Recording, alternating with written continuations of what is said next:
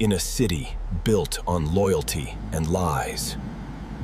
One woman dares to build hope from nothing.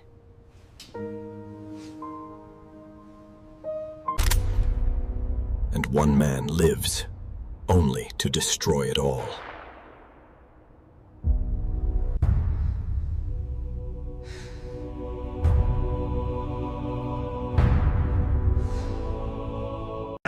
Their families demand war.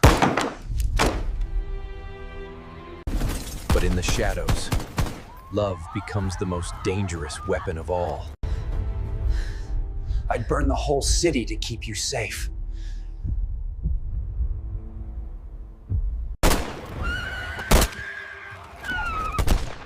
But at what cost? Hey, if you like the type of content I make, hit subscribe. That way, the next story will just pop up right on your wall, waiting for you. Chapter 1. Liana. The stalker broke into my apartment again last night. I almost didn't notice.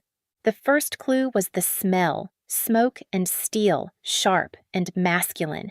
It always lingers after he's gone, like he wants me to breathe him in. Years ago, I hated it. Now, I catch myself waiting for it. I pace the room, brushing past my clutter. Vinyls, melted candles, dead flowers. That's when I see what's missing. My chapstick.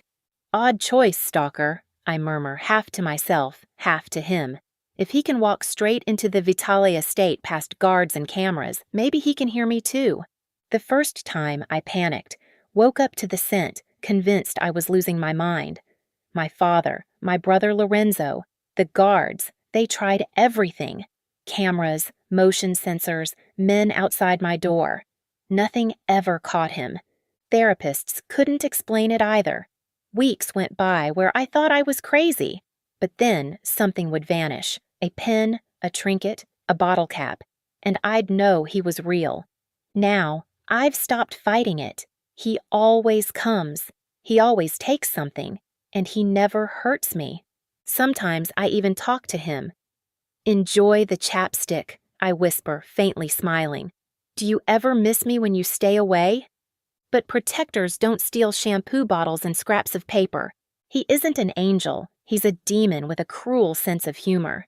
My creepy little monster, I smirk into my coffee. Silence answers me. Just the fading trail of his scent. Grace House is 15 minutes from the Vitale mansion. Every time I step beyond those gates, I feel lighter, like I've peeled off the weight of my name. Lorenzo insists on sending a driver. I always refuse. From the outside, I look like a spoiled Mafia princess. Designer clothes, trust fund money, zero real responsibility. But inside Grace House, I see what survival looks like. Women running from fists, children clutching at broken mothers, people who had no choice but to flee. It's why I show up, because I have enough, because I owe the world something. Morning, Jacques. I greet the guard as I buzz through the heavy door. Morning, Liana, he grunts. His bulldog face softens only slightly. Maria wants you in her office. New arrivals last night. Never ends, I murmur. That's why we're here. Grace House isn't pretty, no budget for art, no shiny couches, but it's beautiful to me because it saves lives. Maria greets me with her usual sharp eyes and buried desk. Couple of kids came in. Their mom's wrecked. Think you can keep them busy? Of course.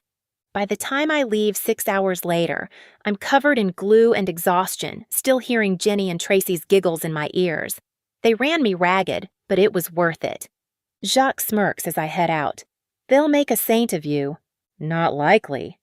Saints are better people than me. Outside, sunlight hits like a blade. And then I see him, Lorenzo, leaning against a sleek car, looking every inch the Don he's become. We agreed, I call, frowning. No rides. He only shrugs, smile sharp, eyes unreadable. Maybe I just want to see my sister. Lorenzo. My stomach knots. If there's a punch coming, land it. Don't drag it out. He sighs, motioning toward the car. Get in. We need to talk, business and personal. The words drop heavy. I glance back at Grace House, the shelter that stands for freedom. But something in Lorenzo's voice tells me my freedom is about to vanish, between rows of books that probably haven't been touched in years. Landscapes in gold frames hang like trophies, each painting alone worth more than Grace House's yearly budget. A fireplace sits dark and unused, and a cart of fine liquor gleams near his massive desk. Lorenzo leans back in his chair, the image of control. His tattoos peek past his collar and cuffs, his posture relaxed yet commanding.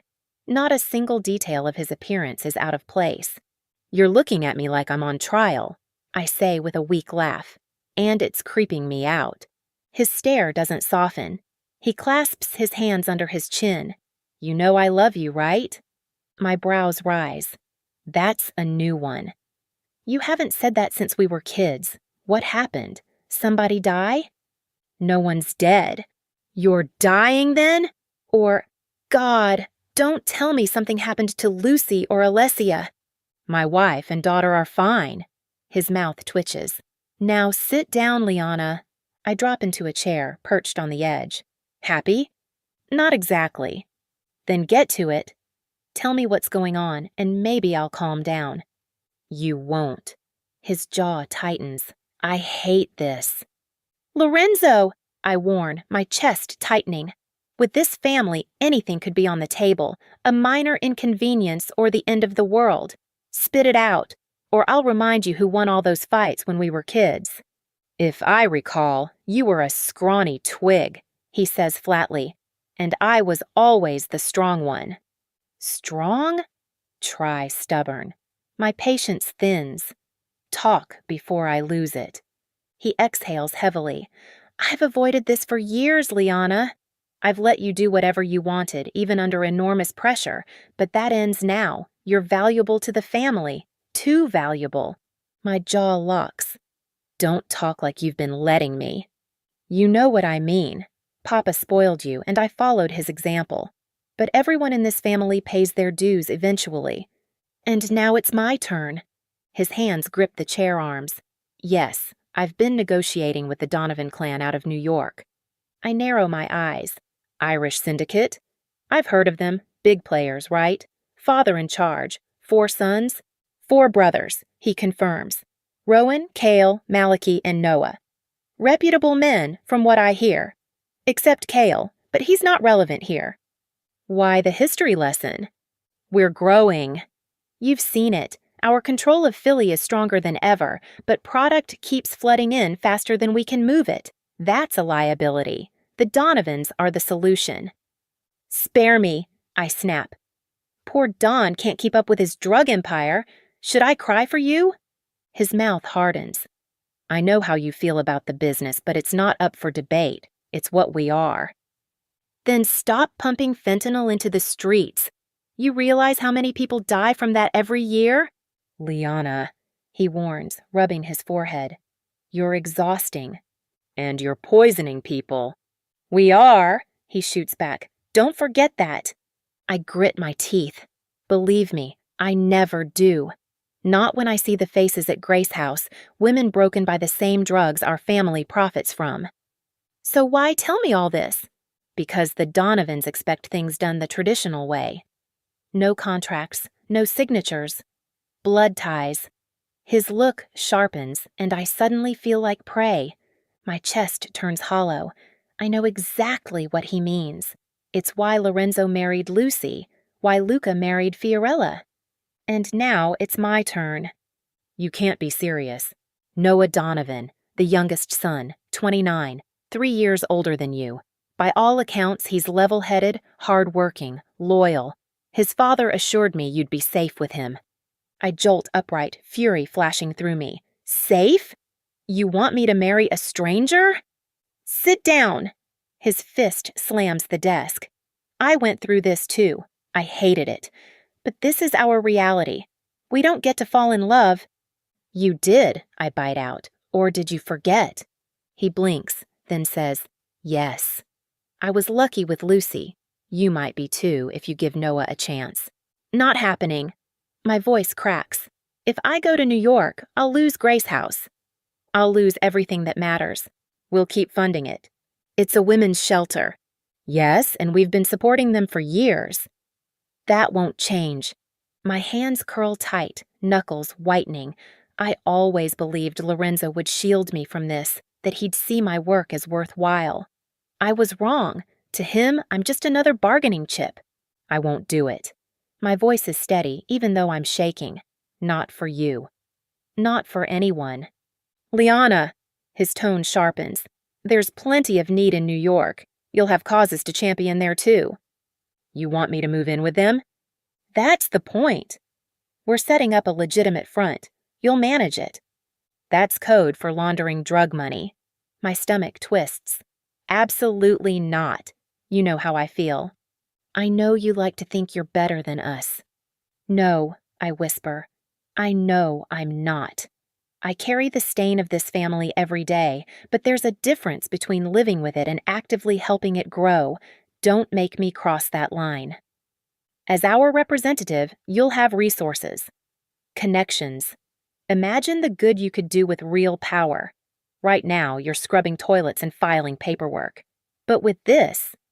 For 1 second, I almost believe you. My throat aches. But I'd still be complicit.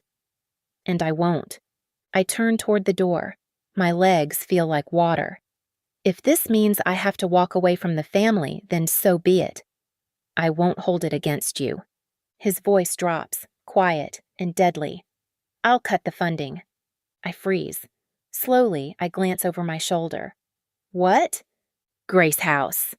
I'll pull our money. I'll scare off other donors. I'll make sure that shelter closes its doors. The air leaves my lungs. Faces flash in my mind. Jenny, Tracy, their mother, all the women who depend on us. I grip the doorframe to keep from collapsing. You wouldn't, I whisper. I would. You know I would. Marry Noah and I'll double our contribution. But if you refuse... I slam my fist against the wood, rage burning through me. For a moment, I hate him with everything I have. Hate the family. Hate the chains of greed and power strangling us all. If you do this, Lorenzo, I'll hate you until the day I die. His eyes flicker with regret. I know. And I'm sorry. But this is how it has to be. Will you do it? Go to hell. My voice shakes. The pain is sharp, like metal twisting inside me. My body trembles with the force of holding it all in. But deep down, I've always known. This family doesn't spare anyone, not even me.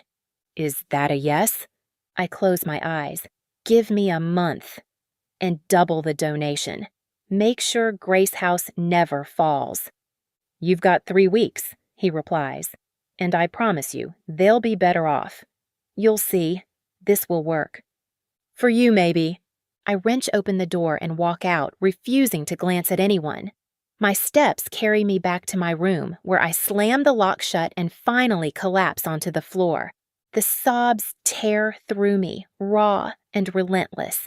It feels like my insides are being ripped apart, leaving nothing but a hollow shell behind. Used, broken, empty. Chapter 3. Kale. You don't have to go through with this.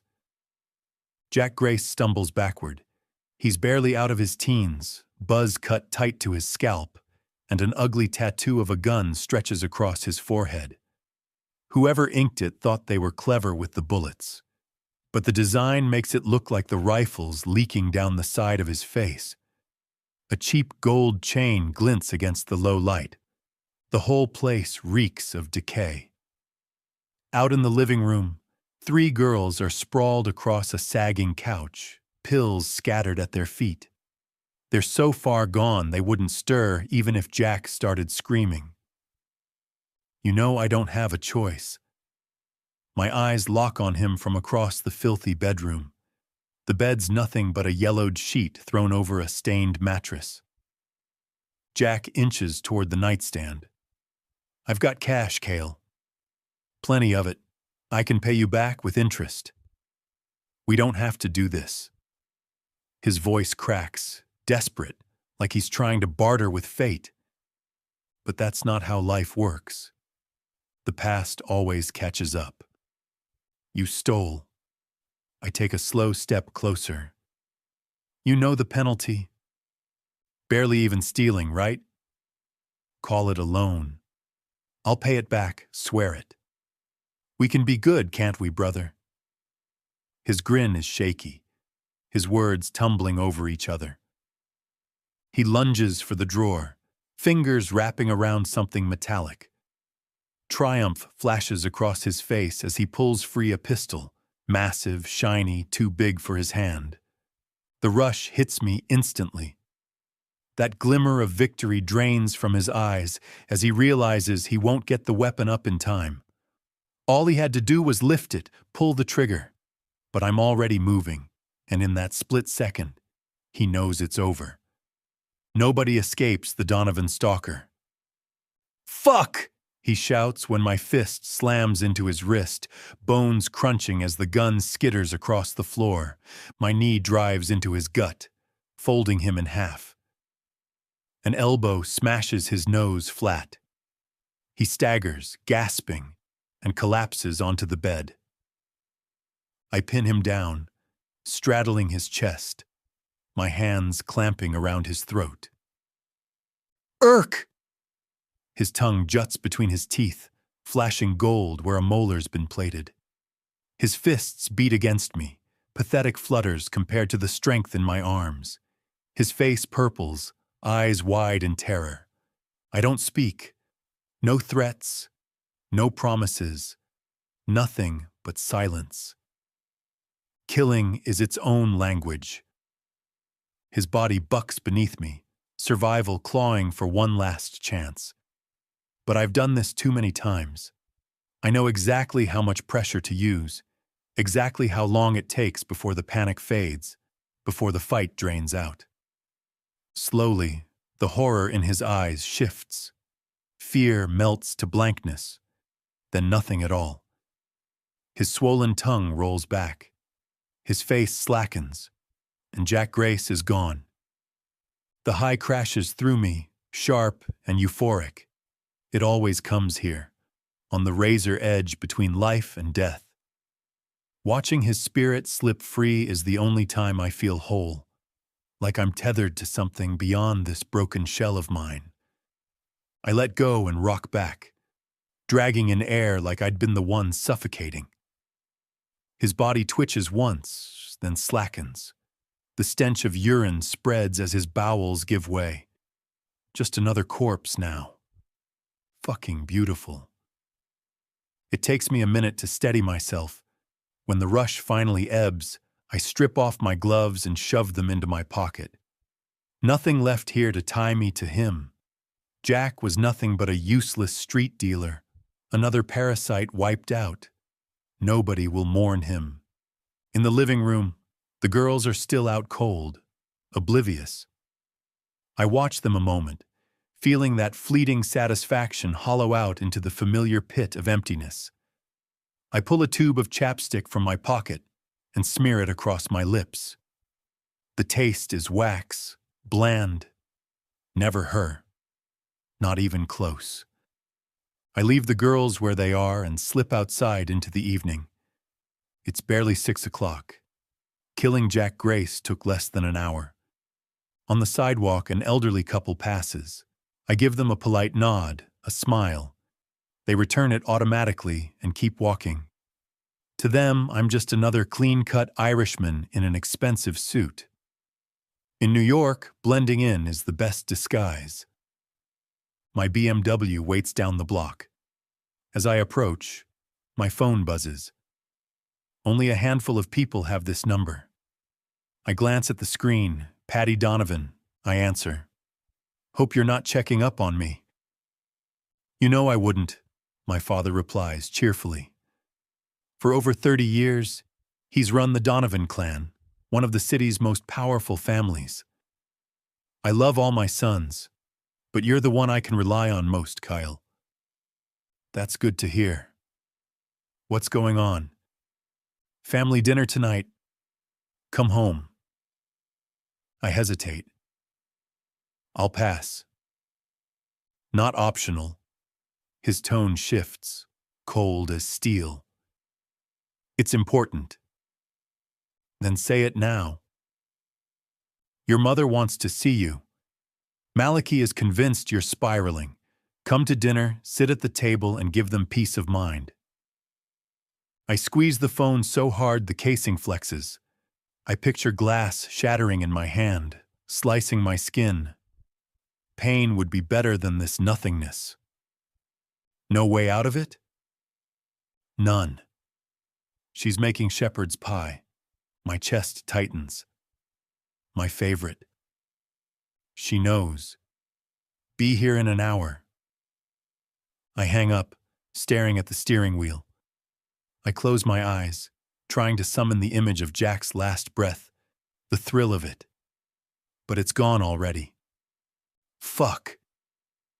I'd planned to drive south, to Philadelphia. After every job, I find myself pulled back there. To her. To the saint who steadies me. The obsession burns hotter each time. But dinner comes first. I twist open the chapstick and coat my lips again, imagining hers. Berry soft. Whispering my name, gasping beneath my hand, breaking apart under me. My cock stiffens as I grip myself, but the sensation is flat. Dead. Nothing. Fuck. The engine roars to life and I drive uptown, loathing every mile. The Donovan penthouse towers over Central Park. 3 stories of obscene wealth. 10 bedrooms, a dozen baths, priceless art. My mother greets me at the door, arms wrapping tight around me. I'm glad you came, she says, slipping her arm through mine. Then she wrinkles her nose. But you smell like a dive bar. Moira Donovan has auburn hair, freckled skin, emerald eyes that miss nothing, and the polish of the best surgeons money can buy. If I had a heart, I'd love her with all of it. As it stands, she's just tolerable. I was working when Dad called. And couldn't shower first? She waves it off. Never mind. That's just how you boys are. Everyone here? They're in the dining room. Her expression softens. She brushes a hand against my cheek. How are you, Cale? Busy. Too busy for family? You know how Dad is. Her lips tighten. That man never found a problem he didn't want solved with a bullet. Exactly why I've been busy. She pinches my arm. You're thin. Eat 2 helpings tonight. I'll have 3. She laughs lightly. Don't push it. I follow her into the dining room. Warm light spills across long tables, antique chairs, canvases worth fortunes. My brothers sit with Dad, tearing into shepherd's pie. Malachi is holding court, spinning a bloody story about thieves caught raiding his stash house. Rowan's frowning but amused, while Noah hangs on every word, ready to jump in. They're good men, loyal sons, strong. Rowan's the heir, serious to a fault. Malachi is fire and violence, born for the streets. Noah's the baby, overeager but pure-hearted in a way the rest of us aren't. And me? I'm the shadow at the edge, the killer, the stalker. There he is, Dad calls. Stop lurking, Cale. Sit down before we finish it all. Mom chides him for exaggerating. My brothers glance over. Rowan frowns. Noah stiffens. Malachi grins but dims it a notch. They love me. They'd burn the city for me, but I unsettle them. Always will. I've been told I'm required to eat double, I say, sliding into my chair beside Rowan. A whiskey appears at my elbow, along with a heaping plate. She tells all of us that, Malachi says with a smirk. How's it going? Busy night? Job. That explains the stink, Rowan mutters. Jack Grace? I cut into the pie. The one and only. You dealt with him? Noah leans forward. Good. That prick's been on my nerves. You won't hear from Jack again. Noah exhales in relief. Hope he screamed. Enough, Mom scolds. No murder at the table. Then what else do we talk about? Malachi grins. Book club? Mom rolls her eyes. You can read? Enough to impress, he fires back. Rowan ignores them, leaning toward me. You don't usually work this early. Wanted it done? Good. His frown deepens. One less problem. Tell me how you did it, Noah presses. Give me some tricks. Dad cuts him off sharply. Your mother said no killing talk. He snaps his napkin. Kyle's here. Time for business. I focus on eating. The food is incredible, grounding me, blunting the endless emptiness in my chest. It's been a while since we've all gathered, Malachi notes. Feels like bad news. Someone die? Rowan demands. Someone's always dying, I murmur, earning a snort from him. Dad chuckles. In a way, yes. Mom groans at his theatrics. Spit it out, Malachi says. Dad's voice sharpens. Listen. He waits until the room quiets. The clan's grown faster than expected. Our friends in City Hall and the NYPD have been more helpful than I imagined. Business is booming. To that, Noah cheers, raising his glass. We all drink, but I watch Mom. Her smile's tight. Her eyes keep sliding toward Noah. But growth brings problems, Dad continues. We're stretched thin. Some supply issues, some territory slipping. He waves it off. I found a solution. A family in Philadelphia, Lorenzo Vitale runs them. They've got product to spare. We've agreed to a partnership. They'll supply us, we'll give them New York. Mutual gain. The name slams into me like a knife. Vitale. Sweat beads my skin. My pulse stutters. All it takes, Dad says, staring at Noah, is a marriage. The table freezes. Noah laughs nervously. Me? You're marrying me off? Her name's Liana Vitale, the Don's sister. Sharp, beautiful, well-placed.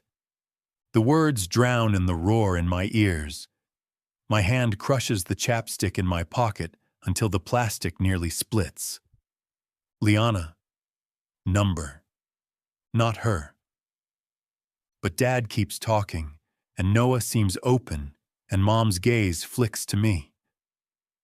If it's for the family, I'll do it, Noah says, shrugging. I should meet her first, though. It'll be arranged, Dad confirms. The walls close in. My saint, my secret salvation, handed to my younger brother. Mom notices me stiffen. Kyle? You all right? I shove back from the table. Fine. Just tired. Congratulations, Noah. He squints. You're pale. I'm heading home. Mom rises halfway, concerned. Stay. Eat with us. I'm fine. I repeat, forcing calm. Just need space. Are you sure? She asks quietly, touching my arm at the elevator. That girl, Liana. I need to be alone. She softens. I love you, Kyle. I'm glad you came tonight. I know. And Noah's marriage, it's just business. I force a smile, though inside I'm tearing apart. Why would I care either way? Of course. She studies me, seeing too much. For a heartbeat, I almost confess. Spill every twisted thought, every obsession, every dark truth. Beg her to understand. But the elevator dings, and I step inside. Chapter 4. Liana. I couldn't bring myself to tell Maria this morning. I'd woken up with every intention of confessing that I'd be leaving Grace House soon because of the marriage. But when the moment came, I froze. This place has been more than a job. It's felt like family. The thought of stepping away makes my stomach twist with guilt and dread. Rationally, I know they'll be fine without me. Maria will find another volunteer to cover my shifts, and the added funding Lorenzo promised will mean even more resources. Still, it feels like I'm abandoning them, so instead of ripping the bandage off, I bury myself in work, cleaning bathrooms, checking intake forms, balancing the bills, making sure Maria signed the right checks, even watching the kids for a while. By the time I'm done, my body aches with exhaustion, but I still haven't said what I need to. I can't avoid it forever. You're still hanging around? Maria peers up from her desk, frowning. Better get out before I rope you into another chore. Please do. It's not like I've got anywhere better to be. Her laugh is short but warm. She studies me for a moment. You ever think about going back to school? You'd make a hell of a social worker. I wave her off. Not happening. I figured. I just worry about you sometimes. That makes me pause. Really? I'd think you had bigger things to worry about. Oh, I do. Everyone here weighs on me, but I also know your life outside this place is complicated. She doesn't spell it out, but she doesn't have to. She knows my last name. She knows enough about the streets to put the pieces together. Maria's always avoided bringing it up, until now. My family is exactly why I'm here, I admit softly. Then I force myself to go on. I've got bad news. If you're in trouble, Liana, we can help. She says it like it's second nature, like she said the same words to dozens of women before me, and for a heartbeat, I actually consider it. Running. Refusing to marry Noah Donovan. Starting over somewhere else. Maria could connect me with people who'd make it possible, but the thought fades fast. It's not that, but something's come up, and I won't be able to keep volunteering. Not after a few weeks. My throat closes, and tears surprise me, hot and sudden. I thought it would be awkward, but I didn't expect to cry. Sorry. This is harder than I thought. Oh, Liana. Maria comes around her desk and sits beside me. She puts a hand on my shoulder, pulls me into a small hug. You know we love you here, right? I know. You've been amazing. This place, it means so much to me. My words crack as I wipe at my face, failing to stop the tears. But it's a family thing. Her expression darkens. That offer wasn't empty. If you're being hurt, it's not that. I grab her hands before I lose my nerve. Listen. You know where I come from. You can guess why I spend so much time here. This shelter is good, and there's not much good left in the world. Even when I'm gone, I'll make sure it's taken care of. Always. I swear it. Her eyes shine now. I've seen Maria cry plenty of times, but never for me. You're always welcome here, she whispers. Promise me you'll stay in touch. You're my favorite. You know I'd better be. I laugh shakily, wiping my face. Thank you for everything we hug, tight and long. Relief and grief battle inside me. She probably assumes I'm being forced into something darker. Abuse, trafficking, and she's not entirely wrong. If she knew about the arranged marriage, she'd probably lose her mind. But this is the only way I know how to give back. Grace House will survive because of me. Thrive even. And when I'm in New York, I'll start more shelters. Do more good. Spread more light into places swallowed by dark. It's the wrong choice, but it's mine.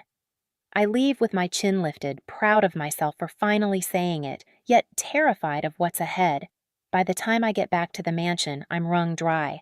The quiet hallways echo with my steps. My flats creak against the hardwood floors, boards flexing under me. Built that way on purpose, no doubt. Impossible to sneak through unnoticed, and yet my phantom always manages, which means he must already be inside these walls. because no outsider could break past the guards, the cameras, the drones. This house is a fortress, and still he comes, like he can walk through stone. I unlock my suite, already picturing sweatpants, a glass of wine big enough to drown in, and trash TV until I pass out. But the scent slams into me the moment I step inside. Woodsy, warm, spiced, masculine, my phantom. My knees nearly buckle. He's never left his mark this early, always in the night, fading by morning. But now, I scan the room, pulse racing. How could he get in during the day? It should be impossible. "Oh my God," I whisper, hands flying to my mouth. On the dining table beside the kitchenette, something waits. My chapstick, back, upright, with a rose tucked behind it. I move closer on shaking legs. My heart hammers so loud it drowns everything else.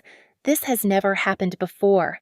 He's stolen for years, but never returned anything. Never left me something in exchange. I stare, skin prickling like I'm being watched. My instinct screams to run, to scream, to arm myself, but no one's here. Why? My voice trembles. Why would you do this? Silence answers, the way it always does. But this time, he's given me a gift. I can't make sense of it. Something's shifted, though I don't know what.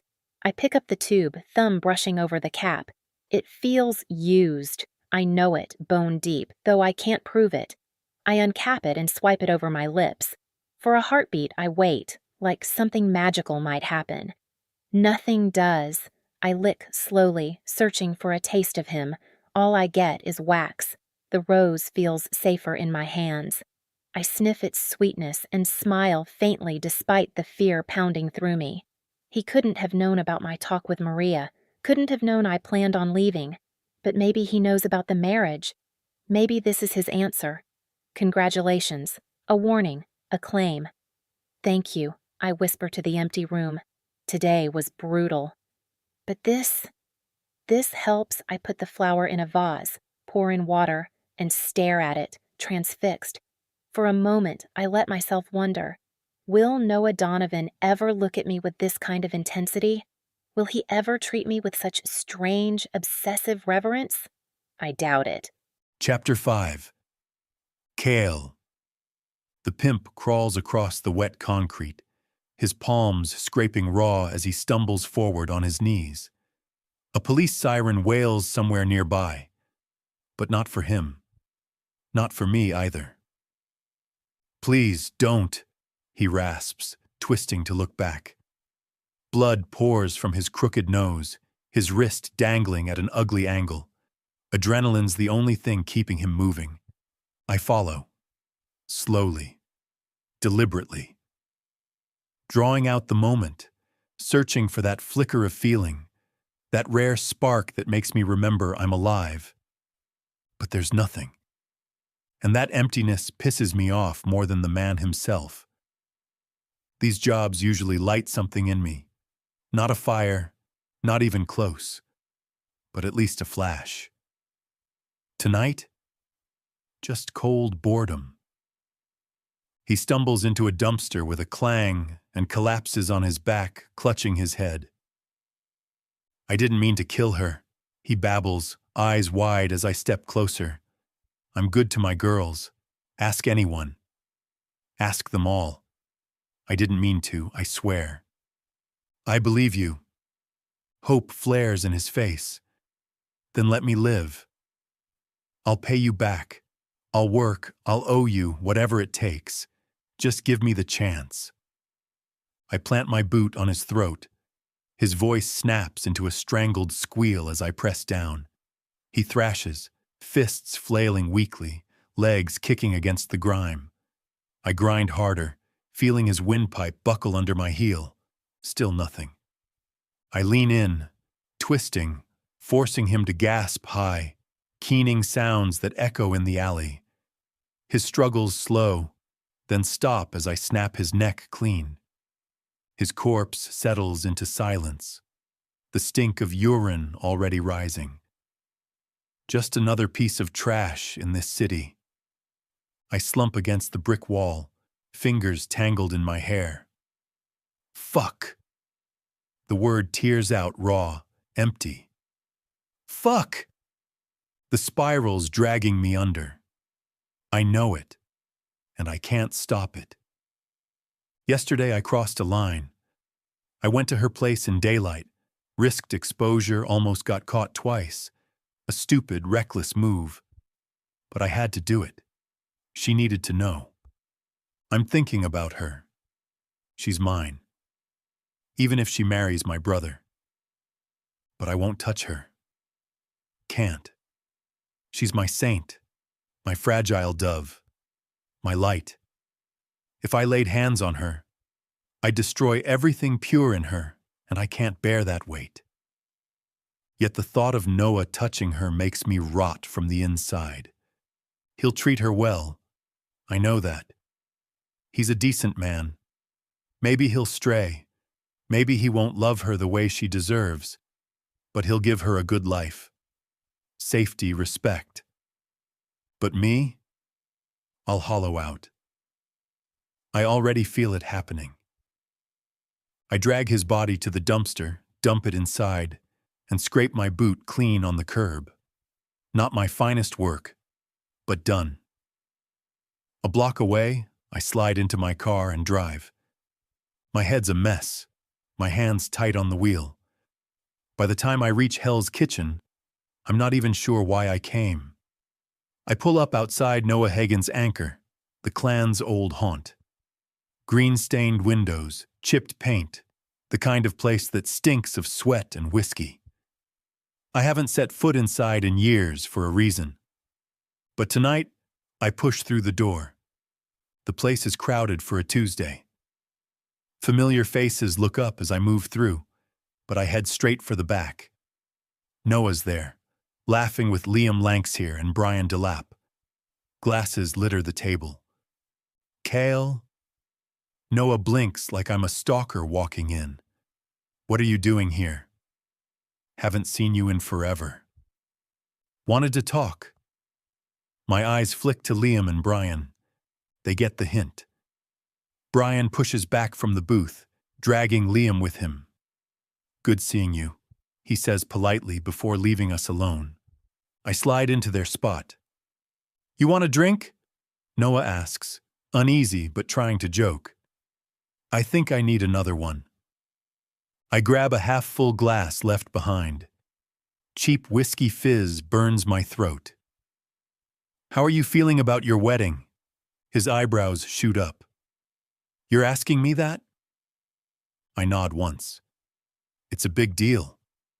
Yeah. Huge. He lets out a nervous chuckle. I'm not in trouble, am I? No offense, but you don't usually show up just to chat. He's right. It's insane me being here asking this. But she won't leave my head. You've never been lined up for an arranged marriage before, I say, forcing a smile. True. He smirks. Guess it's new territory. You okay with it? Not exactly thrilled. He shrugs, takes a sip. Maliki showed me a picture. Said she's beautiful, Italian, dark hair, dark eyes. Not my usual type, but she looks good. My hand tightens on the glass. I can see her in my mind, radiant and untouchable. Thick, dark hair falling around her delicate shoulders. Those lips, those eyes full of warmth. Everything I can't have. Good to hear, I manage. Yeah, I figure it'll work out. It's business, but we'll find our balance. I'll treat her right. You know me. Life goes on. That's good, I mutter, jaw tight. He studies me. You okay? You seemed off at dinner. Stomach bug. I'm fine. That's good. He clears his throat. Anyway, Dad and I are heading down next week. We'll be at their place for a few days. That's when she and I will talk, set expectations, figure out what our marriage looks like. Blood pounds in my skull. My mouth moves before my brain catches up. I should come with you. The words taste insane the second they're out. Why would they want me there? Why would I want to be there? I'm the clan's killer, not the diplomat. Noah shifts uncomfortably. I don't know. In case you need me. My stare pins him. You know Dad can handle himself. You can too. But if something goes wrong with the Vitales, you'll want me. He frowns, considering, and he's practical. He knows I'm right. You sure? It's not going to be fun. Just hanging around their mansion, maybe some Philly spots. Not really your speed. I'm a man of many speeds. He snorts, then falters when he sees I'm dead serious. You really want to? Please, Noah. That word stops him cold. I've never begged him for anything. Not once. The shock alone is enough to sway him. All right, he says finally. Call it a bonding trip. We don't spend enough time together anyway. Bonding. I echo the word with a smile that feels like glass in my mouth. That'll be good. In my head, though, I see her tied, moaning, writhing under me. My saint-turned sinner in my hands, my obsession twisting darker. Noah lifts his glass. Here's to my future marriage. Stay for another drink? I'm good. I push up from the booth. The weight of stairs in this bar is too much. I'll see you in a few days. We'll have those drinks then. He grins, genuinely happy. And for a second, I want that for him. I want my brother to be content. Just not with her. I walk out, voices buzzing behind me. The storm in my chest louder than all of them. Hate, need, obsession, spiraling, and no way out. Chapter 6. Liana. Feeling nervous? Lorenzo squints toward the fence line like he can see down the block from his seat on the rocking chair. Alessia runs through the shrubs, laughing as she chases bugs. Not at all, I mutter, watching the little girl toss a ball at a butterfly before giggling as it flutters away. I'm only about to meet the stranger I'm supposed to spend the rest of my life with. Then you've got nothing to worry about, Lorenzo says with a crooked grin. Just a sweet little meet-cute. Don't joke. I'm still furious with you. I know. His grin slips into a sigh. I never wanted this. But you're doing it anyway. Aiden gave me no choice. I pushed for other options. He refused. He wanted you. Strange. No one thought to ask my opinion. He leans forward, face tight. What can I do to make it right? My mind flashes with cruel answers. Cut your own throat, light yourself on fire, disappear. Instead, I grit out, keep Grace House open forever. Set up a trust, fund it until the end of time.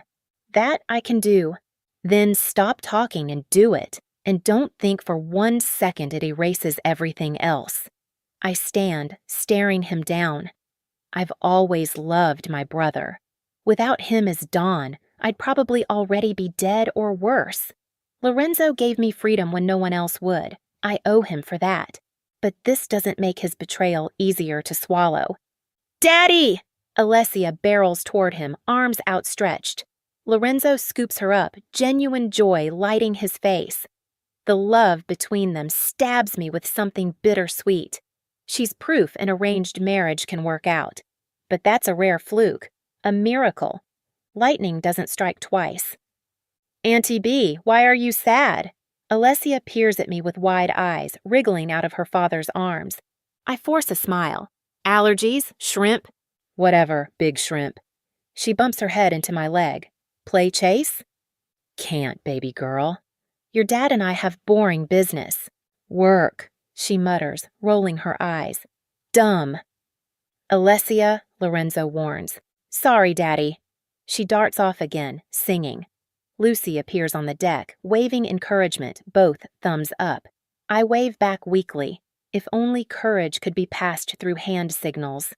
It's time, Lorenzo murmurs, checking his watch as he rises. A knot of nerves coils in my stomach. We head toward the front gate together. One more thing, he adds quietly. Noah's not coming alone. Aiden's bringing another son with him. His look hardens. How much do you know about Cale Donovan? The name buzzes through me like static. Just whispers. Their enforcer, the one they call the Phantom. Lorenzo's voice drops. He's worse than any Familia hitter. He makes people vanish. Stay away from him, Liana.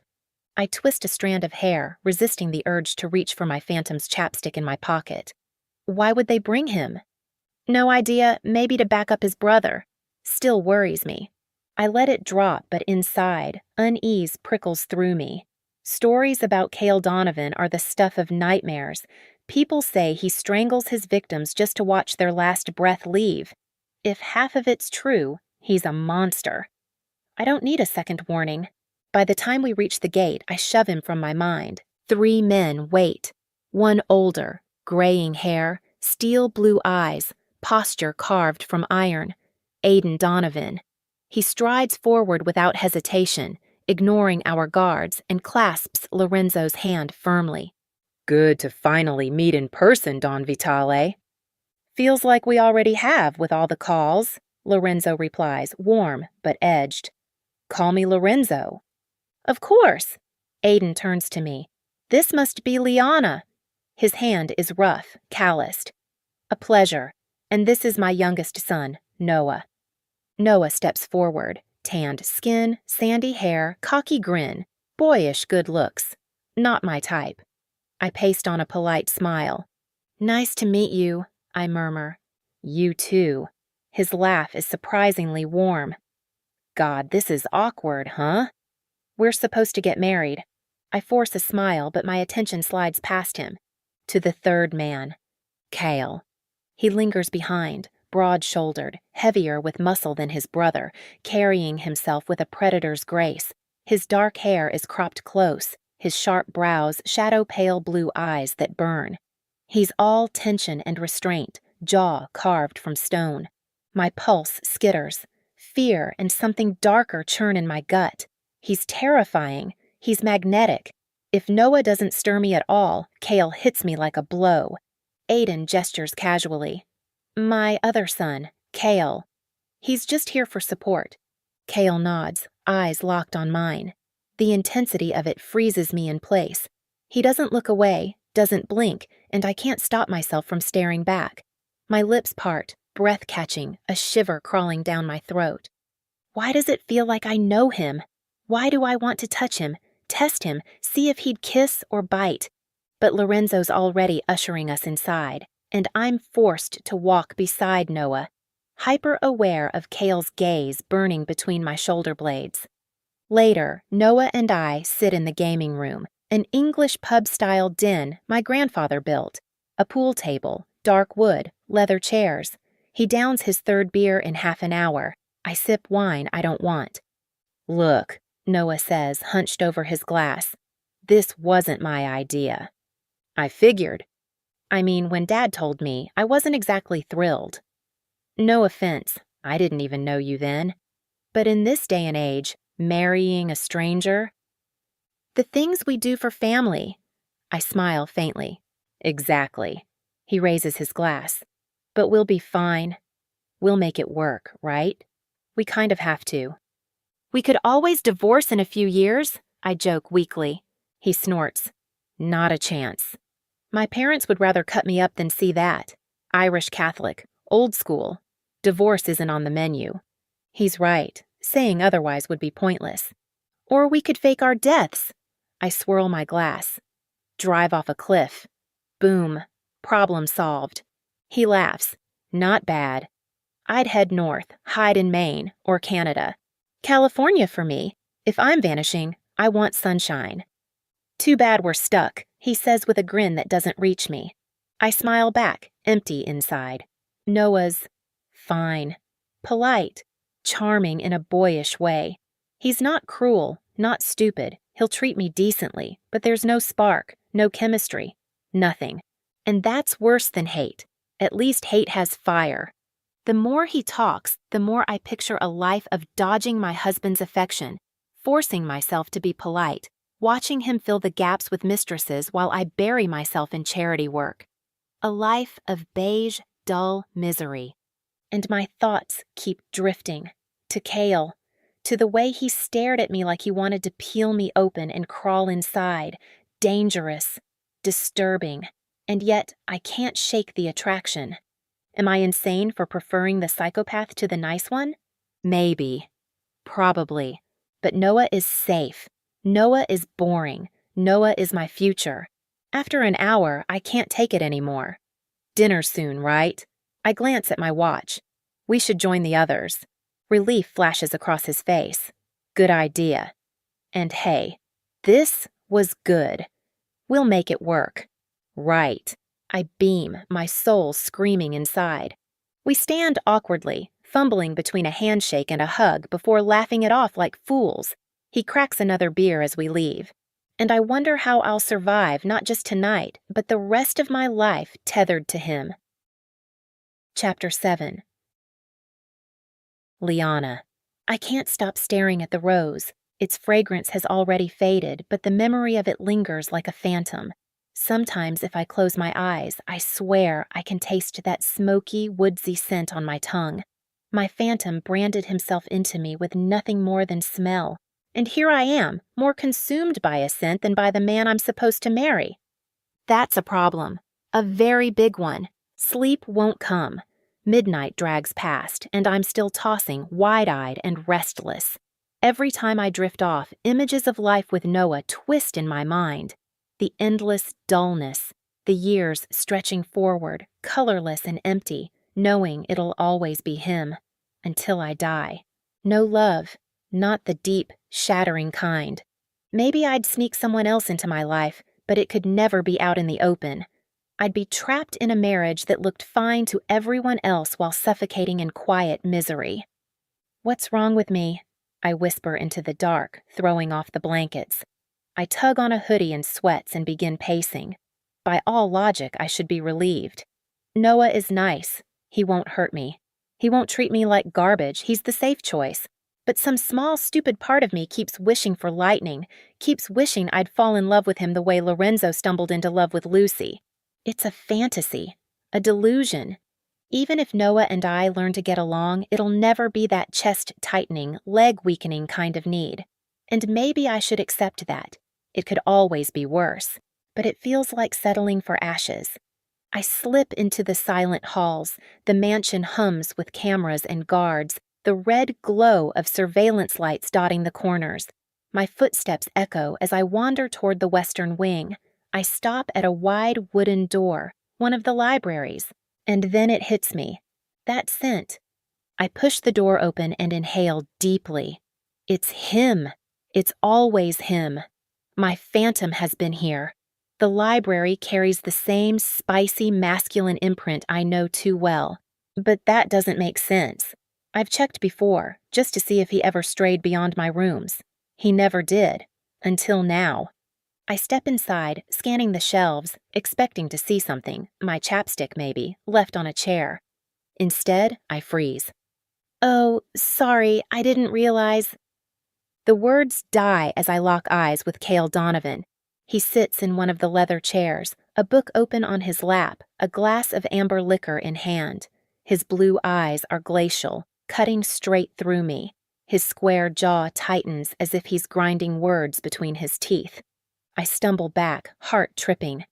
You couldn't sleep, he says, voice low, resonant. It snakes over my skin, undressing me in ways Noah never could. Heat blooms low in my stomach. I should leave. Lorenzo's warning pounds in my head. Stay away from Kyle.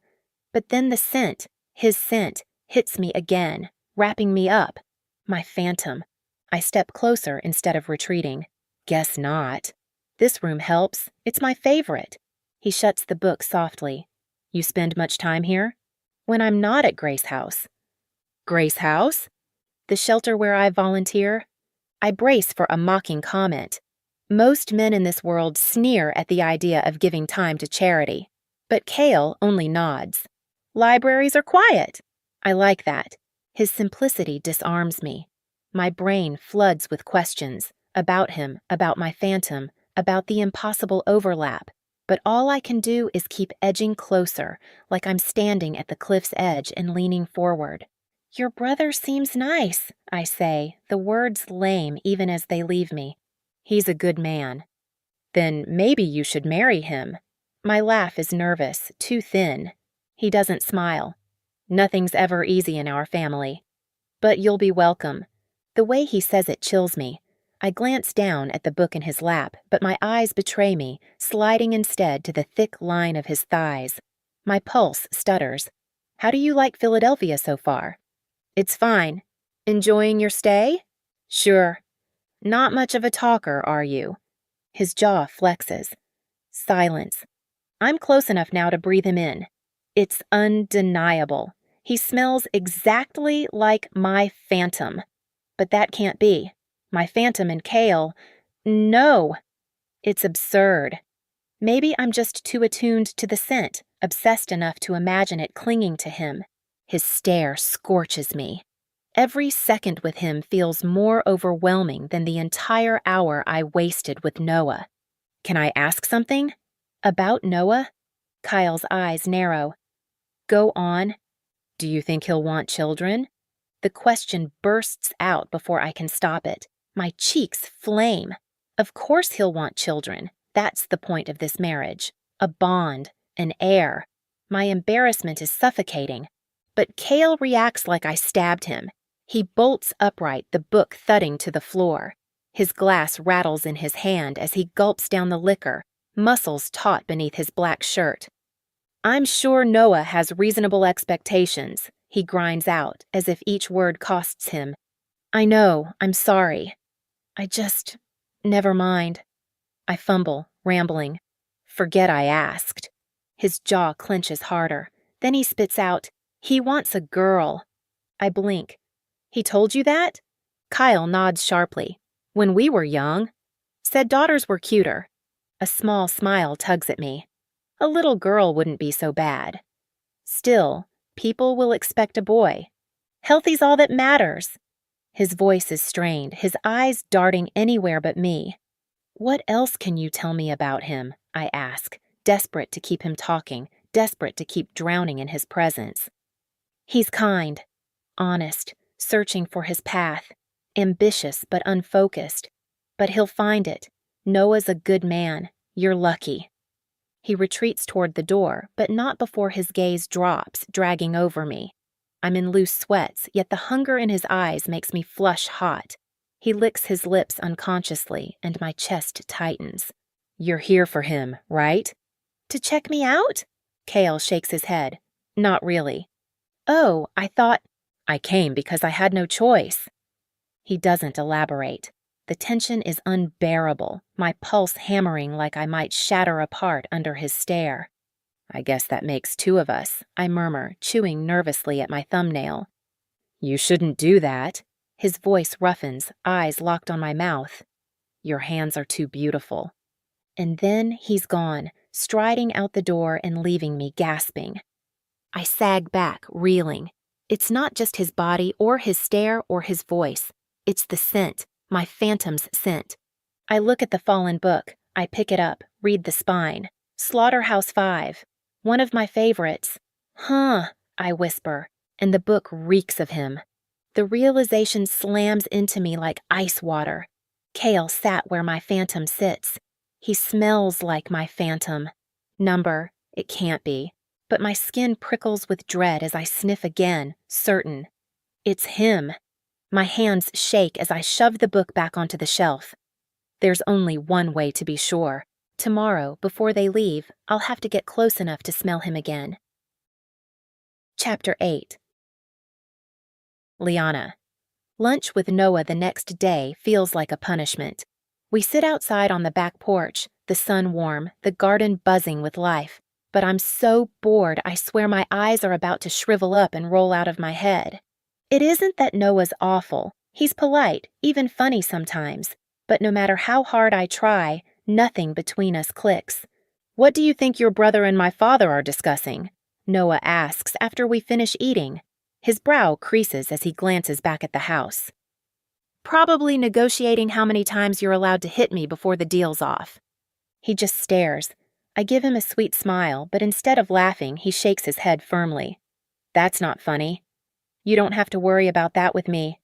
I know. It was just a joke. I mean it, Liana. I want this. He waves between us. To be simple, easy. Of course. I do too. I was only teasing. Right. He shifts in his chair, uneasy. Still figuring you out, I guess. Awkward silence stretches. Lorenzo's always told me my morbid humor will bite me one day. Maybe he was right. I try to salvage it with a smile. How about a quick fire round? Favorite movies? I'm into action and comedies. You ever see John Wick? I shake my head. Horror's more my thing. Huh, not really my style. He tilts his head. Music? I've been listening to Yola Tango nonstop. They're amazing. Never heard of them. I've been on a country kick lately. Makes me want to buy a big truck. That's something. I force a grin. Sports? Not my world. Cars? I don't even drive much. His shoulders slump. Cooking? I love eating. Does that count? We fall quiet again. My stomach twists. He's realizing what I already know.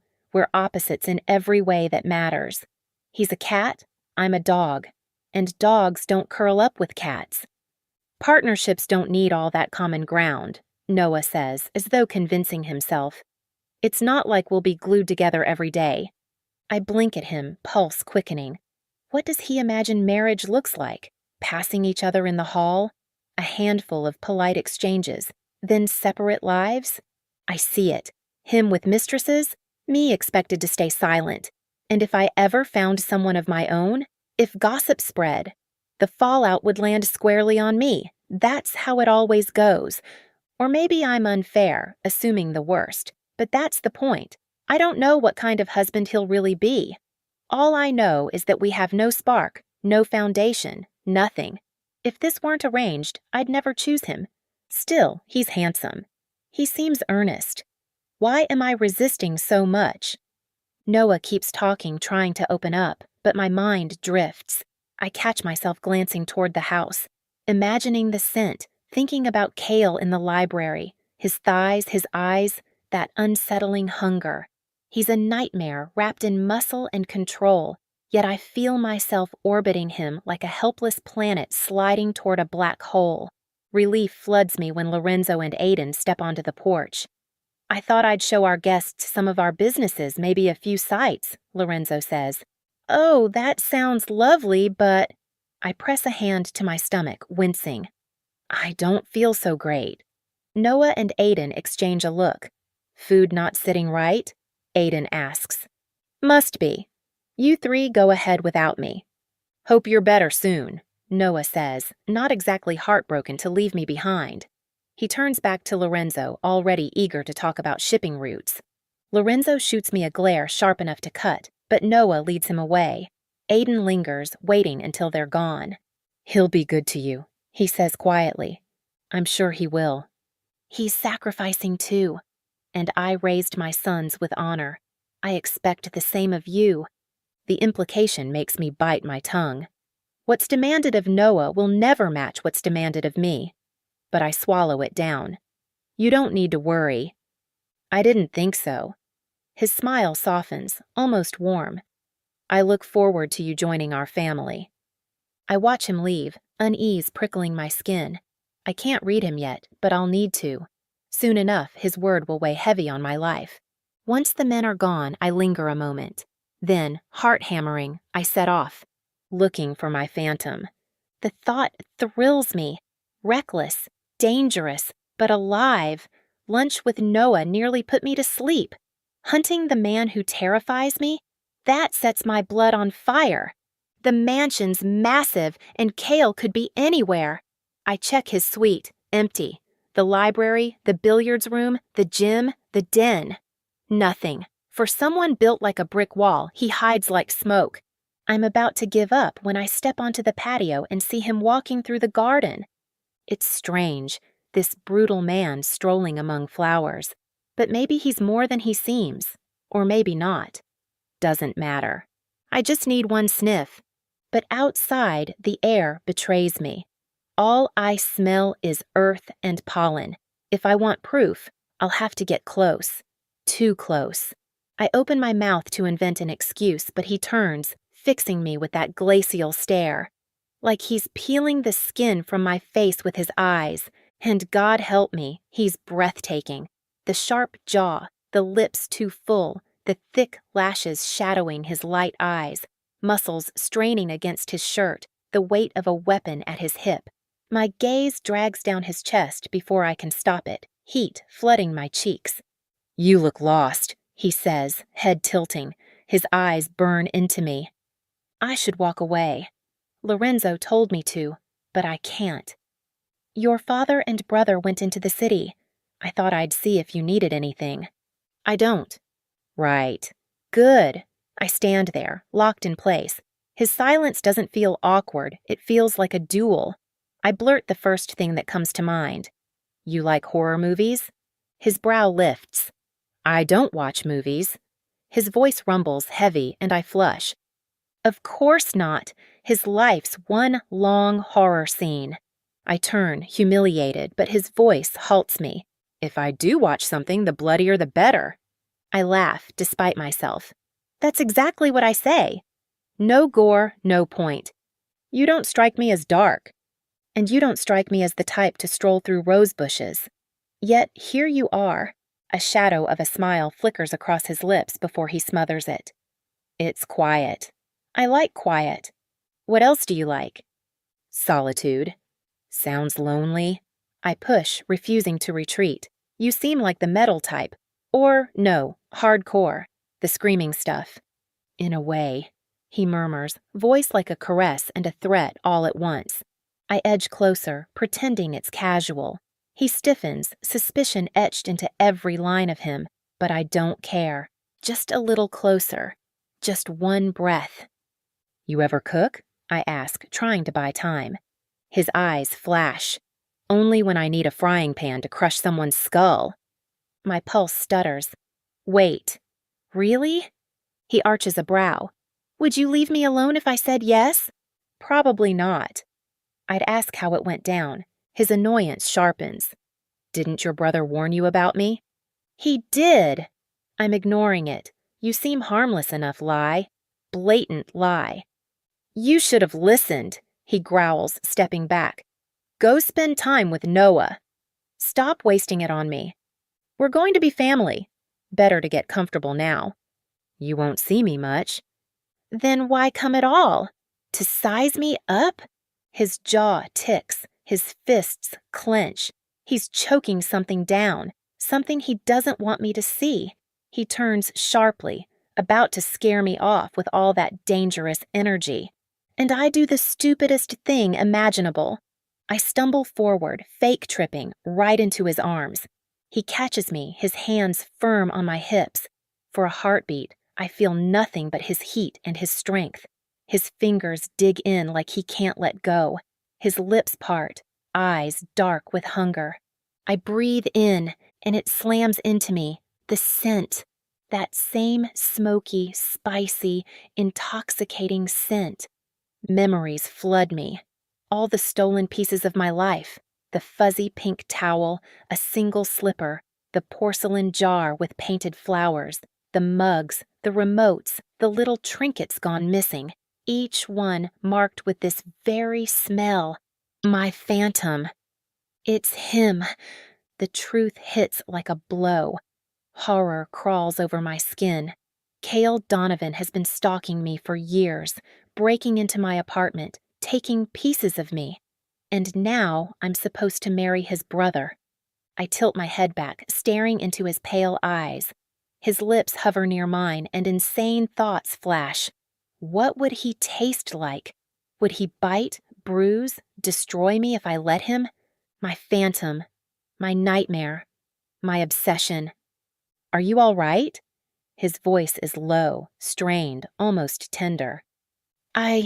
Yeah, just. I push against his chest, forcing distance. I should go. His stare burns, darker now, hungrier. 7 years of haunting me. Now he's flesh and blood, standing inches away. And I'm horrified to realize part of me wants him. Stay safe, he says softly, like it costs him. I break. I turn and run, dignity shattering, panic clawing at me as I flee. Chapter 9. Kyle. The room is a haze of cigarette smoke. The bartender, old and unimpressed, slides another whiskey my way. It doesn't hit the way it should, but I leave him a thick tip to keep the glasses full. The place is nearly deserted, floors tacky with spilled beer and vomit. No one here recognizes me, and even if they did, they'd look the other way. One glance at me tonight, and they'd know.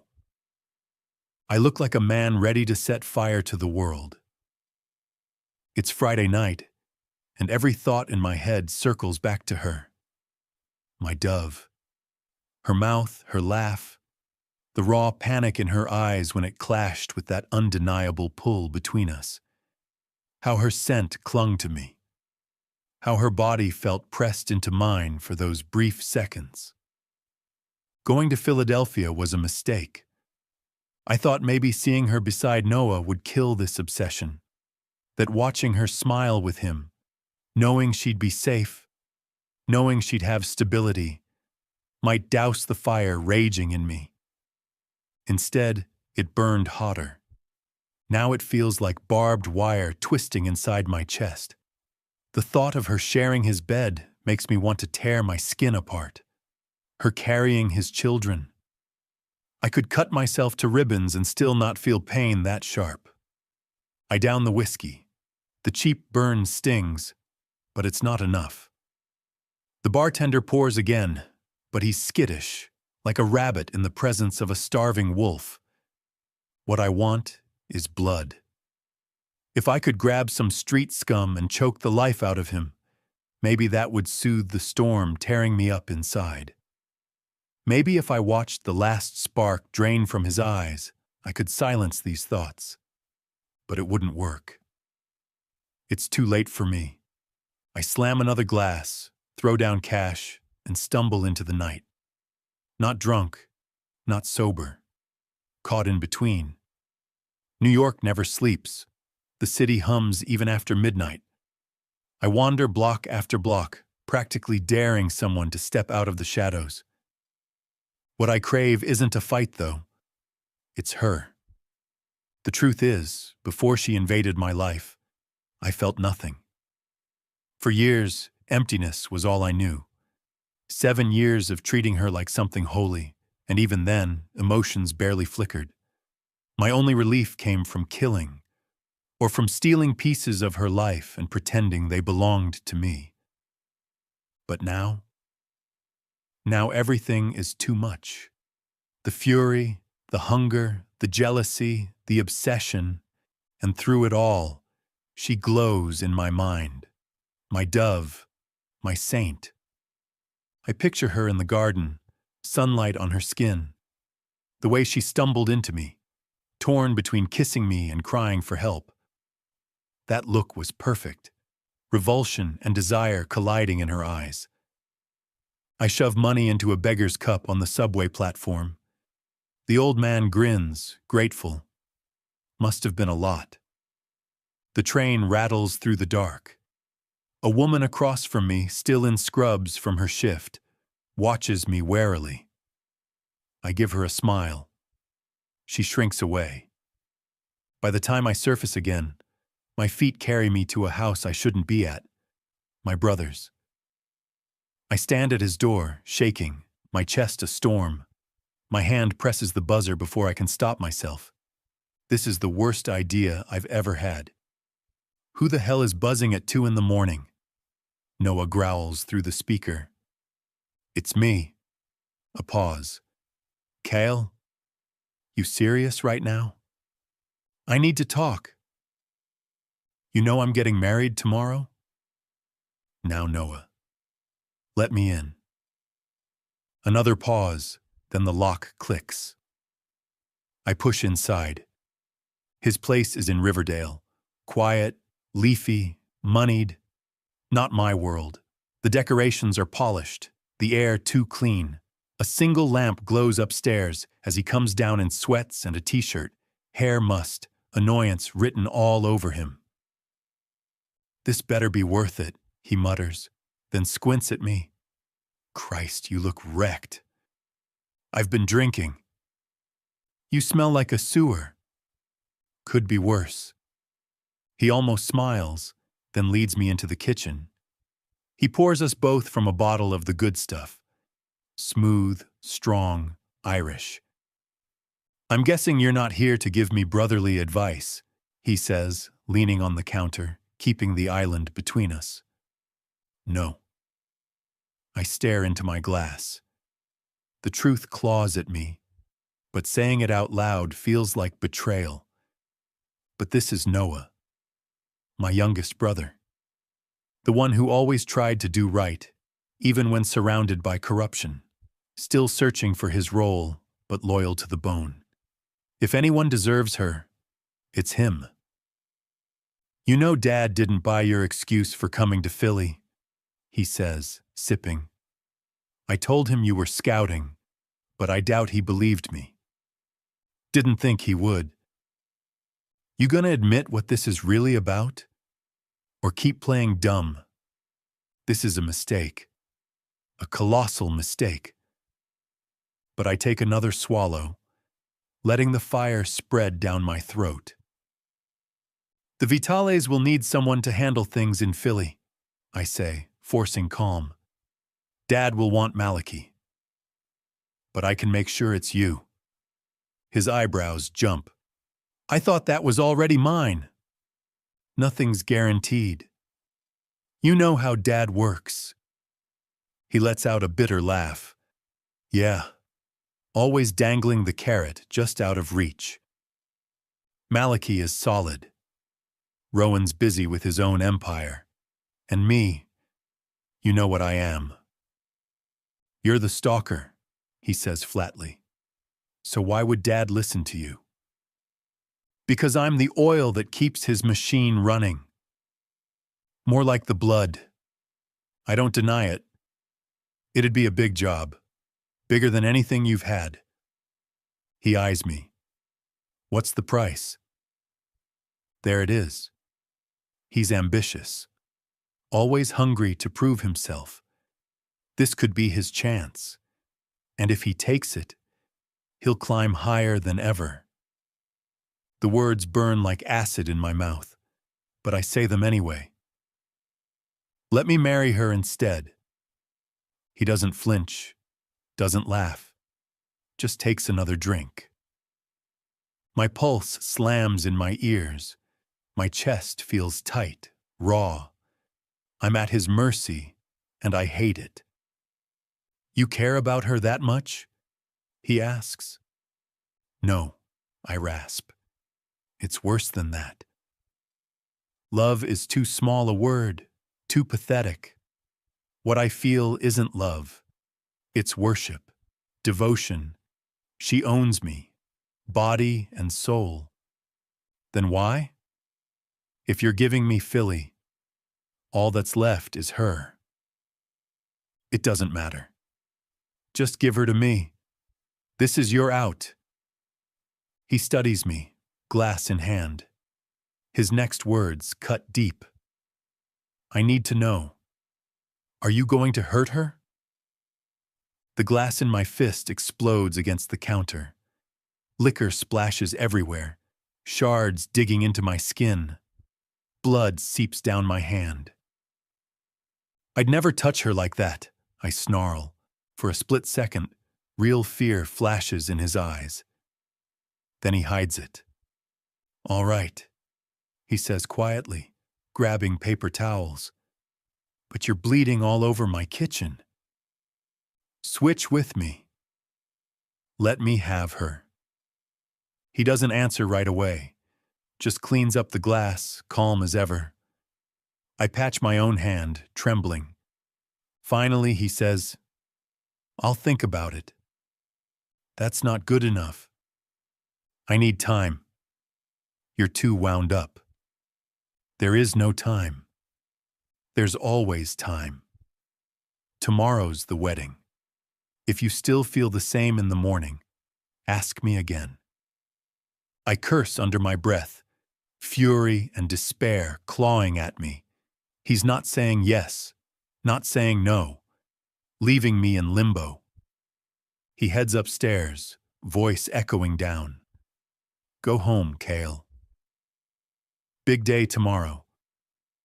I stay in the kitchen, bleeding, broken, and burning.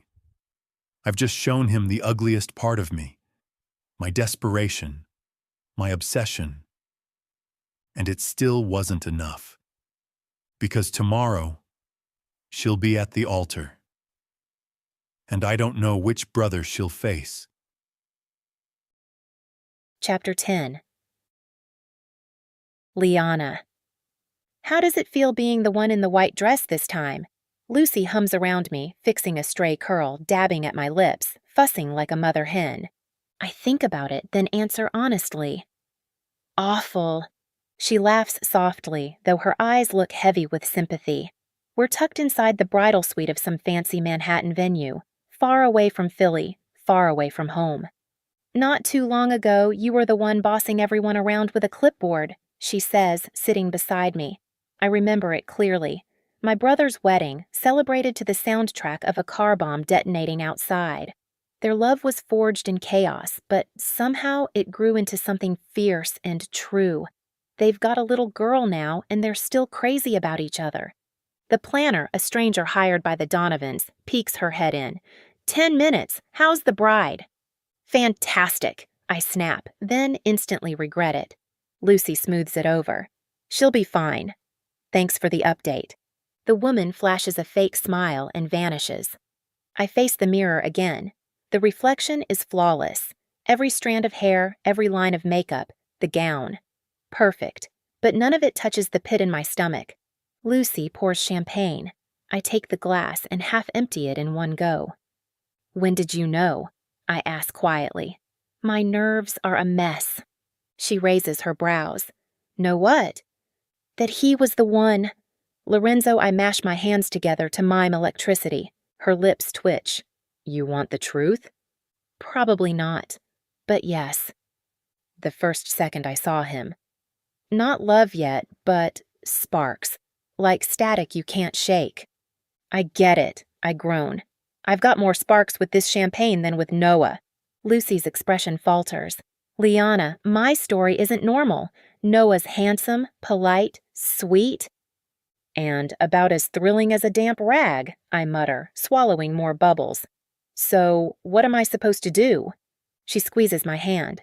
Get through today. Then figure it out. Maybe it'll grow. And if it doesn't? You'll still find a way. You always do. But the dread won't leave me. Because the truth is, I haven't been thinking about Noah at all. Every night it's the same dream, spice and musk filling my lungs, then Cale there beside me, pressing me into sheets, stealing kisses, stealing breath. Should I take your lips? Should I keep your hands? He breaks me apart, and I wake up gasping, wishing he was real. How did it come to this? I asked around, quietly, carefully. The answers only made him sound worse. They call him the Phantom, the Donovan's killer. He strangles, he disappears people. Cold, merciless. And yet I still leaned into him in the garden, desperate for one more inhale. I wish I hadn't, because now I know the truth. Cale Donovan has been slipping into my suite for 7 years, taking little things, leaving behind that scent. He's my phantom. But I still don't know why. Our families barely crossed paths. I shouldn't exist to him. So why me? At least he's not here today, I asked. No one's seen him.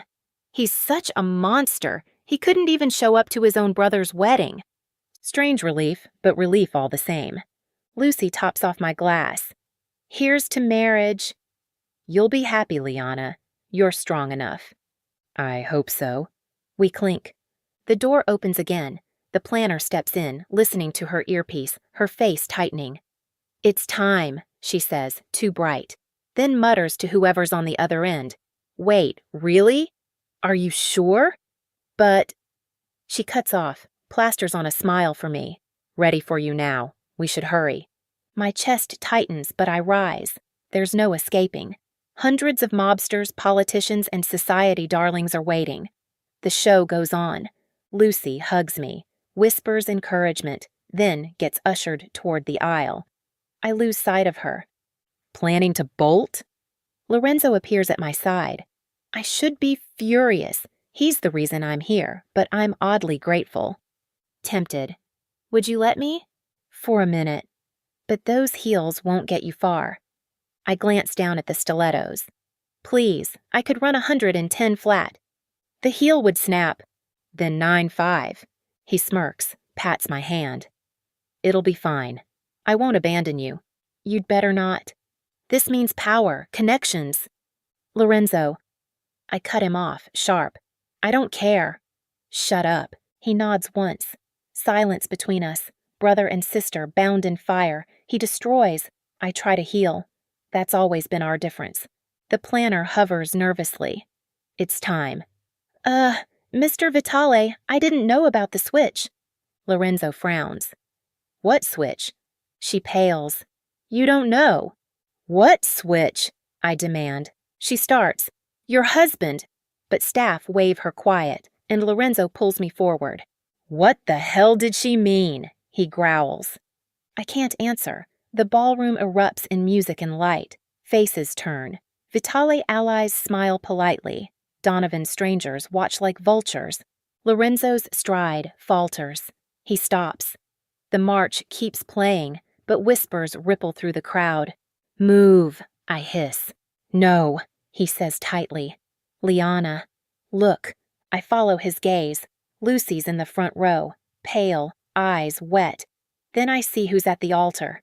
Not Noah, Kale, my phantom, my nightmare, my obsession in a tux. He looks lethal. The suit clings to muscle like it was sewn on him. Tattoos crawl up his throat and hands. His hair's slightly wild, eyes cutting through me like knives. His mouth is a hard line. Lust, hate, hunger all pressed into one. Lorenzo curses under his breath. Those bastards switched them. I glance at the Donovan patriarch. He motions for us to continue. Hundreds of powerful men stare. None of them want this scene dragged out. But it was supposed to be Noah. And instead, it's their killer. Lorenzo's jaw clenches. Walk. We'll fix it later. This is insane! Don't humiliate us. Go. I stumble forward, trapped. Lucy mouths, I'm sorry. I can't tear my eyes from Kale. He's furious. He's hungry. And somehow, impossibly, he looks like he belongs exactly where he's standing. You're not Noah, I whisper. No, he says smoothly. I'm not. What's happening? He takes my hands as the priest begins. His voice is low, velvet, dangerous. I'm yours forever, my saint. The world tilts. The vows blur. The rings slide on. My pulse roars in my ears. Lorenzo sits stone-faced in the front pew, offering no lifeline. And then the words come. You may now kiss the bride. I open my mouth to scream. Kyle doesn't give me the chance. He hauls me against him, hand firm on my back, fingers pressing into silk. I gasp, breathing him in, my phantom, my addiction. He tastes like his scent, hot and dark and consuming. His tongue takes, his lips command. The kiss wrecks me. And when he finally pulls away, the hall erupts in cheers. Lucy's at my side in a flash, tugging me off. My head spins, my lips burn. I just married a monster, and God help me. I wanted that kiss. Chapter 11. Kyle. I ought to put a bullet in your skull. my father growls, and the fury in his eyes tells me he's not exaggerating. We're in Noah's groom suite, the wedding still carrying on below as if nothing happened. But nothing is the same.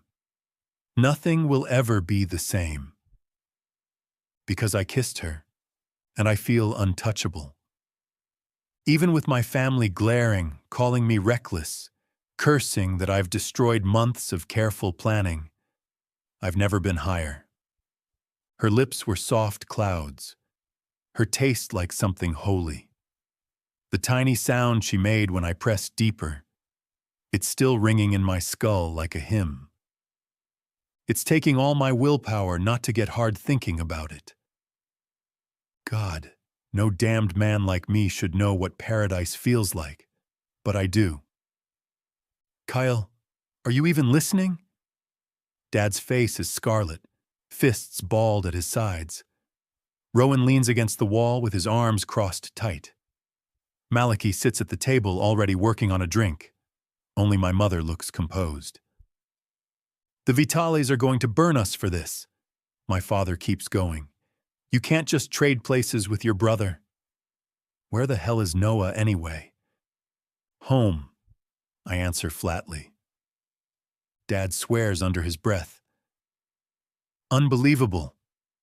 I expect idiocy from Malachi. Hey, what the fuck? Malachi mutters, lifting his glass. But not from you. My father's pacing now. I thought the work steadied you. That maybe all the blood gave you balance. But maybe it's fried what little sanity you had left. I was broken long before the blood. I murmur, half here, half still at that altar. You'll go to Lorenzo, Dad barks. You'll bow your head, apologize, explain it away. We'll arrange another ceremony. Quiet, private. Noah marries the girl like we planned. No. The word tears out of me, low and sharp. Rage surges through my bones. My hands clench. For the first time in my life, I want to aim my fury at them. They freeze. They've seen me angry. They know what I am. But never have I turned it inward, toward family. Have you lost your damn mind? My father demands. I'm Liana's husband now. That doesn't change. He staggers back. You wanted this? I struck a deal with Noah. I take the bride. He takes the Vitale business. Dad's jaw works. You think I'd trust him with that? You will. Because if you don't, I walk. And I take every secret I've buried with me. My voice is calm. Too calm. I've never been more certain of anything. Rowan bristles. You're threatening your own father? I don't look away. That's the arrangement. Noah steps up. I stay married. That's the only path forward. The air thickens. My father looks seconds from pulling a gun. Rowan's shoulders coil tight. Malachi just drains his glass, muttering. And then my mother cuts through the silence. Let him keep her. Dad whirls on her, incredulous. You can't be serious. She shrugs, watching me with unsettling curiosity. He wants her. Let him have her. And Noah? Noah's ready. Give him the job. Dad curses, storms to the drink cart, pours himself a whiskey. My whole family's gone insane. Creative problem solving, she replies smoothly. That's all it is. But if Don Vitale won't buy it, she adds, turning to me, then it goes back to the original plan. Lorenzo's face flashes in my mind. Hard, furious, unmovable.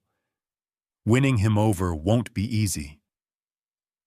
I'll handle it, I say firmly. Before anyone can answer, the suite door slams open. Lorenzo storms in, face twisted, gun tucked at his waist. 3 of his men shadow him. What the fuck is going on? His voice is pure venom. Shut the door, my father snaps. To my surprise, the Vitale soldiers obey. Lorenzo doesn't flinch at being in a room full of Donovans. That alone earns a flicker of respect. This is bullshit, Aiden, he snaps at my father. Rowan stiffens, Malachi straightens, but I don't move. Lorenzo's right. I swear, Don Vitale, Dad starts. What my husband means, Mom interrupts smoothly, is that we believed Cale was the stronger match for your sister. Lorenzo's gaze lands on me, hard and sharp. Unacceptable. Noah's not happening, Dad growls. Cale's the groom now. Then there's no alliance, no marriage, months of work down the drain, and every other family on the coast will know you're untrustworthy. Don Vitale, wait. Your words mean nothing. Lorenzo cuts him off. He's steady now, past rage, locked into determination. And I know it. Once he decides, he doesn't bend. Unless I make him. Lorenzo, a word. Just you and me. The room stills. Lorenzo hesitates, then tilts his head, considering. Why the hell would I do that? Because maybe I can convince you this was the right call. Malachi mutters, bad idea, bro. You're not exactly Mr. Diplomacy. Quiet, Rowan snaps. Finally, Lorenzo exhales. 2 minutes. Everyone out, I order. Dad starts to argue, but Mom tugs him along. Let them sort it. Rowan and Malachi follow, grumbling. The door shuts. Now it's just me and him. This was on me, I say first. Not my parents. He studies me, then nods once. I can believe that. But why?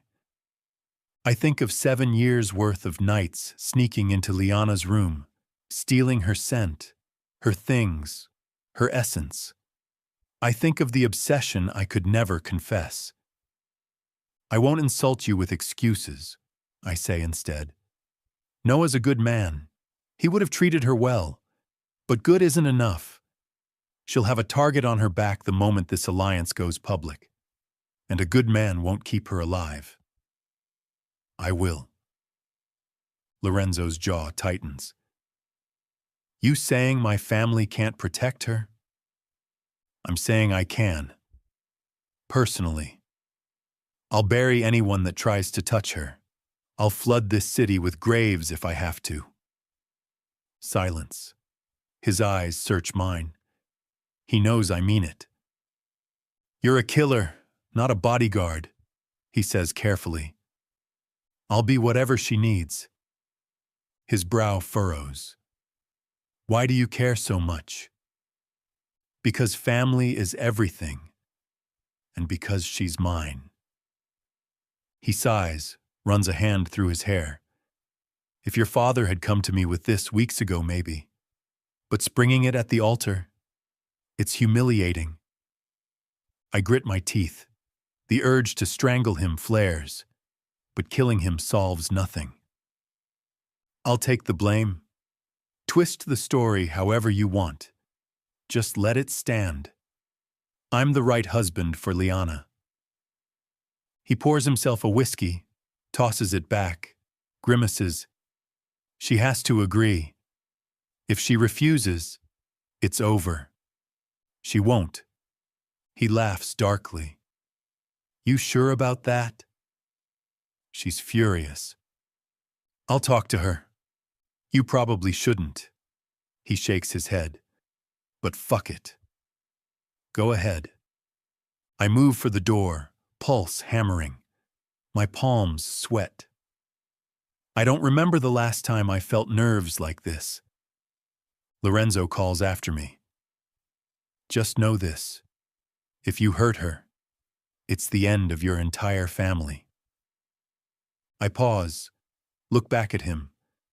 My voice is steady. I'd never lay a hand on her. Not ever. And for once in my life, every word is true. Chapter 12. Liana, I pace the length of the bridal suite, clutching a glass of champagne so full it nearly sloshes over. How the hell did this happen? I mutter before gulping half of it down. What's even going on right now? Lucy wrings her hands, her nerves written all over her face. I don't know, Bea. Honestly, this is insane. When I saw him standing up there, she shudders hard, shaking her head. The Donovan's phantom. Why would they ever want him tied to you? I almost defend him, bite back the urge before it slips out. Because she's right. Cale's reputation is monstrous. He's a butcher wrapped in human skin. Agreeing to marry him is like dousing myself in blood and stepping into a shark tank. Yet deep down, I don't feel like he's dangerous to me. Not once in 7 years has he hurt me. He's invaded my space, stolen little pieces of my life, but there was always some unspoken line. He never crossed into my bedroom, never took anything that couldn't be replaced. And over time, I started to connect that strange scent, my phantom, with safety, which is messed up as hell. Now I don't know what to do. I said the vows. I kissed him. We did it in front of half the underworld's royalty. Undoing it now? That would be catastrophic. Both families would look like liars. The Vitales, the Donovans, reputation shredded, alliances ruined, deals dead. We'd be a joke. What if I just stayed? The words escape in a whisper. I don't even look at Lucy. I can't bear to see her face. She doesn't answer right away. Finally, she exhales. That's only if Lorenzo even lets you. He looked ready to kill someone. But if I did stay? My chest tightens. Would it be insane? Completely stupid? I glance at her, desperation digging claws into me, because all I can think about is that kiss that cracked me open. It wouldn't be stupid, she says cautiously, as if weighing each word. But it could be dangerous? Because he's violent? Because he's him. She stands, pacing now. You don't know Cale. I didn't know Noah either. At least Noah doesn't get off strangling people. I grimace. She's not wrong. So what am I supposed to do? Her helpless look mirrors mine. A sob claws at my throat. My whole body feels like it might break apart. A knock rattles the door. Then again. Lucy rushes to open it and freezes. Cale steps inside, massive and silent, filling the doorway. My pulse spikes into my throat. If he's here, Lorenzo must have allowed it. And I know there are a dozen armed soldiers just outside, ready to storm in if I so much as scream. We need to talk, he says, voice low and rumbling. It sends a chill straight down my spine and heat flooding low in my belly. Lucy shoots me a panicked look. She doesn't want to leave, but I nod. It's fine. My eyes stay locked on Kyle's, my husband, my phantom, my captor. This won't take long. Yell if you need me, she whispers, slipping out. The door clicks shut. He doesn't move closer, just looms there, broad shoulders straining against his tux, tattoos curling up his hands and throat.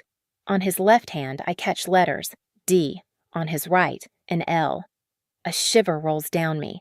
My gaze drifts up to his lips, those lips that shattered me at the altar, and finally, back to his piercing blue eyes. Why? I whisper. I expect him to charge across the room, but he doesn't. He stands locked in place, like he's fighting himself. His whole body hums with tension. He smells like smoke and spice, that intoxicating scent that's haunted me for years. Noah wasn't enough for you, he says at last, voice crawling down my neck. My breath stutters. This is insane. The fact he let me take his place tells you everything. You should have told me first. Maybe. You should have told my brother at least. My grip tightens on the glass. You can't just keep breaking into my life. His jaw shifts. His eyes narrow slightly, and I know. He recognizes what I'm saying. He knows I've connected the dots. That's the problem, Liana. I can't stop. He finally steps closer, slow and deliberate. I tried, but I'm weak, and I couldn't let Noah have you when he wasn't enough. You keep saying that. My voice wavers. I don't even understand what you mean. Noah seemed nice. His snarl cuts me off. Nice will get you killed. He catches himself, reins it back in. Noah's a good man, but you're walking into a slaughterhouse. You need a monster to survive. You're the monster? I throw back the rest of my drink, my hand trembling. That's your pitch? I didn't want this marriage either, he says, closer now. Then why? Because you'll need me. Every cell in my body screams at me to run, but another force, darker, deeper, pulls me toward him. You think too highly of yourself, I snap. He shakes his head. No, Dove. Men will come for you, and Noah won't be enough. I told your brother, and he knows it. That's why I'm here. If Lorenzo agreed, he would have told me. I laugh suddenly, bitter and sharp. Oh my God! Lorenzo said it's my choice, didn't he? That's what this is. You need me to say yes. His silence is answer enough. Be smart, Liana, he says finally. With me, you'll be untouchable. Noah's decent. I'm pure evil. That's what will keep you alive. You're wrong. I square my shoulders. That's what you'll never understand. I hate this life. I've spent years trying to balance the blood with good. Grace House, volunteering, building something that matters. Lorenzo promised me a foundation. That's the only reason I agreed to any of this. Your darkness doesn't tempt me, Kyle. It disgusts me. He flinches just barely, but I see it. I'll give you the foundation, he says, voice rough. I'll give you funding, contacts, whatever it takes. I'll bleed myself dry to make it happen, Dove. Why do you keep calling me that? He ignores the question, steps closer. You hate me. You should, but use me. Be the light I can't reach. If I'm darkness, let me be the fuel for your fire. He clenches his fists, and I finally make out the ink. One hand reads light, the other, dark, with a small black cross at his thumb. Light and dark. And the terrifying part is, I believe him. He would give me anything. He'd destroy himself to make it happen. If I let him. If I accept being tied to a killer. 2 conditions, I blurt, my voice shaking. Name them. 1, I hold up a finger. You deliver. Every promise, no excuses. Done. 2, another finger rises. We have a first dance. Out there, in front of everyone.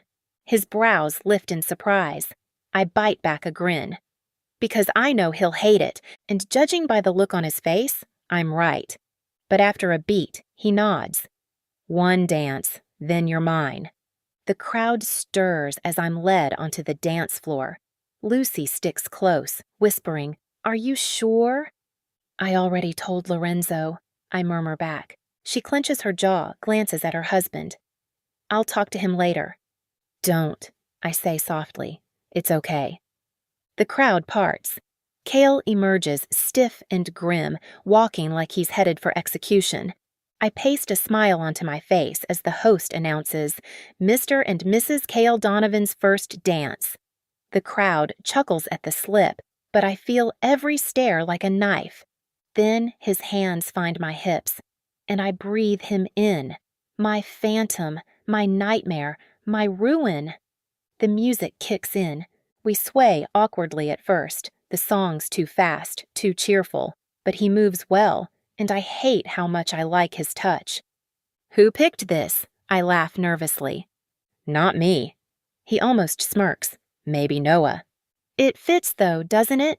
His eyes darken as he leans in. Why would you say that? I swallow, heart pounding. I don't know. Whatever you think you know about me, he murmurs, lips inches from mine. You're wrong. My body trembles.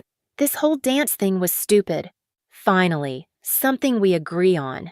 His grip tightens. But it's what you wanted, and that's what I do now. Dance to Motown? Give you what you want. The host calls for everyone to join in.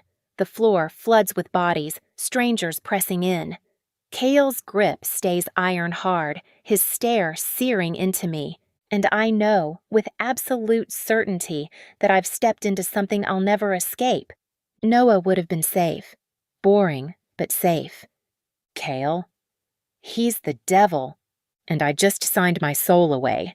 The first chance I get, I tear myself free and bolt from the floor, breath ragged, heart breaking, leaving my phantom behind.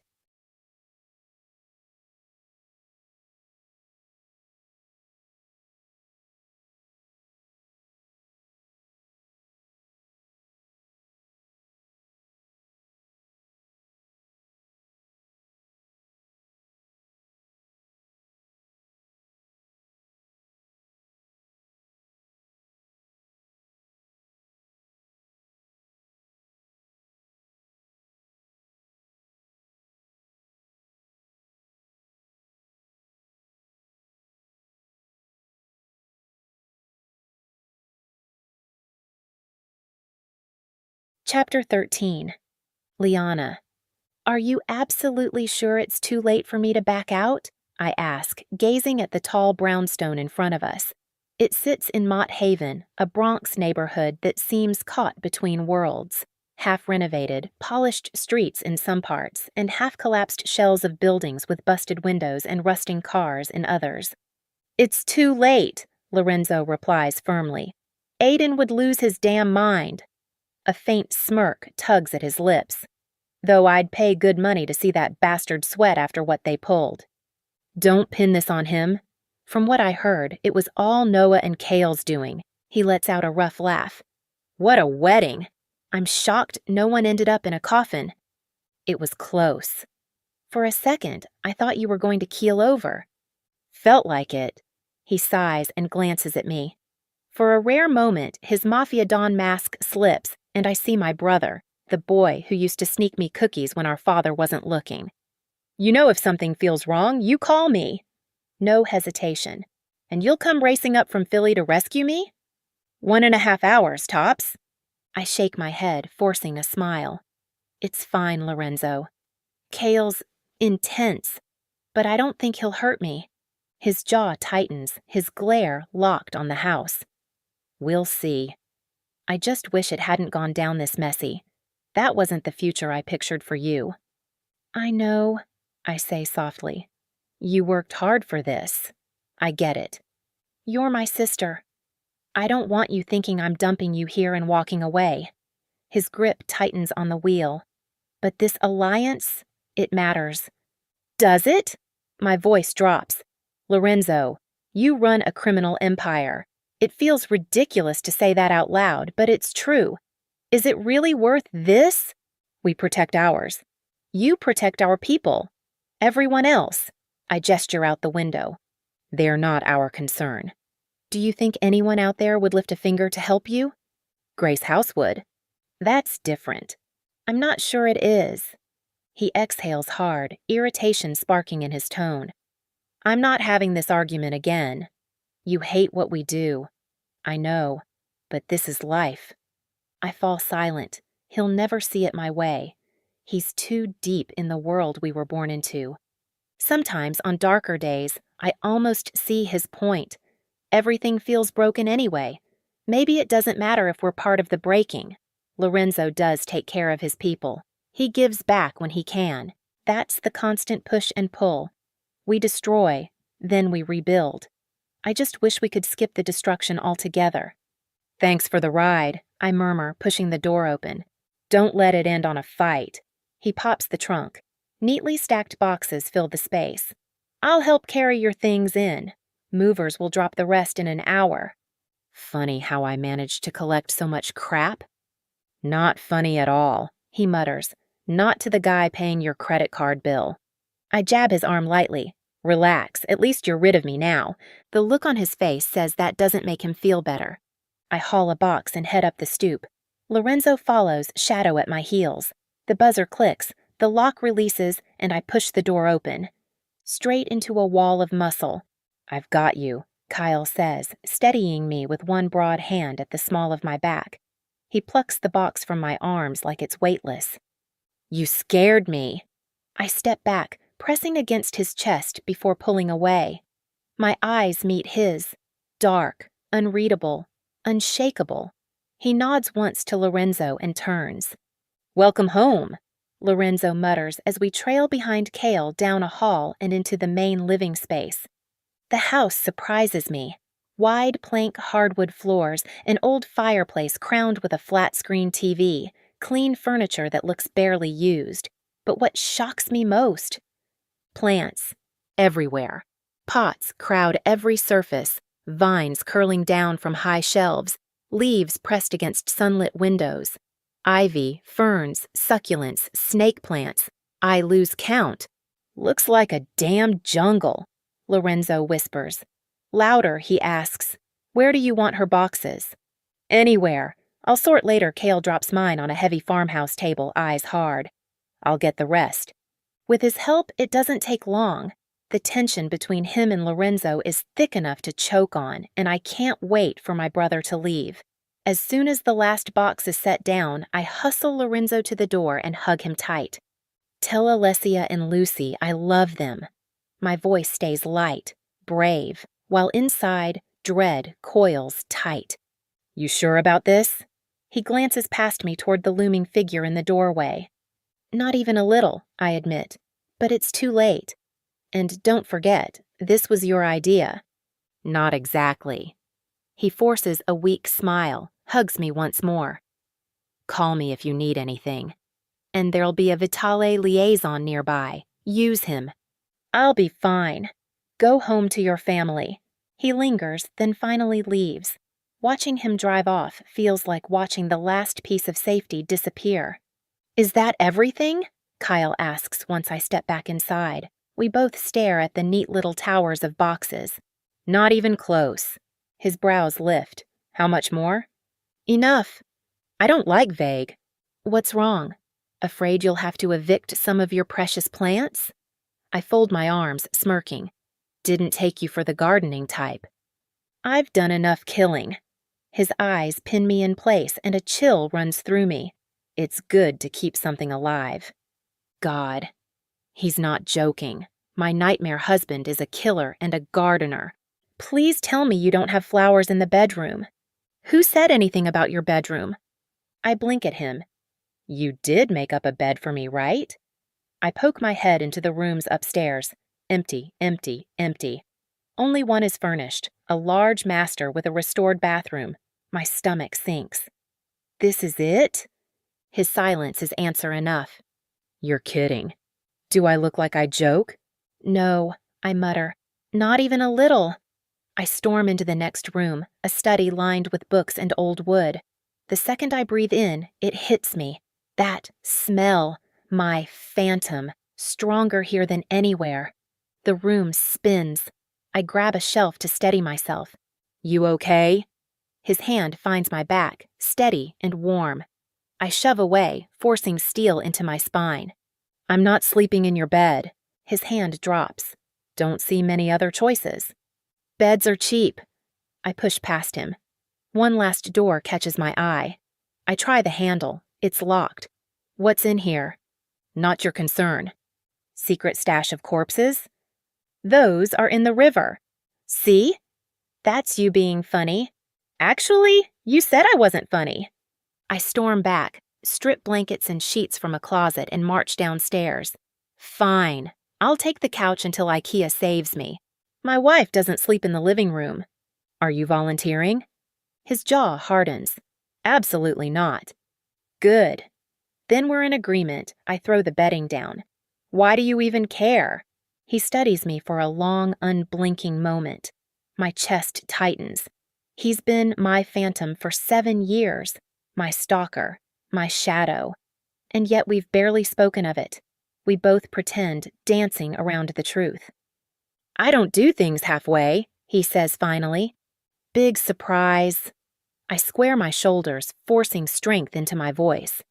Here's how it works. We're partners. Not lovers, not a couple. Strictly an arrangement. Clear? No. My jaw clenches. You can't just... I can. And I did. He picks up my pillow, unbothered. This stays with me. Fine. I'll manage my arms crossed tighter. Or are you planning to drag me upstairs yourself? The look in his eyes tells me he's tempted. Too tempted. And God help me, a part of me is tempted too. Before either of us can push it, the doorbell rings. Relief floods me. Movers. By the time everything's piled in, I'm drained. The couch is scratchy, the house too quiet, too strange. I drift, half dozing, until a creak snaps my eyes open. Kyle. Barefoot in the kitchen, bare chest gleaming under tattoos, muscles sharp in the dim light. My pulse skips. What are you doing? My voice is husky with sleep. Water. His eyes cut to me. Were you watching me? He ignores the question. You're uncomfortable. Come to bed. There is no bed. That's your room. This is mine. It's 2 a.m. You'll rest better upstairs. I'm fine here. You're not. He crouches beside me, voice soft now. I won't touch you. Not unless you ask. I just want you to be comfortable. My chest squeezes. He's too close, too beautiful. And I'm exhausted. What's the harm? My tired brain whispers. Promise you won't touch me, I murmur. You have my word, he says, low and sure. I'll never lie to you. I exhale, swing my legs off the couch. He offers his hand. Fine. But this bed better be worth it. The faint curve of his mouth tells me he thinks he's won. Arrogant bastard. But the second I sink into the mattress, my body sighs in relief. It's heaven, soft sheets, cloud-like comfort. And it smells like him, my phantom, my monster, my strange, twisted comfort. Good night, he whispers. Night, stalker, I murmur back, already half asleep. Chapter 14. Liana. I roll onto my side, sinking deeper into the sheets, inhaling the scent that clings to them. God, it smells good, warm, woodsy, addictive. And this bed? Pure heaven. It's like sleeping on a damn cloud. I thought my mattress back home was decent, but compared to this? Not even close. My eyes snap open and my chest tightens. For a second, I forget where I am. Then it hits me. I'm not in Philly. I'm in his house. Panic floods me as I glance at the other side of the bed, bracing myself to find Cale sprawled there, shirtless and smug. But the space is empty, just the dent his body left and the sheets tossed aside. Relief sweeps through me so hard I nearly laugh. The last thing I wanted was to face him first thing in the morning. I swore I'd resist. I'd hold my ground, couch only, no caving. But somehow, last night, he lured me upstairs, weaving his spell, pulling me straight into his stupidly perfect bed like some dark Pied Piper of sleep. Now I'm ruined, spoiled, rotten. How am I supposed to go back to that lumpy couch? I groan, grinding my hips into the mattress like it'll prove a point. I hate him. God, I hate him.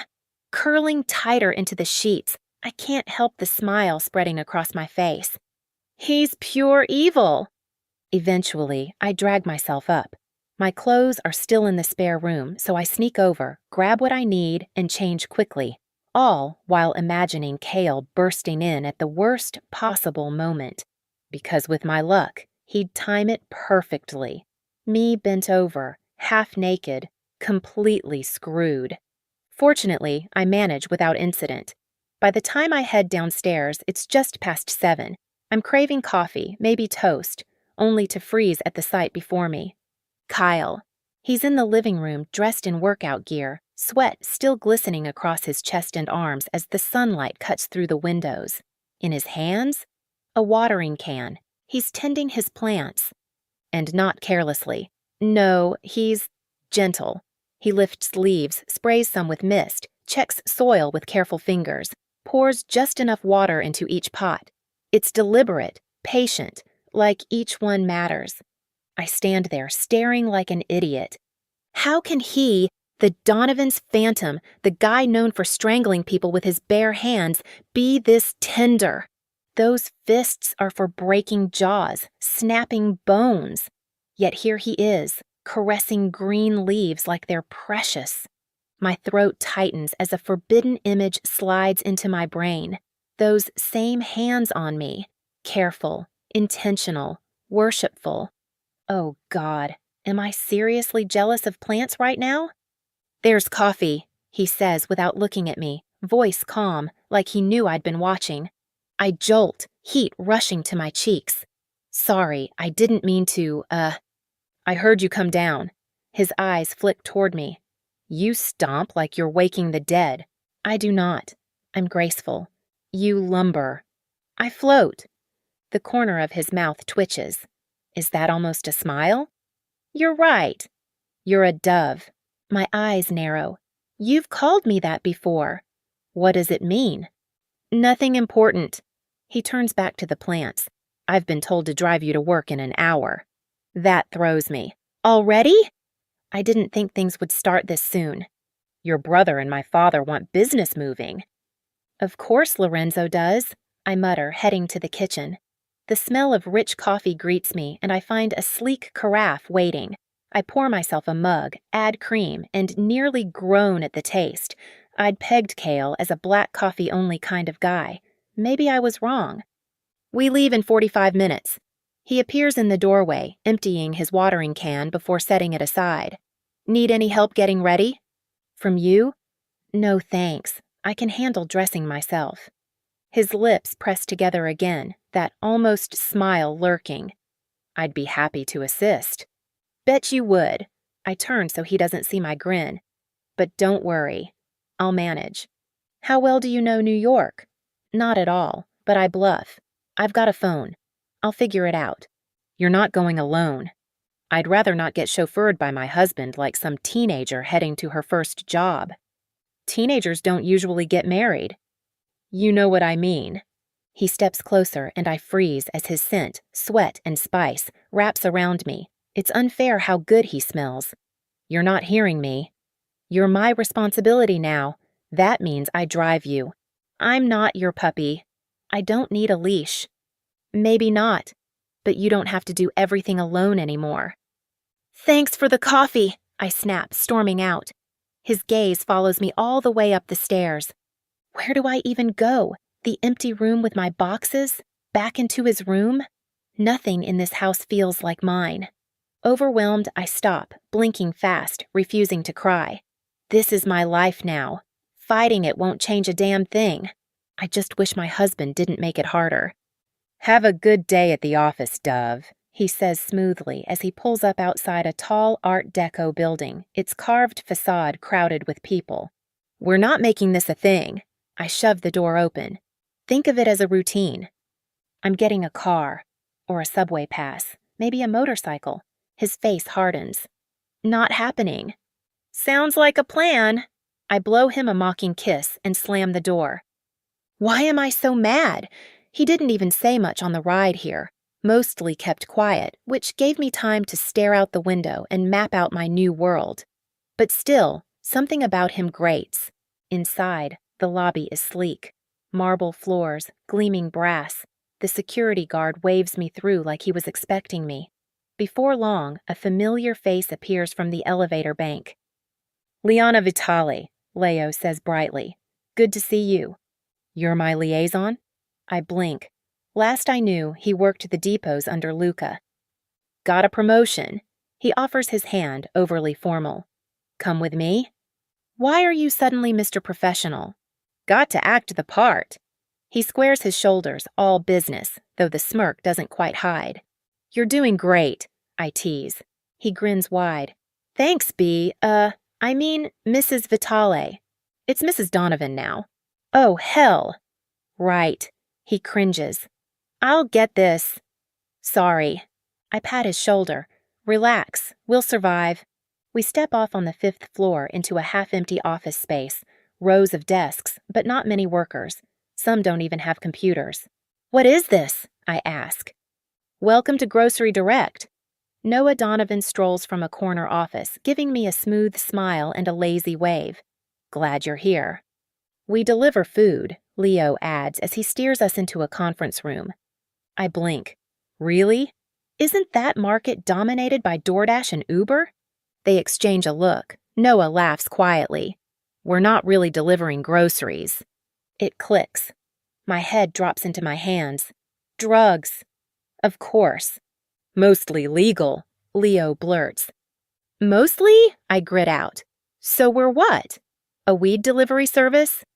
And a few extras, Noah admits sheepishly. It's a work in progress. I hold up a hand. Stop. I don't want details. You probably should. Noah starts. No. Spare me. I sigh. I'll run the clean side. I'll try to make it profitable, but I don't want to hear about your side unless I absolutely have to. Leo leans back, grinning. Don't worry, B. We got it covered. Noah tilts his head at me. You're sure? It won't blow back? I'm sure. I'm the front, right? The name on paper. Keep me clean and let me focus on what I came here to do. I've got my own plans. Noah studies me, then nods, seemingly satisfied. I glare at them both. They're going to be trouble. I can feel it. But that's for later. Now, one of you show me to my office. I've got work to do, probably. Chapter 15. Kyle. I watch Liana disappear through the glass doors of the office building. My eyes don't move. I track every person that passes, catalog faces, imagine threats, bombs, shootings, even some lunatic crashing a plane into the roof. Every horror plays on repeat in my head as my grip tightens around the steering wheel. I can't bring myself to drive off. This game between us, her pushing me away, me wanting to pull her in, it's torture. Last night nearly ruined me. She caught me standing over her while she slept, and I barely covered it. Not that it mattered. After that, sleep was impossible. Not with my saint lying in my bed. Why the hell did I let that happen? She's consuming me. One moment, I'm frantic over the thought of someone hurting her. The next, I'm drowning in darker fantasies, pinning her beneath me, making her tremble, hearing her whisper my name in a mix of terror and desire. My phone rings, snapping the thread of thought. Rage flares so sharp I nearly hurl it out the window. Dad's voice cuts through. How's married life? He doesn't sound amused. She's fine. At work now. And you? I glance at the building again, refusing to admit the truth, that I'm parked outside like a deranged stalker, watching over her every breath. Home. He doesn't buy it. I can hear it in his silence. I've got a job. Delicate one. I straighten in the seat. Name? Yuri Orlov. My pulse jumps. Not fear, but a flash of concern. You're certain? Positive. Handle it. The line goes dead. I lower the phone slowly, my mind grinding. Yuri Orlov, of all people. My father rarely gives me a target without explanation. But this time, no details, just a name. It makes me itch to demand answers. Instead, I stay put. My gaze drags back to the office doors. What if Liana leaves early and something happens? What if someone storms the place and I'm not there? I'll go mad. I force myself to start the BMW. Work, I mutter. Focus. But the only thing I want is her. Yuri Orlov looks like a walking block of concrete. Buzzed hair, flat chin, no angles except sharp, and arms thick enough to strangle a bear. Nephew to the Pakan, high in their ranks. Runs most of their street-level drug operations, which thankfully makes him predictable. Easy to find. Strange, though. My father usually avoids direct hits on the Bratva's inner circle. Sending me after Yuri is bold or reckless. I shadow him through the city. He finally pulls into a derelict alley in the Bronx, parking like it's routine. Another car arrives. A few men climb out, young Russians by the look of them. They vanish into the shadows with Yuri trailing behind. I stay back, patient. 10 minutes later, the men return alone. They pile into their SUV and peel off. Yuri doesn't come with them.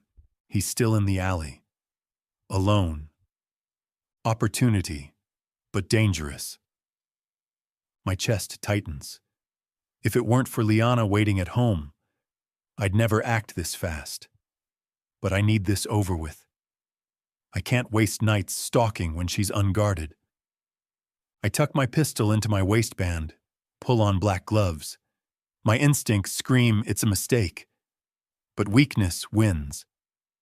Yuri's car holds nothing but trash and a suit jacket. The man's a slob. I move down the alley, silent, steps precise. There he is, crouched near the dumpster, muttering in Russian. He digs through a bag, pulls out a plastic-wrapped brick. Heroin. I watch as he tears it open, cooks a hit, and shoots up with the skill of long practice. My jaw tightens. The boss running their drug network is hooked on his own supply. Pathetic. He slumps back against the wall, eyes fluttering, needle dangling. His mouth opens in a stupid smile. I step closer, crouching. Couldn't wait to get somewhere safer, huh? His head lifts, squinting through the haze. Who the hell? His voice is thick, words slurring. I tilt my head, studying him. If the Bratva knew, they'd kill you themselves. That's why you're here, hiding in filth. I don't know you, he mumbles, fading. I slap his cheek lightly. You made this too easy. But I've got a wife waiting at home. So let's keep it simple. My hands close around his neck. His body jerks once, then weakens. He wheezes, drool spilling, face swelling red, then purple. The high keeps him smiling even as the life drains away. I squeeze until his body goes slack and feel nothing. No rush. No relief. Just silence inside me. Strange. For years, the kill was my release, my worship. Tonight, there's only emptiness. I finally let him drop, frowning. That's when I hear the car door slam. Headlights cut across the mouth of the alley. Voices follow, Russian, 3 men heading this way. I slip behind the dumpster, gun ready. Yuri, one calls. They're laughing, casual, until one breaks off and strides ahead. He finds the body. Freezes. Before he can shout, I put a bullet through his skull. Bone and brain spray the wall. He collapses onto Yuri like rotten wood. The other 2 yell, guns out. I roll low, firing through pallets, wood splinters. One man gasps, clutching his throat as my bullet rips it open. I finish him with 2 quick shots. My clip runs dry. The third man's already bolting. I reload fast, chase him into the street. Headlights blind me. The SUV jumps the curb, aimed straight at me. I dive aside as metal screams past, shattering against the alley wall before it straightens and roars off. Gone. Shit. He saw me. He'll talk. I stand there, chest heaving. Behind me lie 3 bodies. 2 soldiers, 1 Bratva captain. No time to clean. No chance to cover my tracks. They'll be back, and next time they'll bring more. I sprint for my car and vanish into the night. Chapter 16. Liana, I'm bone-tired, but sleep won't come. The couch is too stiff, too scratchy. I keep shifting, restless, my mind wandering upstairs to that stupidly perfect bed, soft sheets, dovied mattress, like it's waiting for me to give in. I tell myself I won't, that I'll hold my ground. But last night, that man lured me into comfort like some devil with a lullaby, and now I'm ruined. How do I go back to this couch after tasting heaven? I groan into the cushion, curling tighter, trying not to think about him. Where he is, what he's doing. I don't care, I tell myself. He's not my concern. But it's past 1 a.m., and unease stirs in my gut. He's unbreakable, granite wrapped in flesh, but still. The front door opens. I bolt upright. Hello? My voice echoes in the dark. Silence answers back. Then, the rush of water upstairs. I rise, drifting toward the hall. That's when I spot it. Dark drops on the floor. Blood! My pulse races. Before I can stop myself, I'm climbing, pushing into the bedroom, then the bath, and freeze. Cale is in the shower. No steam. Just glass, water, and him. Naked. Every inch of him. I choke, eyes widening. I'd come running in to help. I thought he was hurt, but instead, I'm staring at a man carved from stone, gleaming under the light. Oh, God! Heat floods my face. I spin around, covering my eyes. I'm sorry. I shouldn't. There was blood, I thought. Not mine, he says, calm as thunder. I glance down. His clothes lie in a heap, stained deep with red. You're not hurt? My voice wavers. My brain screams, don't look again, but curiosity burns. I'm fine, he answers. You don't have to act guilty. I barged in. I don't care. Well, I do. The water cuts off. A towel rustles. Decent now, he mutters. I risk a glance. Decent is a lie. He's half-wrapped, droplets racing down every line of his body, muscles alive under skin. My heart hammers so hard it aches. You sure you're okay? I retreat into the bedroom. It was a rough night. Want to talk? No. Good, because I don't think I could handle it anyway. My words tumble too fast. I'm trapped between running and staying. Do you even have a therapist? His brows lift. No, Dove. I don't have a therapist. Maybe you should. If nights like this, what would I tell her? His voice sharpens. About the people I kill? I swallow. Fair point. He steps closer, towel low, eyes darker than night. I don't need to talk. I made mistakes tonight. You know how often that happens? Not often? Never. Not until you. I bristle, anger steadying me against the pull of his body. So this is my fault now? I'm saying I was perfect before you. Great. Blame your wife.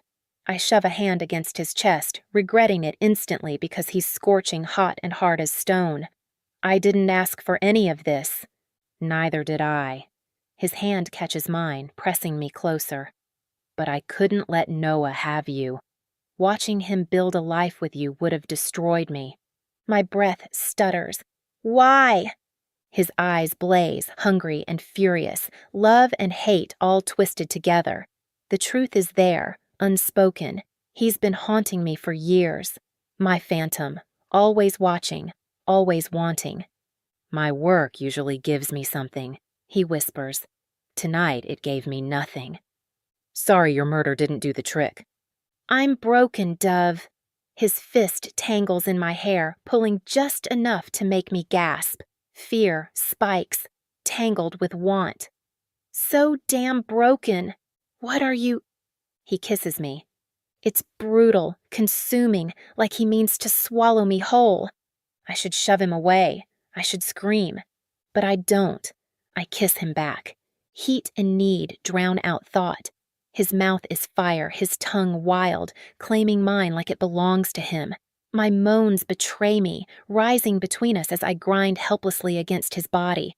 I hate him. I crave him. Both truths burn at once.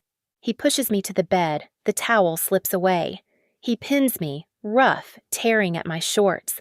My bare skin hits the air and his groan vibrates through me. "No panties," he rasps, wonder in his tone. His hands worship me, trailing, reverent, and desperate. He looks at me like I'm sacred, like every curve is holy. And for the first time in my life, I feel it. Wanted, adored, seen. The worship in his eyes terrifies me and makes me weak. His fingers find me, sliding slow, teasing, relentless. Sparks light down my spine. I arch against him, shameless, trembling. His words snarl against my lips, filthy, vicious, breaking me open. And God help me, it drives me higher. The darkness in him drags out the darkness in me, that hidden, shameful part that wants to be ruined.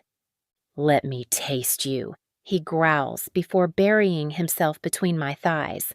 His mouth is fire and torment, tongue, lips, fingers, devouring me with obsession. I grip his hair, gasping, grinding against his mouth like I'll die if I don't. My body coils tighter, breaking. And then I'm gone. Blinding, shattering release. My cry tears from me, raw and unrestrained. My body convulses against him, every nerve sparking, wave after wave dragging me under. I collapse, limp, mind blank. He licks his fingers clean like I'm his favorite sin. His words are soft, almost reverent. "Good girl. You taste better than I ever dreamed." I can barely think, can barely breathe.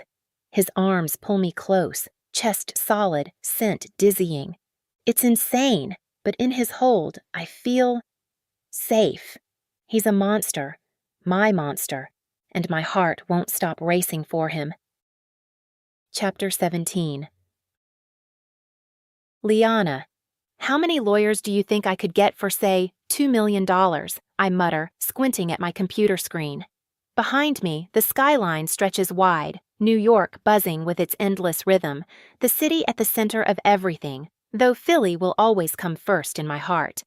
Depends on the quality of the lawyers, Leo says, glancing up from his phone, but maybe let's focus on actual hires. I need to register as a nonprofit, figure out the licensing for a residential program, research insurance, find a property. He cuts me off with raised brows. We're supposed to be running a grocery delivery company, remember? None of that's on our list. I wave him off. Hire people to handle it. I don't care how much it costs. That's not really how this works, he says, leaning closer. You're technically the boss. Wrong. I'm just the signature and the face you parade around to make this scam look legitimate, but don't mistake that for me caring about whether your little business succeeds. I hear you, but how do I even set up partnerships with hospitals or the police? That's probably down the road, right? Leo slumps back in his chair. You just want me to figure all of this out alone, don't you? I snap my fingers. Exactly. He groans. Lorenzo warned me you'd be hands-on, but this is way worse. My brother always thinks I need to control everything. Leo pushes himself up. Look, I'll do my best. But you will need to make some actual decisions. I pause, realizing he's right. I wanted this job for my shelter project, but if the front fails, then everything else falls apart with it. Fine. Send me the business plan. Make a list of what you need done. His relief is instant. So you'll actually help? A little. A few hours a day at most, I drum my fingers on the desk. My real work is the women's shelter. You'll take the lead here with Noah. Between the two of you, it'll survive. Leo grimaces. Not sure about the Donovan guy. Figure it out. Yeah. He rubs his face. First order of business. We need more hires. Because I don't know jack about this. Other than moving product. He grins, boyish and unashamed. That part I've mastered. So, this shelter project, why's it matter so much to you? Because some people actually care about others. Don't believe you. I know it's hard for a mobster to wrap his head around. I smile faintly. But I want to build something good. I want a world where people actually take care of each other. He smirks. World's about taking before someone else does. That's reality. That's exactly why people like me are necessary. He gives me a mock bow, humbled in your presence. You can kiss my hand if you'd like. Maybe next time, he says, shaking his head. When he leaves, I dive back into my plans. The to-do list is endless, but instead of crushing me, it lights me up. This is what I love, building something from scratch, mapping it piece by piece. It's why I thrived at Grace House. Every day brought new challenges, and I lived for them. The day flies by. I don't have much to show yet, but I've got a clear path. For a moment, I consider calling Maria for advice, but she's got her own battles. No, this is mine to figure out. First order of business, pick a name. I mumble through options in the elevator. Serenity House? Open Door? Empowerment Center? None click. An older man in a suit shoots me a funny look, but I ignore him. Safe Harbor? Too bland. Sanctuary? Phoenix Rising? The words roll off my tongue as I step outside. Evening rush. Cars jam the streets. People crowd the sidewalks. Not as suffocating as Manhattan, but still busy enough. Courage House? Cornerstone? I murmur, scanning the street. No sign of Cale's car. My phone says 5:30 on the dot. We agreed on this. Since he's late, I decide to walk. But two men cut off my path, massive, taking up the whole sidewalk. One in a gray hoodie, the other in sagging cargo shorts and a faded shirt, both staring straight at me. New York is full of men like this. Could be construction workers heading for a bar. But every instinct screams danger. Liana Vitale, the man in the hoodie says, heavy Russian accent curling off his tongue. Compliments from Pakan Orlov. His hand emerges with a revolver. The other man draws too, smaller, compact, aimed squarely at me. Time slows. People bustle past, blind, uncaring. I open my mouth to scream, but the sound never leaves me. I'm dead, until a shadow crashes into them. The world explodes. Gunshots crack. Sparks fly from concrete. I stumble back, shrieking. A blur of bodies hits the ground. Groans, choked gasps, blood spraying. One man clutches his throat, a river of red spilling down his shirt. I can't look away, paralyzed by the sight. And then I see him. Cale. He straddles the second Russian, blade flashing as it plunges again and again into the man's chest. Each thrust is brutal, wet, final. Blood spatters across him, his face twisted with fury, teeth bared. He looks less like a man than a beast dragged out of hell, lost in frenzy. "Motherfucker," he growls, leaving the knife buried deep in the body. Time jolts forward again. People are staring, horrified. "Kyle," I whisper, voice breaking. He rises, towering, soaked in blood. It slicks his shirt, clings to his muscles. His beauty is monstrous. His eyes cut to me, his grin fading as reality sinks in. With me. Now he grips my arm, smearing me with red as he pulls me hard into the street. What just happened? Who were they? They're dead. I know they're dead, but who? Russians. His car sits double parked. He shoves me inside, climbs behind the wheel. Why would they come after me? His jaw tightens, face dark and dangerous. Terror pulses through me as his hands grip the wheel. Because I made a mistake, he says flatly. No more questions. We're getting you home. The car surges forward, tires screaming as we race into the night. Chapter 18. Liana. I'm trembling as Kyle pulls me inside. The second the front door clicks shut, he bolts the locks, checks the alarms, then strips out of his clothes without hesitation. Bloodstains, he mutters, like it's the most normal thing in the world. He stuffs the ruined shirt and pants into a plastic bag. Are you hurt? I whisper. He shakes his head, standing there nearly naked, blood smeared across his tattoos. I'm fine. Just furious I was too slow. Too slow? You saved my life. His jaw clenches hard. It never should have come that close. His gaze cuts sharp. Your work isn't stopping. My pulse is out of control, pounding in my throat. The Willow Foundation matters. I can't just... The what? His brows knit. My shelter. Second chances, I correct, the name slipping out before I can think. It feels right, like it was waiting for me. He studies me for a beat, then nods. I like it. With a light grip on my elbow, he steers me toward the stairs. You need to undress. Why? Then I glance down and see the stains, smears of red on my blouse and slacks. My stomach flips. Oh God, I didn't even notice. You stop noticing after a while. He guides me into the bedroom and turns on the bath. Steam begins to rise. Clothes off. Get in. Suspicion prickles through me. This isn't some kind of trap? You're in shock, Liana. You don't see it yet. I shake my head. I don't think so. Liana, he says softly, hands brushing my hips. The touch is gentle, not demanding. You're crying. I blink fast, glance at the mirror. Tears streak my cheeks. Well, would you look at that? Undress. Please, I swear it's not a game. Maybe not now, but once my clothes hit the floor, he growls low in his throat. Strip, now. I force a shaky laugh. Such a gentleman. My fingers tremble as I kick off my shoes and peel off my slacks. Try not to stare. I'm terrible at restraint, he says flatly. I noticed. Don't act like it bothers you. Worked out for me earlier, I shoot back, half hysterical. You took down 2 men with guns like it was nothing. It was simple. He makes a stabbing motion in the air. When I'm down to bra and panties, I falter. His gaze burns over me, and behind the reverence, I catch it. Anger, frustration, hunger.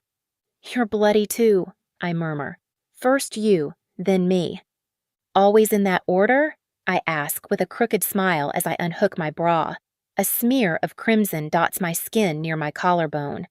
Always, he says, licking his lips.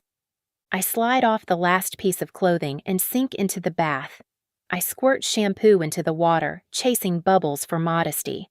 It doesn't really help, but the heat seeps into me, easing the chill. Pale pink swirls bloom as the blood washes away. This is actually nice, I admit, hating myself for giving him the satisfaction. It steadies the nerves, he says, kneeling behind me. His fingers sweep my hair aside, then press into my shoulders. Better to let it out now before it takes root. You've done this before? Not the soothing part, he admits. Usually, I'm the one creating the nightmares. Comforting, I mutter, but my eyes flutter shut. His hands work like magic, kneading tension from my muscles. He's steady, practiced, almost tender. You've got a therapist's touch. More like job security for therapists. His thumbs trace along my shoulders. How do you feel? Better. Still crying? Not anymore. Progress, then. I lean back into his touch. You're good at this. Does it feel good? Very. My voice dips low. I shift slightly, guiding his hands down. Lower. He pauses, then obeys. His palms trail down my arms, then slide across my chest, cupping my breasts. Like that? Exactly like that. Heat pulses through me. His touch makes me reckless. Don't stop. You want me to keep going? He whispers, lips brushing my neck. That intoxicating scent clings to him, mixed with the metallic bite of blood. Yes. His mouth grazes mine, soft and lingering. One hand holds my breast while the other slips underwater, exploring across my belly, over my hip, down between my thighs. I'm already pulsing with need. The memory of last night rushes back, the way he broke me open. Maybe he's right. Maybe replacing fear with pleasure is the only way forward. Or maybe I'm too shattered to care. His fingers stroke me, teasing until I whimper. Then they slide inside, slow and deep. I gasp, legs spreading wider under the water. "That's my good girl," he murmurs against my skin. "I'll protect you, Liana. Always." Images flash in my mind, his knife plunging, blood spraying, a man choking on his own death. "Faster!" I beg, voice breaking. "Please, faster!" He doesn't hesitate, his fingers piston deeper, harder, the water sloshing around us. My back arches, breath ragged. His other hand circles my throat, holding me steady, grounding me while he drives me toward the edge. His kiss crashes over me, rough and hungry. I should hate this. I should hate him. Instead, I'm unraveling, desperate for more. "Harder," I plead, yanking his hair. "Make me come, Kale." And he does. His rhythm is relentless, pushing me over until I shatter in his grip. My release hits like lightning, tearing through me, leaving me writhing and gasping against his mouth. When it fades, I'm boneless, floating, breath hitching in tiny bursts. He withdraws slowly, trailing his wet fingers up my body, licking them clean with quiet satisfaction. A lazy smile tugs at my lips. "Guess near-death experiences have perks." "Let's not make it a habit," he murmurs against my ear. "I don't need corpses to make you fall apart in my hands, Dove." That word again. My curiosity spikes. What does it mean? That nickname? I kiss the edge of his mouth without thinking. "You're light," he says, cupping my chin. "I'm heavy." "You're the saint. I'm the sinner." "I'm the goddess, then," I tease. "And you?" "A demon." I laugh softly. Guess this marriage is twisted from every angle. He inhales against my skin, voice a low growl. "You don't know just how right you are." Chapter 19. Kyle. My father sits behind his desk, a cigar burning low between his fingers, gray smoke curling through the air. I fight to keep my composure. Rage simmers in my gut, but killing blood has never been my style. Strangers, easy. But my family? Even when Dad disappoints me, or my brothers make me want to break their jaws, I keep my hands to myself. For the first time in my life, that rule feels fragile. "I spoke to Victor Orloff an hour ago," Dad says, voice steady, though I can hear the strain. "He's angry. I know him too well not to notice." "What did the Pakan say?" "You got sloppy." Dad lifts the cigar for a slow drag, his scowl deepening. "You made a mistake, Kale." The words land like a punch, and he's right. I rushed Yuri's kill, and someone spotted me. If I'd done it the way I usually do, patient and precise, no one would have lived to tell the tale. My first mistake in all these years. Dad only grunts, but his voice carries the weight of judgment. That makes it worse. You let your guard down. "Do you know what happened yesterday?" My voice rises before I can check it. I should have come here right after the attack, but I couldn't leave Liana. Not after the Russians went for her. I bathed her, held her, made her come undone in my arms, then stayed awake the whole night, watching her sleep. And it's my fault. My mistake put her in danger. My saint, my dove, almost taken because of me. Dad frowns. Don't tell me they already struck back. Against her. 2 of Victor's men ambushed her outside work. He bolts upright, cigar waving through the air. "Why didn't you call me?" She needed me. Damn it, Kyle. What happened to them? "They're gone. Both stabbed." Dad drags a hand down his face. This changes everything. Victor was furious, but he didn't mention retaliation. Why would he tip his hand? That bastard tried to play nice, like we could negotiate. I lean forward, voice like steel. There's no peace to make. His eyes narrow. He doesn't like hearing it, but he knows I'm right. The Orlovs have been a thorn in our side for years, he mutters. I thought removing Yuri would quiet things down. He was always the loudest voice against us. But instead, you've turned sparks into wildfire. You've triggered a war. I grip the chair arms, jaw tight. Then I'll fix it. How? His disappointment cuts sharper than anger.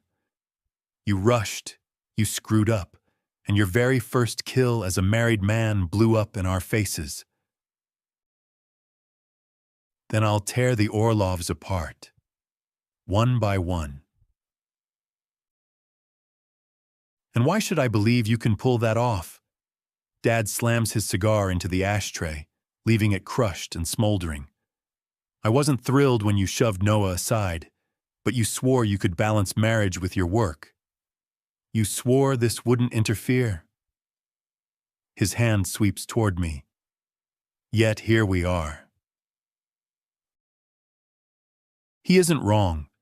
That's the worst of it. I thought marrying Liana would steady me, but it's the opposite. She's carved deeper into me, my obsession sharper than ever. Now that she's mine, I want her more than I can stand.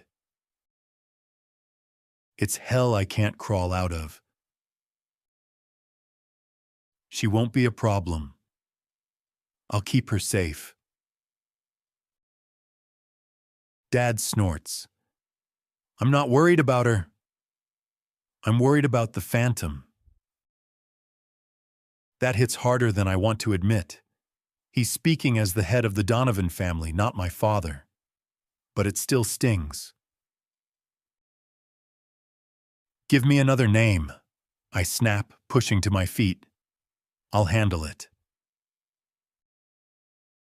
Dad sinks back in his chair, exhaustion etched into his face. I'll let you know. Until then, sit tight. Maybe I can salvage this mess. Good luck. I leave without another word. If he thinks Victor's backing down, he's a fool. The Pakan won't forgive me for killing his nephew and his soldiers. This is war now, whether Dad wants to admit it or not. I head for the exit, but my mother's voice calls from the parlor. Reluctantly, I step inside. She's seated at the piano, posture perfect, fingers moving over the keys. Come sit, she says, patting the bench. It's been too long. Not since I was a kid. No time like now. She smiles softly. Play with me. I sigh but sit. She eases into a melody, her hands as graceful as ever, and after a moment I join her. I'm rusty, but the muscle memory creeps back. Arabesque number 1. Not my favorite piece, but she's always loved it. We used to play it together constantly. Your father's worried, she says without looking at me. So am I. I'm fine. You shocked us with that marriage. Truly. The circumstances made sense. Did they? She shakes her head. Noah got what he wanted. But what did you get, Kyle? I'm the logical choice. Liana was already a target. Because of you. My fingers stumble on the keys. You sound like Dad. And is he wrong? She tilts her head, but before I can respond, she nods at the keys. Keep playing. No need to argue. I force myself to continue, notes filling the silence. She's a good wife. She's trying to adjust.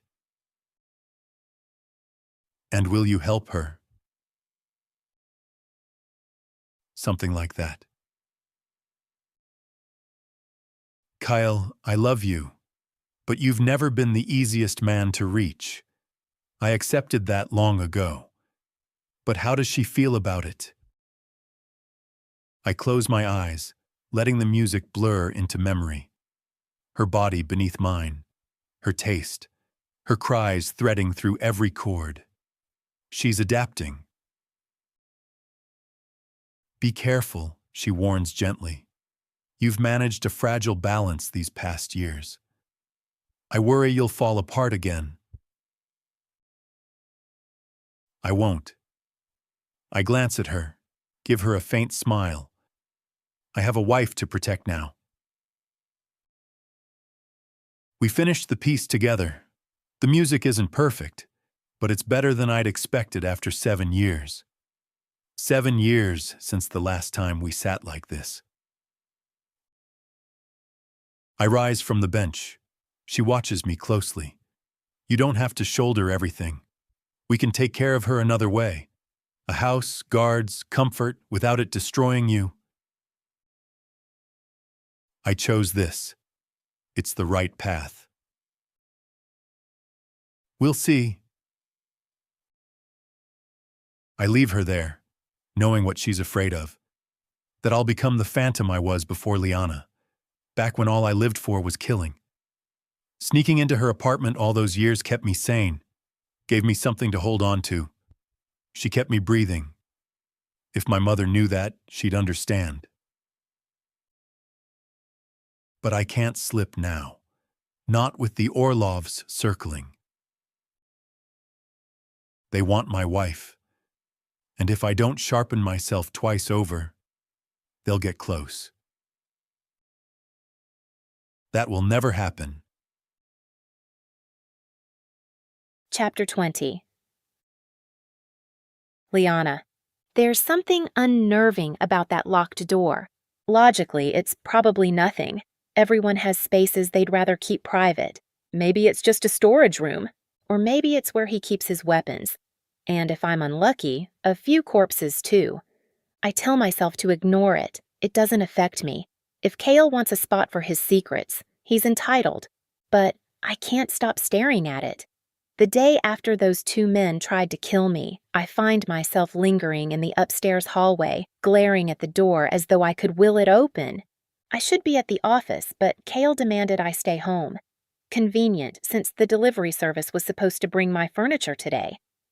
"What are you hiding in here?" I whisper, tapping my knuckles against the door. I take a quick step back, bracing myself as though I might actually hear someone respond from inside. Silence. I test the handle again, heart hammering. My palms are damp, fingers trembling. I run my hand along the frame, searching for a hidden key. Dust sprinkles down, making me sneeze. If Cale catches me snooping. A loud slam outside makes me jump nearly out of my skin. My pulse rockets. Holy! I clutch my chest, then hear the rumble of an engine out front. I perk up immediately. My stuff! I rush downstairs, excitement bubbling up, only to stop dead. Kyle is standing on the front steps, watching as a moving truck drives away. "My furniture?" I ask, voice tight. He turns with a frown. "You ordered a bed." "Where is it?" I push past him, scanning the street. Maybe they left everything on the curb? Number. The truck is still loaded. Nothing was dropped off. Panic floods me. I sprint into the street, waving my arms wildly.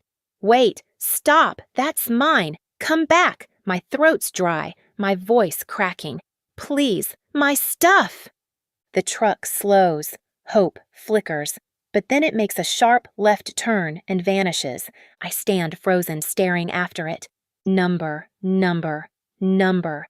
That was supposed to be my room, my space. A horn blares and I jump. A guy in a beat-up car leans out the window. "Move it, lady!" He throws his hands around like I'm the biggest idiot alive. I wave sheepishly and stumble back onto the sidewalk. He looks ready to curse me out, until Cale steps up beside me. The driver's face drains of color. Without another word, he slams the gas and disappears. I round on Cale, rage boiling. "What did you do?" His eyes narrow. "We'll talk inside." "No." I jab a finger into his chest, my voice shaking with fury. "Tell me." "Right. Now." "I sent them away," he says flatly, like it's obvious. My chest squeezes, rage and disbelief tangling together. I was tolerating his bed because I thought it was temporary. Now? He's stolen that from me, too. "What gives you the right?" I nearly scream. My gratitude for him saving my life yesterday is gone, burned away by fury. "You don't get to decide for me." "You didn't need it," he says, turning toward the house. I chase after him, voice sharp. "Not your call. We're married, Kyle. That means I live here too. I deserve my own space, and if I want my own bed, I'll damn well have one." He halts at the stoop. His face darkens, something dangerous flickering in his expression, as though the thought of me sleeping away from him is unbearable. "No," he says simply, before walking inside. I groan in frustration, fists clenching. I follow him in, slamming the door behind me. You're lucky you saved my life, or I'd be throwing punches right now. But my patience is wearing thin. "If you want furniture, we'll decide together," he says coolly. "How about I just buy it myself, since clearly you don't give a damn?" I do care. Now you do? After ignoring that room for who knows how long, suddenly it matters? I care about keeping you where I can reach you. His gaze locks on me, hunger and darkness burning behind his eyes. Yesterday was on me. If there was ever a time for you to stay close, it's now. I try to breathe evenly. Part of me understands. Part of me wants to scream. It wasn't all your fault. Yes, it was. It's the family's, Cale. No matter what, they'd have come for me eventually. That's not on you. You don't get it. His jaw tightens, and before I can react, he grabs me, spinning me toward the wall. His body pins me in place, his grip iron on my hips. My heart lurches into my throat. I rushed a job because I was desperate to get back to you. That's why they came. My fault, Dove. Mine. And I'll die before they touch you. Do you hear me? The intensity in his voice chills me. His fingers dig into me like he's holding on to the last anchor in a storm. He means every word. This man would paint the streets red before letting anyone lay a hand on me. The devotion is terrifying, overwhelming. I press a hand to his chest, trying to calm him. I know you'd protect me. I know you'd never let anything happen to me, but you can't blame yourself for everything. He leans closer, lips brushing mine. I freeze, torn between fear and need. I couldn't live without you, he whispers, raw and shaken. You're all I have. Without you, I'd drown. Okay, you're being dramatic, I try to joke, though my voice quivers. It's the truth. His lips graze my throat, teeth skimming my skin. I've worshipped you for years, Liana. My breath catches, always have, my phantom. If I'm so precious, I murmur, let me have my bed. He chuckles darkly. Nice try. Still no. God, you're impossible. And you're mine, he says with finality. That's not changing. I shove him back and glare, but he only smirks like he enjoys riling me up. Then he turns, starting up the stairs. Wait, my voice snaps. What's behind that locked door? He glances back, face unreadable. Nothing you need to worry about. Then he disappears upstairs, leaving me fuming. That bastard. All I wanted was my own room. If he won't give it to me willingly, I'll just have to find another way. Chapter 21. Kyle. Liana drops into the passenger seat of my BMW, stiff as stone, and stares out the window like I don't even exist. She's been like this since last night. Not ignoring me outright, she'll answer if I talk, but she's not offering anything more. I understand. I just need to win her back around. Got you something, I say, motioning toward the takeout cup sitting in the holder between us. Her eyes narrow. What is it? Poison. Drink up. Very funny. She lifts the cup, sniffs, and her brows pinch. Hazelnut? From the cafe down the block. Her gaze sharpens. How'd you know I like hazelnut? I lean closer, drop my voice. I know everything about you, Dove. She freezes for a beat, cup resting at her lips. Her raised brows ask the question her mouth doesn't.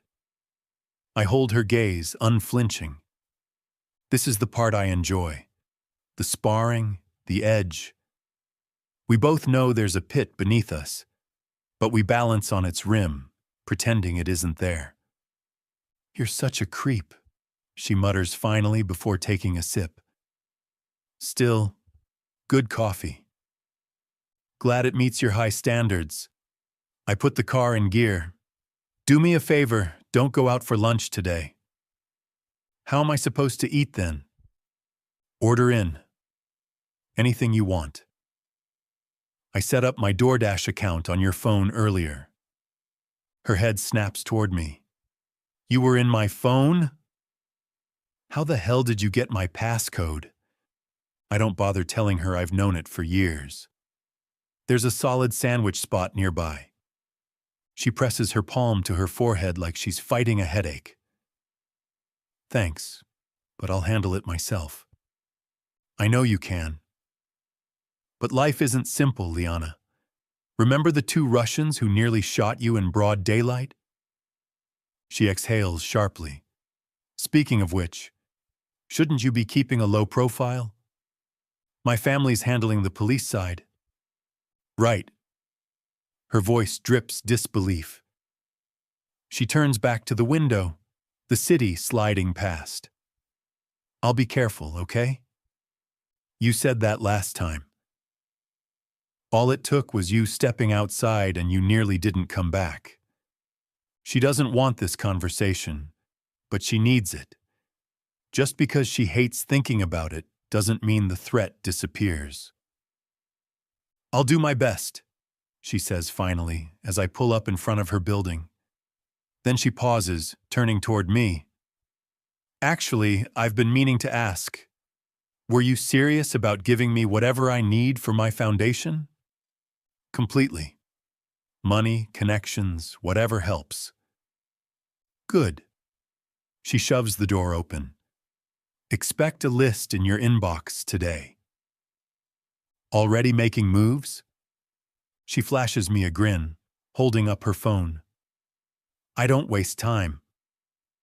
Then she slams the door and strides off. I can't help but grin. Understatement of the century. My saint's going to scorch this city before she's done, and I want front row seats. Once she's inside, I pull out my phone and dial Noah. What's up, big brother? He answers. I need a favor. Didn't I already do you the biggest one when I let you marry Liana? How's married life treating you? Like a knife in my ribs. But I ignore the jab. Keep eyes on her today. You busy? Something like that. Don't let her leave your floor without someone watching. Got it? He sighs, long and dramatic. Love when you bark orders at me. Just do it, Noah. She'll be fine. I know about the mess yesterday. Russians don't quit easy. I'll hold you to your word. He pauses. I can practically see the frown forming. Look, I'm not her babysitter. You're better. You're family. He laughs under his breath. Put it that way. Guess I'll keep the girl safe. Always. I hang up.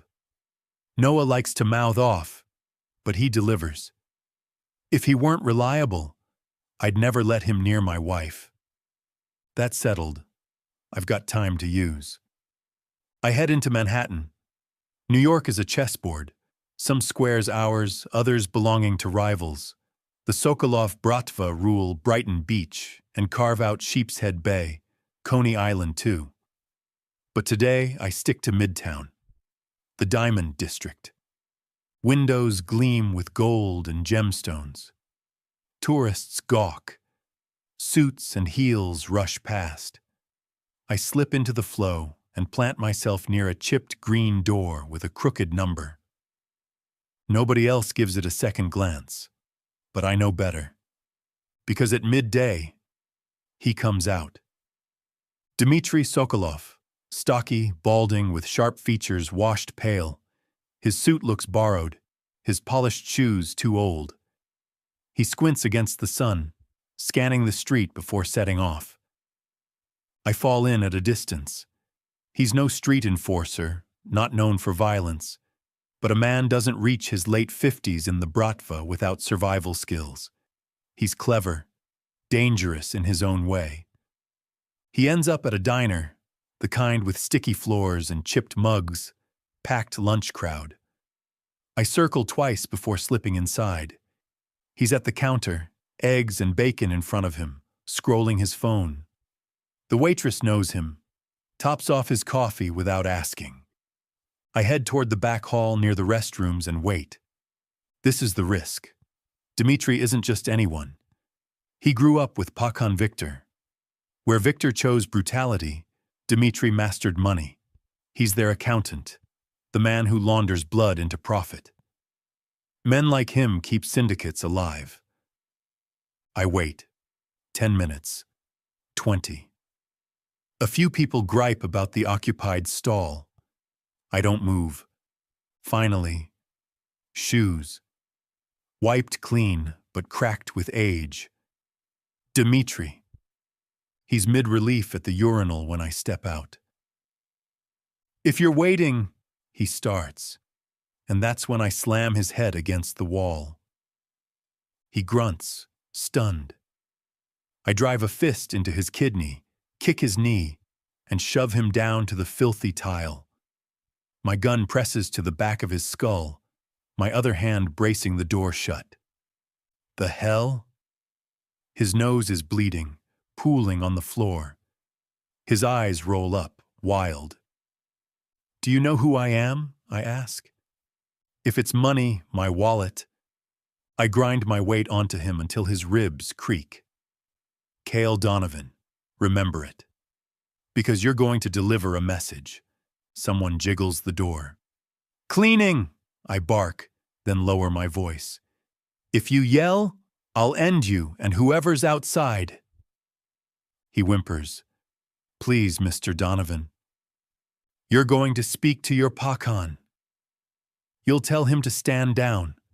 No more threats. Not against me, not against my wife. You don't understand. I smack him with the gun barrel. Not enough to break, but enough to remind. 3 days. If nothing changes, I'll strangle you myself. He's trembling, eyes wet. I don't control that. I'm just numbers. Then make yourself matter. Convince him. He'll never forgive you. You killed his nephew. Try harder. Because if you fail me, you'll beg for death before I'm done. His breath hitches, half sobs, half groans. I press him down another moment, then release.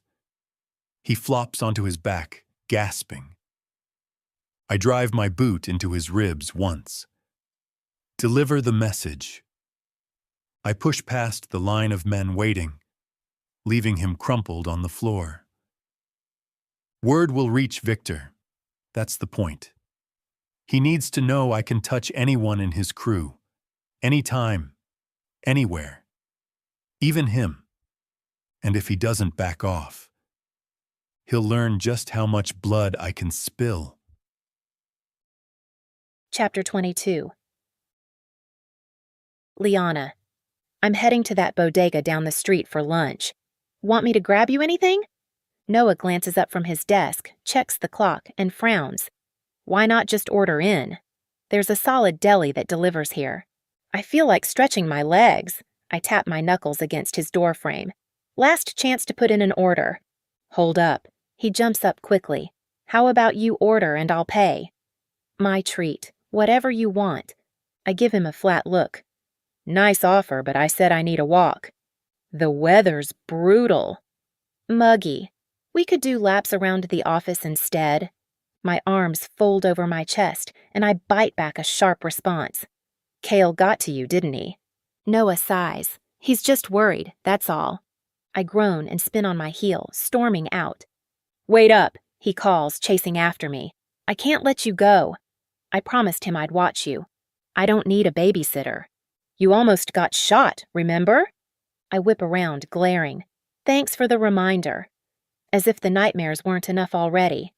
He looks a little guilty. You get why he's doing this, though? Kyle's intense. Sure. I grew up with the guy. He's unhinged sometimes, but his heart's in the right place. We reach the lobby and I pause by the elevators. Does he really mean well? I ask sharply. Or is this some game he gets off on? The overprotective husband routine. Noah raises his brows. You think he enjoys watching you get targeted? No, I mean all of it. Why step in at the altar? Why take your place? That question makes him shift uncomfortably, gaze sliding away. Too bad. I want answers. Talking to his brother might be the only way to peel back the layers on my husband. Truth? Noah finally says. I don't know why he wanted to marry you.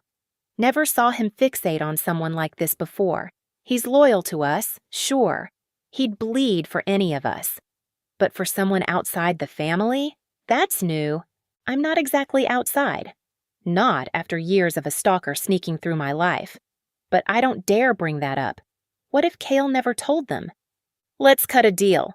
Noah crosses his arms. Go on. I'm walking to that bodega, and I've got an errand.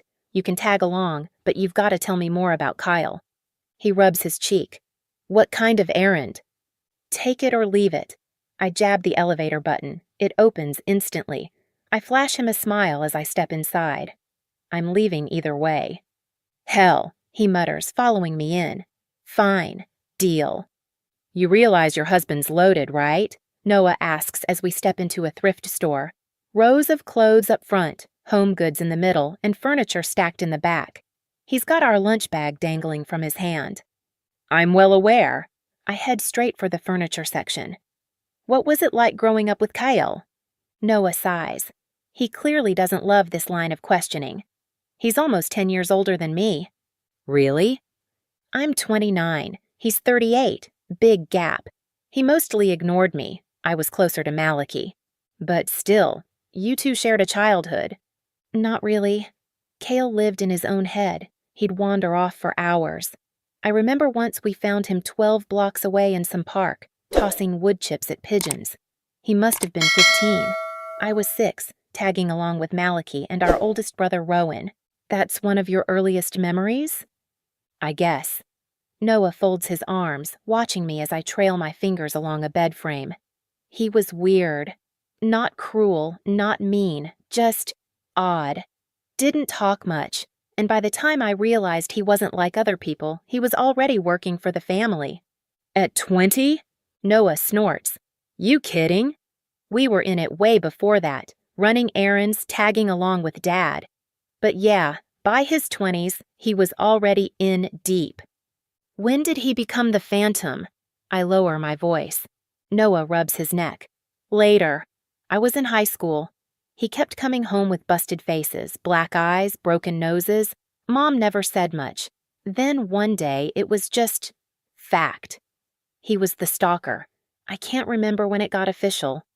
I picture it. Cale as a young man, already violent, already dangerous.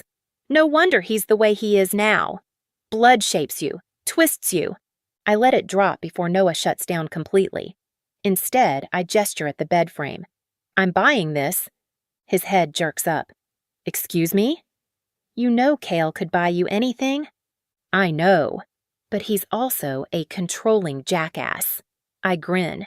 So I'm cutting a deal. Noah groans. If you're about to drag me into something that'll tick him off, forget it. He's already pushing you to babysit me, right? Imagine how he'd feel knowing you let me wander off today. That's not how this went down, Noah says, face darkening.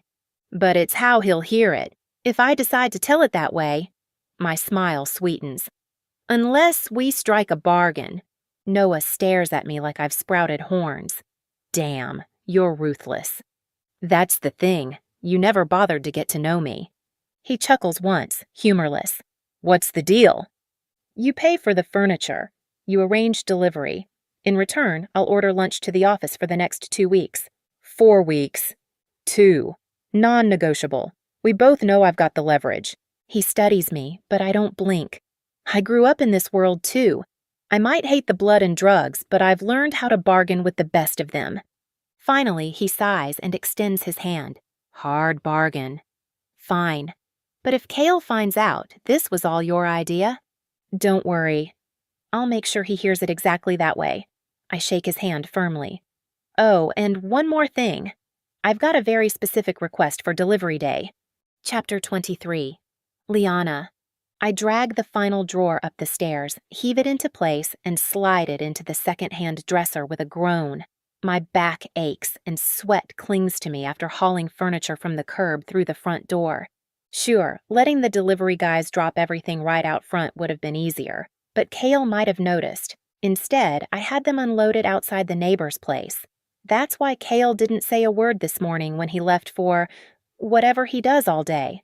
Business, blood, chaos. Take your pick. I told him I was working from home, and technically, I am. It takes most of the afternoon to get the room arranged. The bed frame nearly defeated me, but I managed to piece it together. The mattress is still en route. I couldn't risk getting that from the shop, too obvious, but it'll be here soon. Hopefully, I can sneak it inside without Kyle catching on. I'm finishing up with my clothes when I hear the front door open. My pulse spikes. I know he's back, and I know this discovery is going to go badly. But I don't care. If his only demand were for me to stay in at lunchtime, fine. I'd do that. I'm still rattled from those Russians who tried to shoot me in broad daylight. I know that danger isn't gone. But the bed? That isn't about safety. That's about control.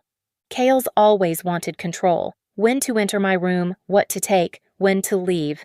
Back then, I was a shadow he watched. Now I'm flesh and blood. A person who makes her own choices, and he doesn't know how to handle it. Especially when I tell him no. I hear his steps on the stairs.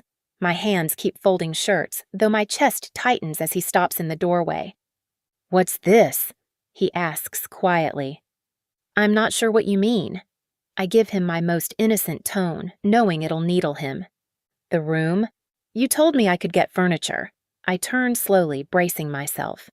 So I did. His expression is cold, unreadable, but the heat in his eyes makes my breath catch. He looks like a man caught between wanting to strangle me and wanting to drag me into bed. Veins tighten on his forearms. He licks his lips. I said dresser. Shelves. Storage. His voice drops, husky and dangerous. But you brought in a bed. You went against me. Let's get something straight. Anger ignites in my chest.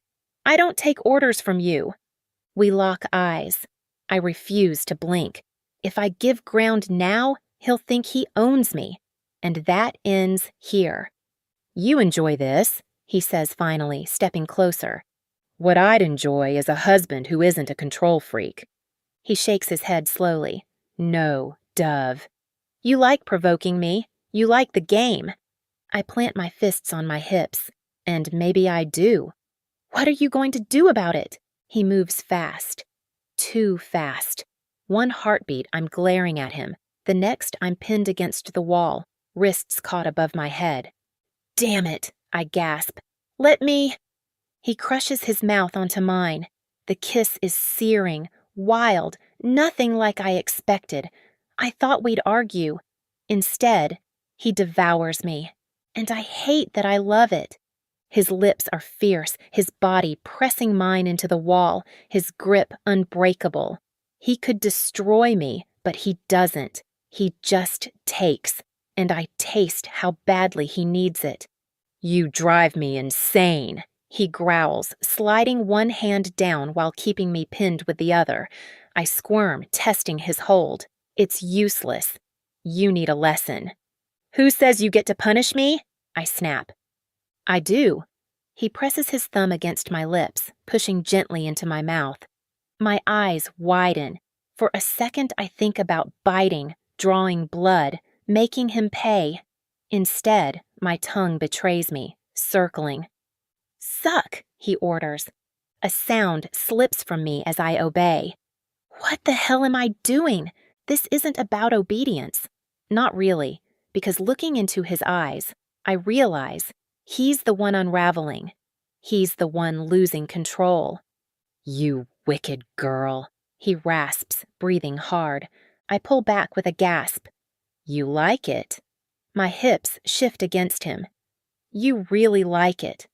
His thumb returns roughly. I love when you're like this, he snarls. I love when you stop pretending to be perfect and give in to what you want, when you're mine. That's the problem, I whisper. You act like I wasn't already broken before you. He spins me roughly, pressing me against the wall. Compared to me, you're pure. His hand fists in my hair as his lips graze my shoulder. You're my saint.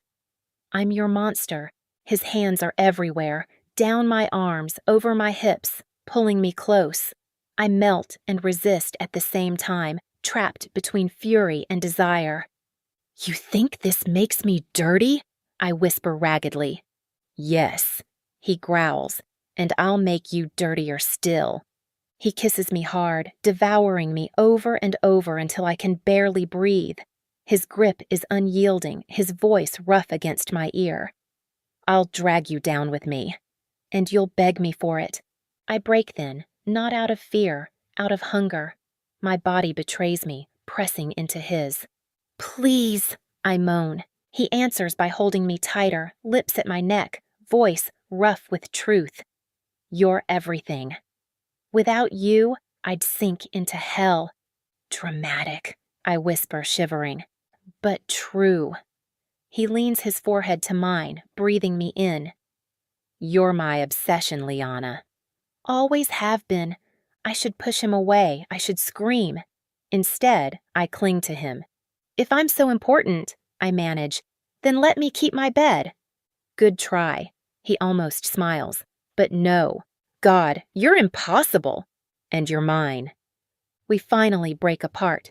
He studies me, eyes glinting with heat and shadows. Take the deal. No bed, anything else you want. How about you tell me what's in the locked room? His gaze darkens instantly. Better you don't know. Is it bad? Depends how twisted you are. Pretend I'm as twisted as you. You're not. His thumb brushes my lips. Not even close. Just tell me. No, Dove.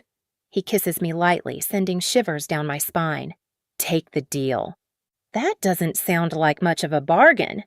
Either that, or I burn every stick of furniture you bought. You wouldn't dare. Want to test me? I shove his chest, glaring. That's not how marriage works. You're not married to a normal man. Grinding my teeth, I finally nod once. Fine, but you'll regret it. How so? My new women's shelter suddenly needs a bigger budget, I say sweetly. He tilts his head. How big? 7 figures. I kiss him quickly, smirking. Maybe 8. Chapter 24. Kyle. I drive Liana to work the next morning, feeling smug in a way I probably shouldn't. She gave up the whole bed battle for now and slept beside me last night, even if she immediately rolled away and acted like I wasn't there. Still, I'll take the win. When I park near her building, she shoots me a look as I get out and trail after her. Aren't you dropping me off? She asks. Not today, I reply. Thought I'd check in on how the business is going. Her brows rise. You're actually going to do that? Only when you're in the office. She doesn't like that answer. The little flicker of annoyance almost makes me smile. I don't know why I enjoy needling her so much, but it's becoming a kind of game. Push her buttons until she snaps, and then watch what happens when the fire breaks loose. The worst part? I already crossed a line with her, and now I can't stop wanting more.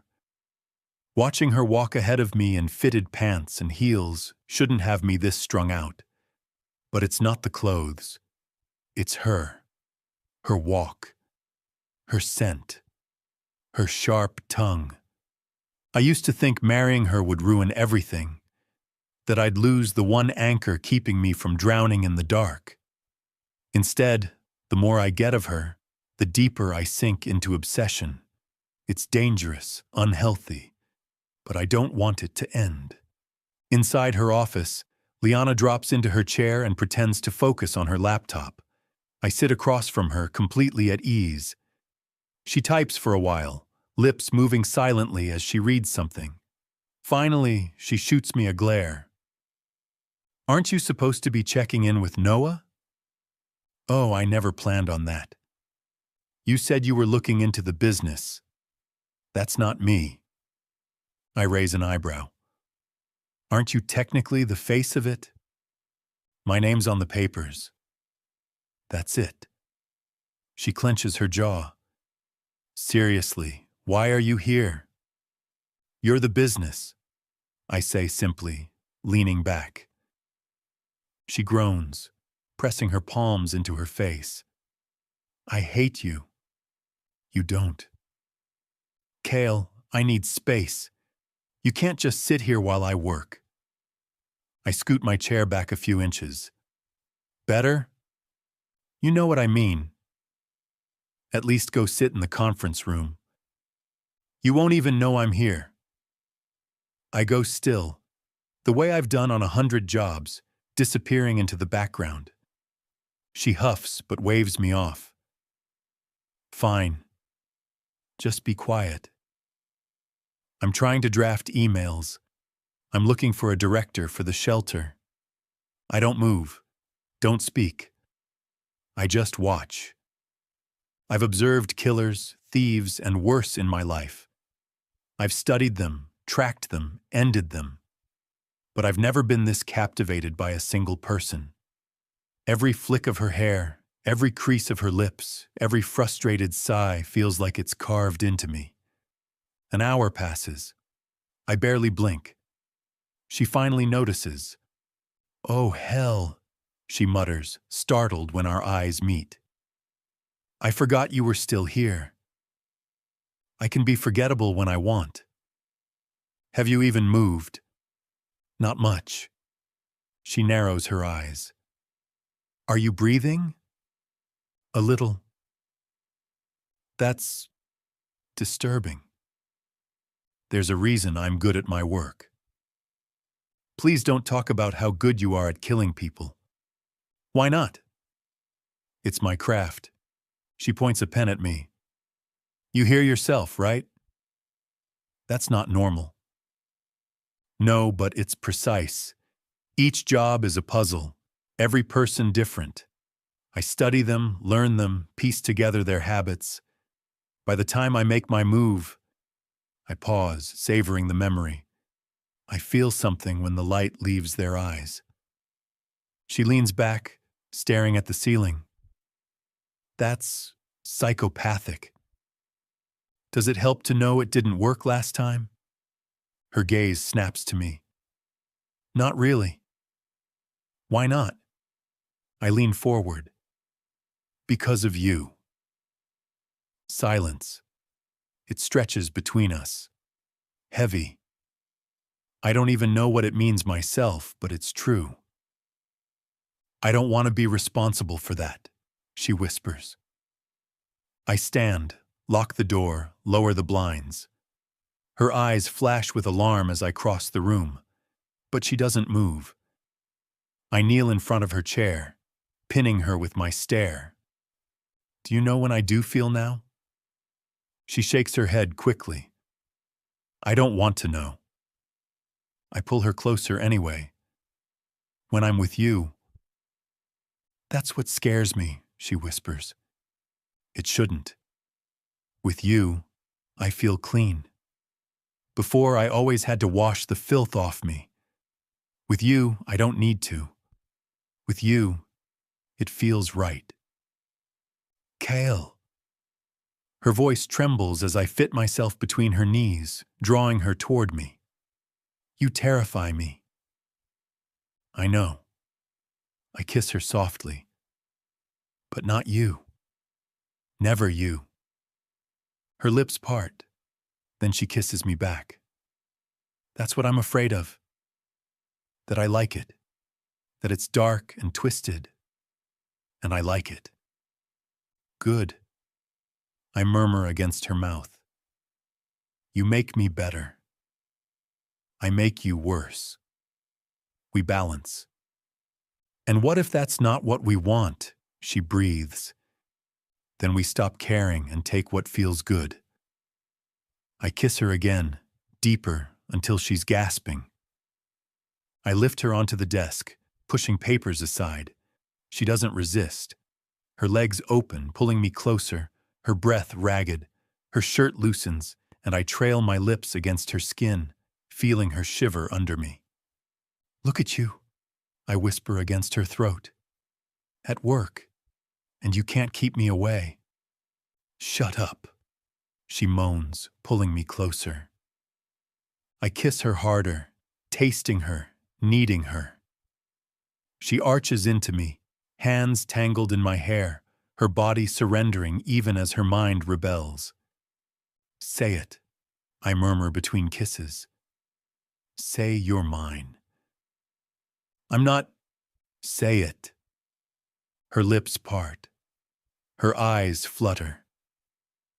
I'm yours, she whispers. That's enough to undo me. We lose ourselves like that. Reckless, wrong, addictive. The desk rattles, her moans filling the room, my name on her lips like a prayer. When it's over, she collapses against me, flushed and trembling.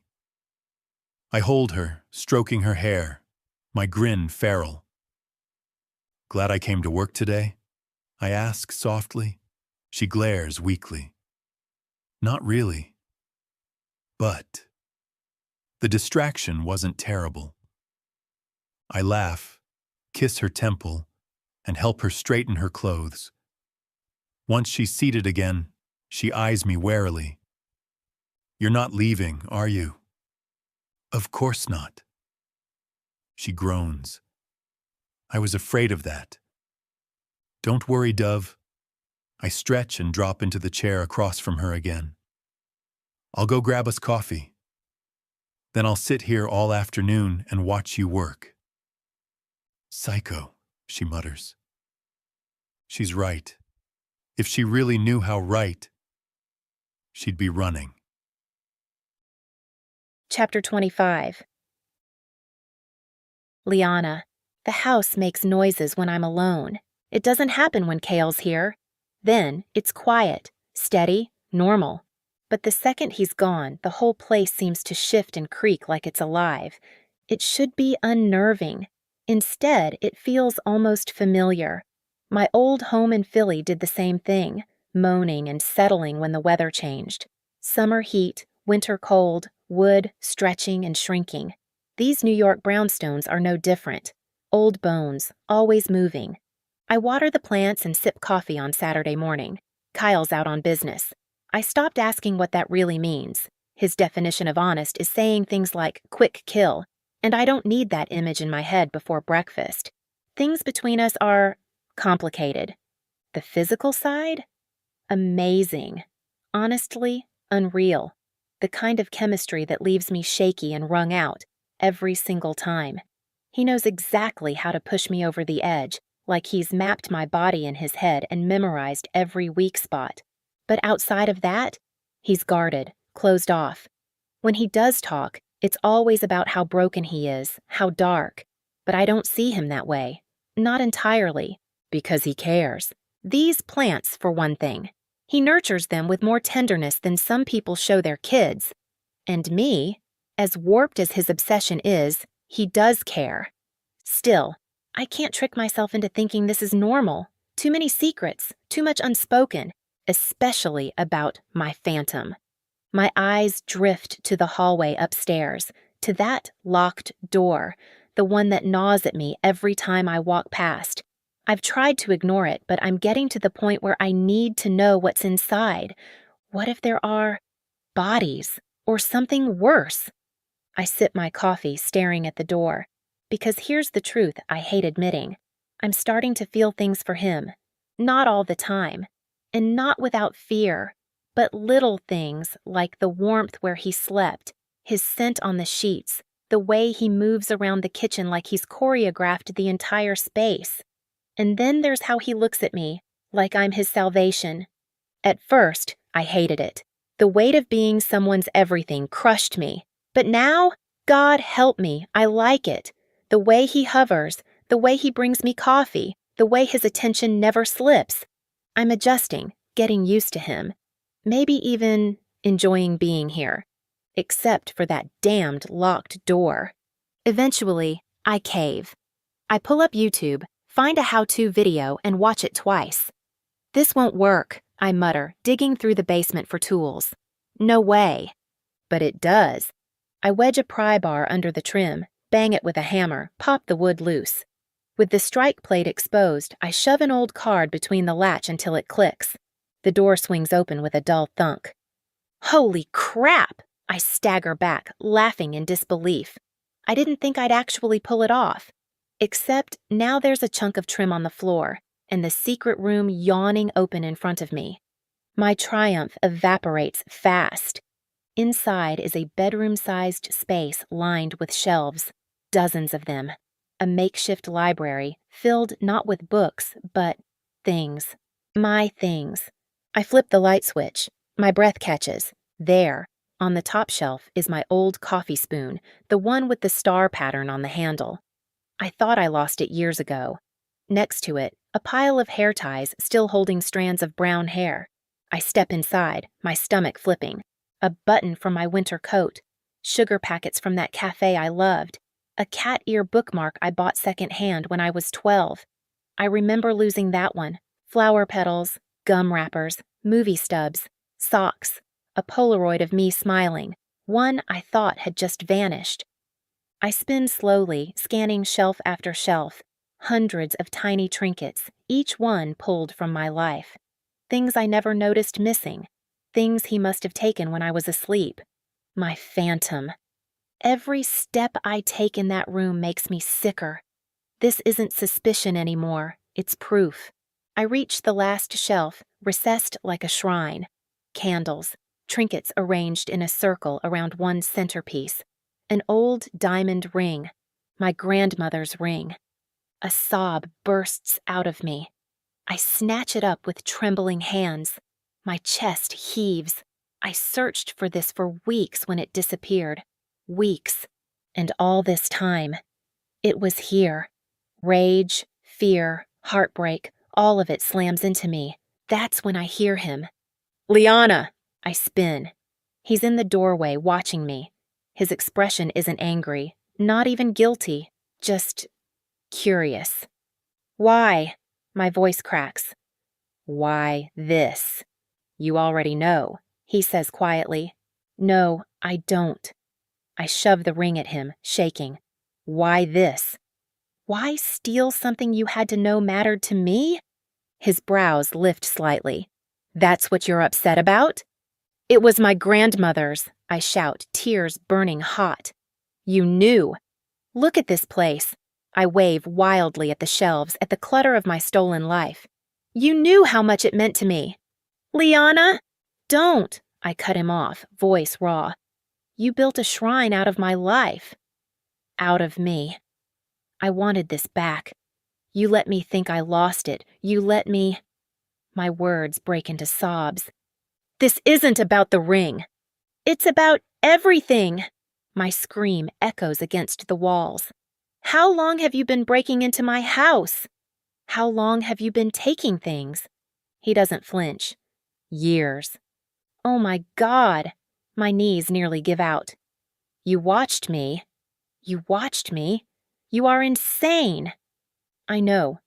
Why? Why keep all of this? He takes a step toward me. Dove, don't call me that! I shove him back, shaking, furious. He goes still, unnaturally still, like a statue. His eyes follow me, but he doesn't move closer. You always knew, he says softly. Why does seeing it make any difference? Because it's real now, I cry. Because it's all right here. You didn't just haunt me. You stole from me. You invaded my life. You turned me into some kind of collection. My chest tightens, my breaths sharp and shallow. I know the signs. Panic attack. But I can't stop. He's my phantom, my stalker, my nightmare. And I married him. I collapse into sobs, drop the ring, and bolt. A shelf crashes to the floor behind me, trinkets scattering like debris. His voice calls after me. Liana! Wait! I don't stop. Down the hall, down the stairs, flinging open the front door. The city air slams into me, horns, voices, footsteps. I stumble onto the sidewalk, running from him, running from myself. Because now it's undeniable. All the walls I built to justify him, all the excuses I whispered to myself, they're gone. And I can't hide from the truth anymore. I married my phantom. Chapter 26. Liana. A part of me wanted to run straight back to Philadelphia. It would have been simple. Grab an Amtrak ticket and I'd be back in my old house within hours. Except Lorenzo would have shipped me right back here. I love my brother and I know he cares about me. But the famiglia will always outrank family, and it wouldn't matter if my husband is a stalker with a twisted obsession. My place is in New York. Only problem is there's nowhere in this city that feels safe. I barely know the streets, and that's how I end up hiding in my office, curled up on the hard little couch against the wall. From here, I stare out the window at the rooftops and clouds, wishing I could disappear into them. I lost control.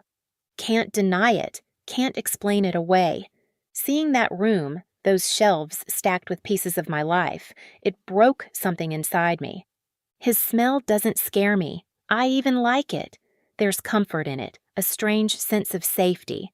But that shrine, those stolen pieces of me, that's the other side of my phantom. The side that crept into my life, stole what was mine, and worshipped it. I can't understand why. Why me? Why all those years before the marriage? We were strangers then. He didn't know me. And yet somehow, in his mind, I was chosen. I wish I wasn't. Every time I close my eyes, I see those candles burned down to stubs. My grandmother's ring at the center, like he knelt there in prayer, whispering, God knows what with those lips that touch me now. And the thought makes me feel sick. A noise snaps me upright. I freeze, listening. Footsteps. For a second, I'm sure it's him. Of course it's him. He found me. He always finds me. I start backing away, ready to put the desk between us. It's laughable, really, like I'd be safe there. But instinct makes me try anyway, except it isn't Kale. It's a woman. She stands in the doorway, framed by the light, smiling warmly. It takes me a beat to place her. Hello, Liana, she says kindly. I hear you had a scare. Kyle's mother, Moira Donovan. She's striking. Polished red hair, a neat navy jacket, tan slacks, pearl nails. She carries herself like she belongs on the cover of some wellness magazine, not in the middle of this mess. What are you doing here? I blurt out, forgetting every ounce of politeness. Mind if I come in? My feet are aching. She gestures at the chair, waiting until I nod stiffly before slipping inside and lowering herself with effortless grace. She kicks off her heels and massages her foot, as if we're two friends catching up instead of a daughter-in-law on the verge of a breakdown. Did he call you? I ask, sinking into my desk chair like I might dissolve into it. Reluctantly. My son doesn't ask for help unless he's desperate, but he needed advice. A humorless laugh claws its way out of my throat. Yeah, normal doesn't exactly apply to him. No, it doesn't. Her eyes soften. I know about the stalking, Liana. That's why he felt comfortable telling me what happened. The words rattle through me like glass. You know about that? Yes, I stumbled on it years ago. That room wasn't always locked. Oh, God, I grip my head. So you saw— I saw enough. And I want you to know, Kale is exactly as unhinged as you think he is. You're not crazy for being terrified. Her bluntness stuns me. You're not defending him? I'm not excusing it. I'm acknowledging it. He is who he is, and that won't change. She sighs. Truth is, Noah never should have been lined up to marry you. The moment my husband mentioned it, I knew it would be trouble. He doesn't know about Kale's history with you. What history? My voice shakes. What connection? She leans back, thoughtful. Kale's always struggled with expression. As a child, he swung between violent outbursts and eerie silence. Nothing in between. Therapy didn't help. Doctors contradicted each other. He drifted through life half present. But then he found you. I frown, my hands trembling against the desk. We didn't even know each other. Not in the way you think, but you lit something in him. After you, he changed. He spoke more, laughed, smiled. Before that, the only time he'd ever shown signs of life was at the piano with me. Music reached him. And then, you did. I press my palms against my face, overwhelmed. None of this makes sense. It doesn't to me either. All I know is that you brought him back from wherever he'd been hiding. I whisper, raw. I used to call him my phantom. Her brows lift. That's more accurate than you realize. I thought I was losing my mind. My things went missing, little by little, and nobody believed me. My own family told me to stop talking about it or risk being locked away. My voice cracks. I forced myself to forget, until I couldn't anymore. She leans forward, her hand resting gently on my desk. And I am so sorry you endured that. Nobody deserves it, least of all you. From everything I've seen, you're one of the few good souls left in this world. Of course he clung to you.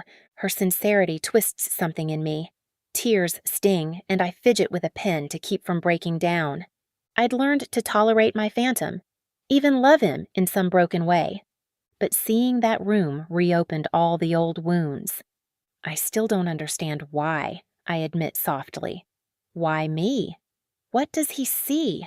What does any of this mean? She slips her shoes back on. That's not for me to answer.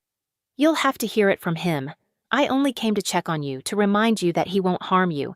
He'd sooner die than hurt you. I nod faintly. I believe that. Good. Because it's true, she stands, adjusting her bag on her shoulder. Kale is better because of you. You gave him back to me. I'll always owe you for that, no matter how twisted the road that led us here. Her eyes glisten, though she laughs it off and dabs them dry. The sound makes my own chest tighten. I can almost see her side, the years of raising a son she couldn't reach, only to watch him come alive because of me. I can almost understand her gratitude, but it came at my expense. Is he coming here? I ask, walking her to the elevators.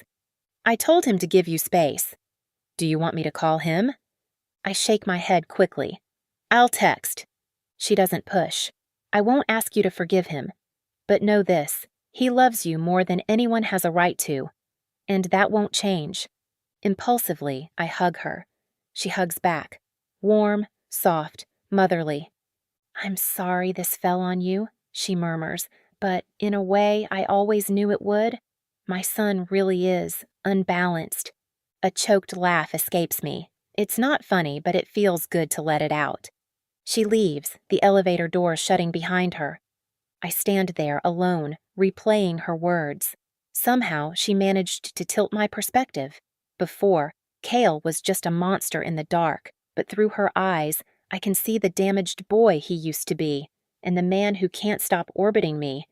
And she's right. He does care. I pull out my phone. My thumbs hover before I finally type, I'm at the office. Come talk to me. I stare at the screen, uncertain. It's not too late to run.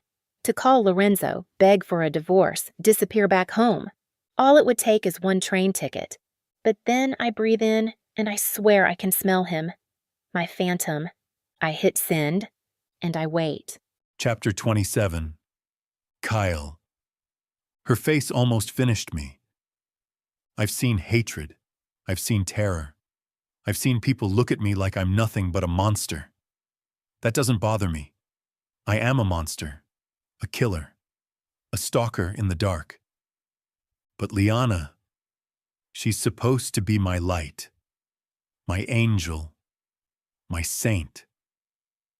And the look she gave me, raw disgust, pure fear, as she bolted from my house, it split me in half. That's why I called my mother. I hated myself for doing it the second she answered, but the words spilled out anyway. She's the only person who's ever come close to understanding me, the only one I could talk to. And of course, she couldn't resist stepping in. I think about what she must have told Liana as I ride up to the office. My chest is tight. My stomach knots. I knock gently on the closed door, trying not to feel like I'm walking into a trap. She calls me in. Liana sits at her desk, back straight, shoulders squared. Her lips are pressed thin, her eyes rimmed red from crying, but she looks strong, steady, and I feel something strange rise up in me, respect, worship. This woman could destroy me. She could aim a gun at my chest, and I'd thank her for it. 7 years, she says softly. That's a long time. I know. Didn't feel long to me. Time flies when you're having fun, she says bitterly, shaking her head. Sorry, not the moment for jokes. You can say whatever you want, Dove. Don't call me that. The sharpness in her voice cuts me, but she reins it back in. At least not now. Whatever you say. Can I sit? You and your mother, so damn polite. I flinch. I told her not to come. She showed up anyway. Figures. Sit down. You're too tall standing over me. I lower myself into the chair across from her. Every part of me wants to leap across the desk, kiss her until she forgets how to breathe, remind her she belongs to me, but I keep still. You broke into my house for 7 years. Her hands fold neatly, like she's questioning me in court. Yes. My voice is steady. No more lies. She deserves the truth. All I want is why. A crack slips into her composure. Please, Kale. Tell me. How do I explain something that never made sense, even to me? Because without you, I'm filth. I'm nothing. Not my best answer. She frowns, frustrated. That doesn't explain anything. Why me? Why from the start? You made me feel again, Liana. You're light in a world that's nothing but shadow. I'm the dark, and you're the one bright thing I could cling to. But that can't be the whole story. I lean forward. I'll tell you everything. But I want you to see the room again, to understand what it means. Her shoulders stiffen. That place? No. It scared you, I know. But it isn't a tomb. It's sacred. Her jaw tightens. She studies me for a long time before saying, Fine. But promise me something. The second I say I want to leave, you step aside. I swear, I'll never hold you against your will, never hurt you. She mutters under her breath. Completely insane. Then she glares at me. But I guess I am too. Back in the room, she stops just inside the doorway while I walk deeper. Shelves and shelves of little pieces of her life surround us. "It still feels wrong," she whispers. "These aren't just things," I say, picking up an old movie stub. "This took it after cleaning up a mess with an addict who went after one of our guys. That screwdriver snatched it from your kitchen after I dealt with a thief. Each one is tied to a job, to blood, taking something of yours. It was how I kept myself from drowning in it. You stole from me. I took relics," I say simply. "Pieces of a saint." She shakes her head hard. "Not the same. Maybe not to you. But for me, it was survival. A way to feel clean again." Her voice softens, barely audible. "Dove." I smile faintly. "Exactly. How did you even get past all my security? Patience, discipline, luck." She exhales sharply, folding her arms. "You still haven't told me the real part. The beginning," so I tell her. "I met you in Philadelphia 7 years ago." Her brows furrow. "I don't remember." "You wouldn't. I was tracking someone else then. A worthless addict who beat his girlfriend bloody and stole from her. His bad luck? She was connected to us. He ran, thinking he could hide. I followed him to Philly." She swallows. "And I? You crossed paths with him. By accident. You were leaving Grace House. Early days there, I think. He spotted you. He wanted money, and I knew how that would end. Normally, I'd have stayed hidden, waited for my chance. But then, I saw you." Her breath catches. "You didn't see me, but I saw you. And I couldn't let him touch you. For the first time in my life, I broke my own rules. I grabbed him, dragged him out of sight, and ended it. You kept walking, never knowing." Her voice trembles. "You would have let him take me?" "Never. Not you." I close my eyes, remembering. "The second I saw you, I couldn't. Something about you. Your walk, your face, the way you carried yourself, it stopped me. You saved me that night, Liana. You didn't know it, but you did." She steps further in, her breathing uneven. "So that's when it started." "Yes. For once I did something good. Not for the clan. Not for business. Just good. And it changed me." Her eyes glisten as she looks around at the shelves. "That's why you kept coming back. I couldn't stay away. You gave me something no kill ever could. You broke into my house. You stole from me. Yes, because I loved you." The words slip out before I can stop them. I've never spoken them aloud, not even to family. But for her, it's the truth. She stiffens, whispering, "It was chance. You could have seen anyone that night." "No. I found out who you were. Learned everything. You weren't chance. You were fate." I step closer, trembling with restraint, and brush her cheek with my hand. She doesn't pull away. "This is madness," she whispers, and I'm terrified. "Not of me." My lips brush hers, soft, reverent. "Never of me." Her eyes lock on mine, raw and conflicted. I'm terrified of how much I want you. I lose the last of my control. I kiss her, hungry and desperate. In the room where every piece of her has lived with me for years, she doesn't stop me. And for the first time, I know she finally sees me. Chapter 28. Liana. I slide into a booth tucked against the far wall of my favorite diner, choosing a spot where I've got a clear line of sight to the front door. Lunch hour has already thinned out, leaving the place half empty. A cup of coffee cools beside me, steam curling into the air as I spread out a stack of papers. My hands won't stop fidgeting. When I first jumped into this shelter project, I never doubted myself.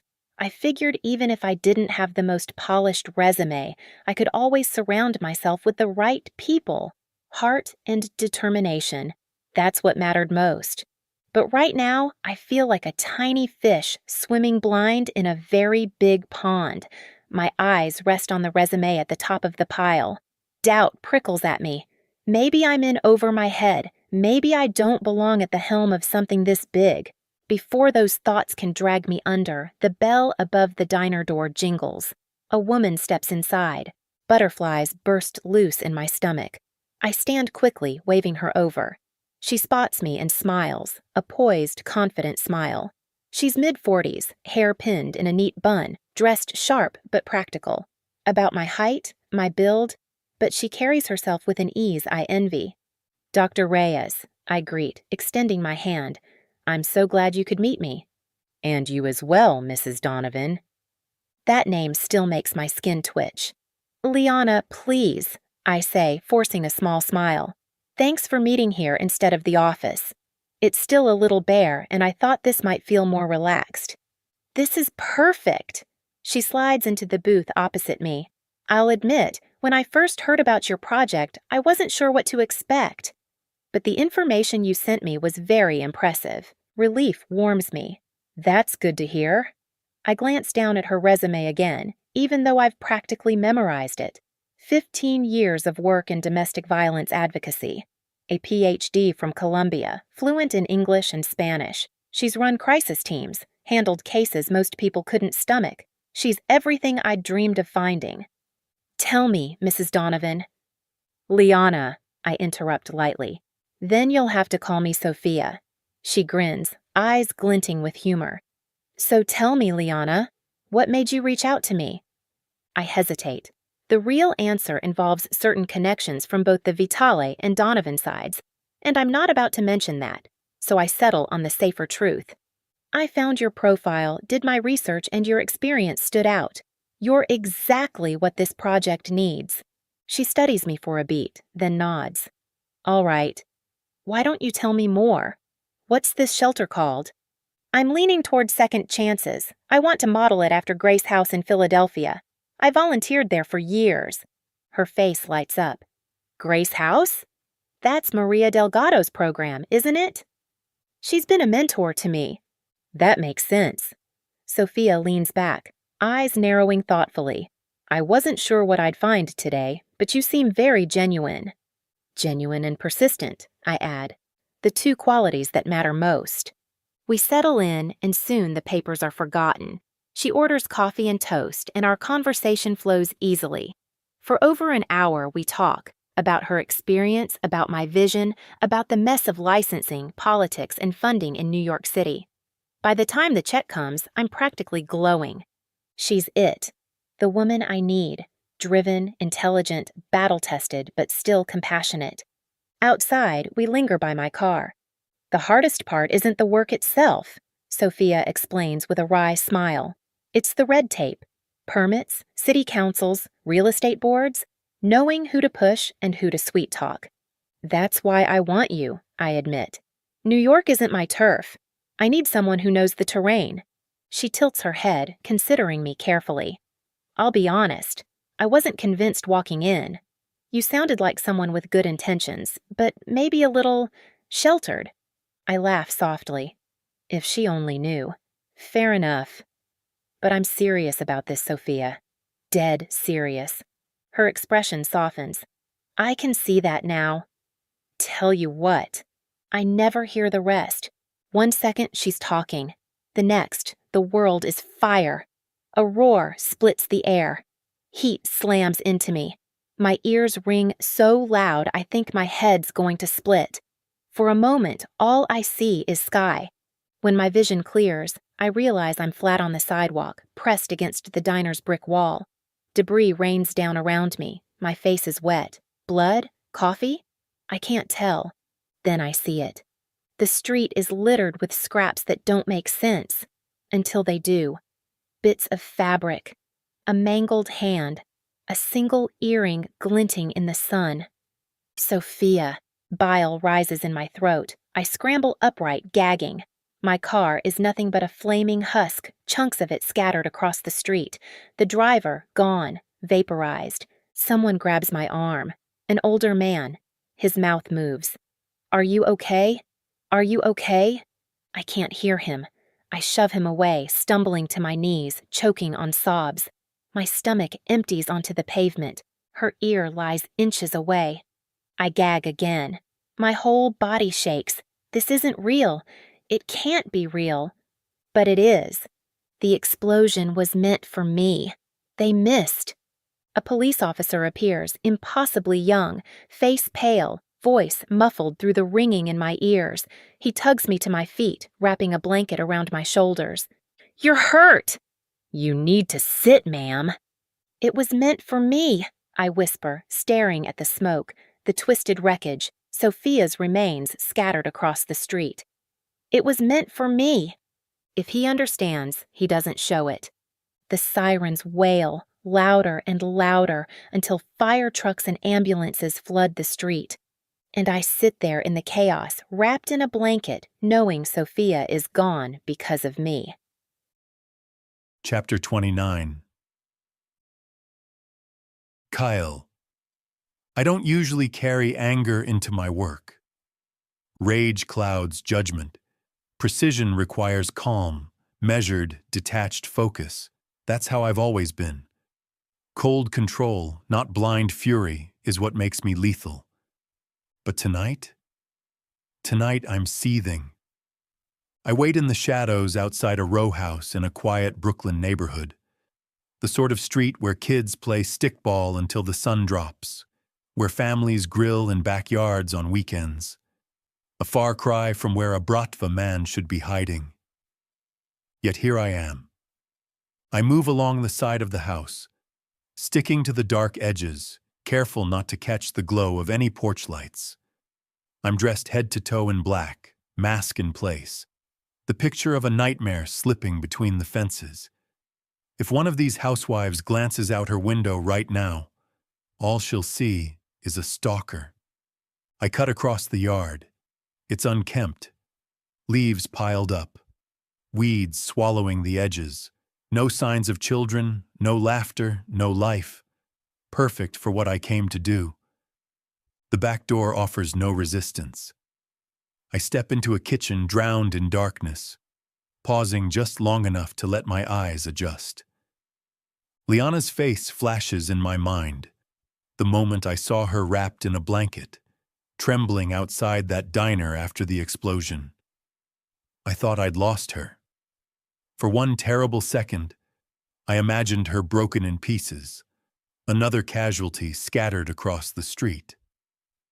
She survived. Thank God. Shaken, grief-stricken, but alive. I swore to myself then, I won't let that stand. Whoever ordered it is going to bleed for it. I move silently through the house. Sparse furniture, expensive but cold. No warmth, no family photos. It reeks of money and secrets.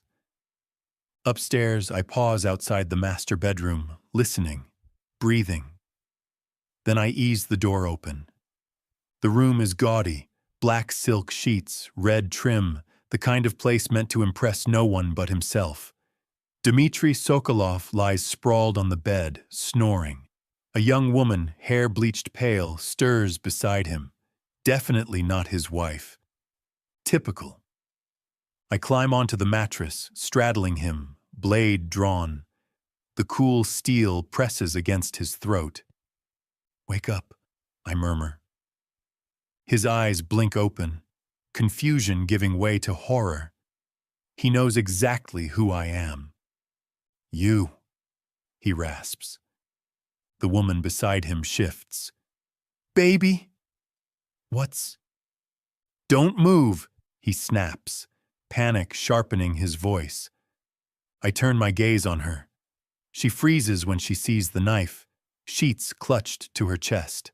Her mouth opens for a scream until I raise a finger to my lips. Not a sound. I whisper, unless you want him gone right now. Her breath hitches. Silent tears run down her cheeks. Dimitri's chest heaves. Sweat beads on his forehead. He knows how close he is to death. Tell me, I say softly, leaning close. Did you really think hiding out here would save you? Did you know about the bomb meant for my wife? His throat bobs against the edge of my blade.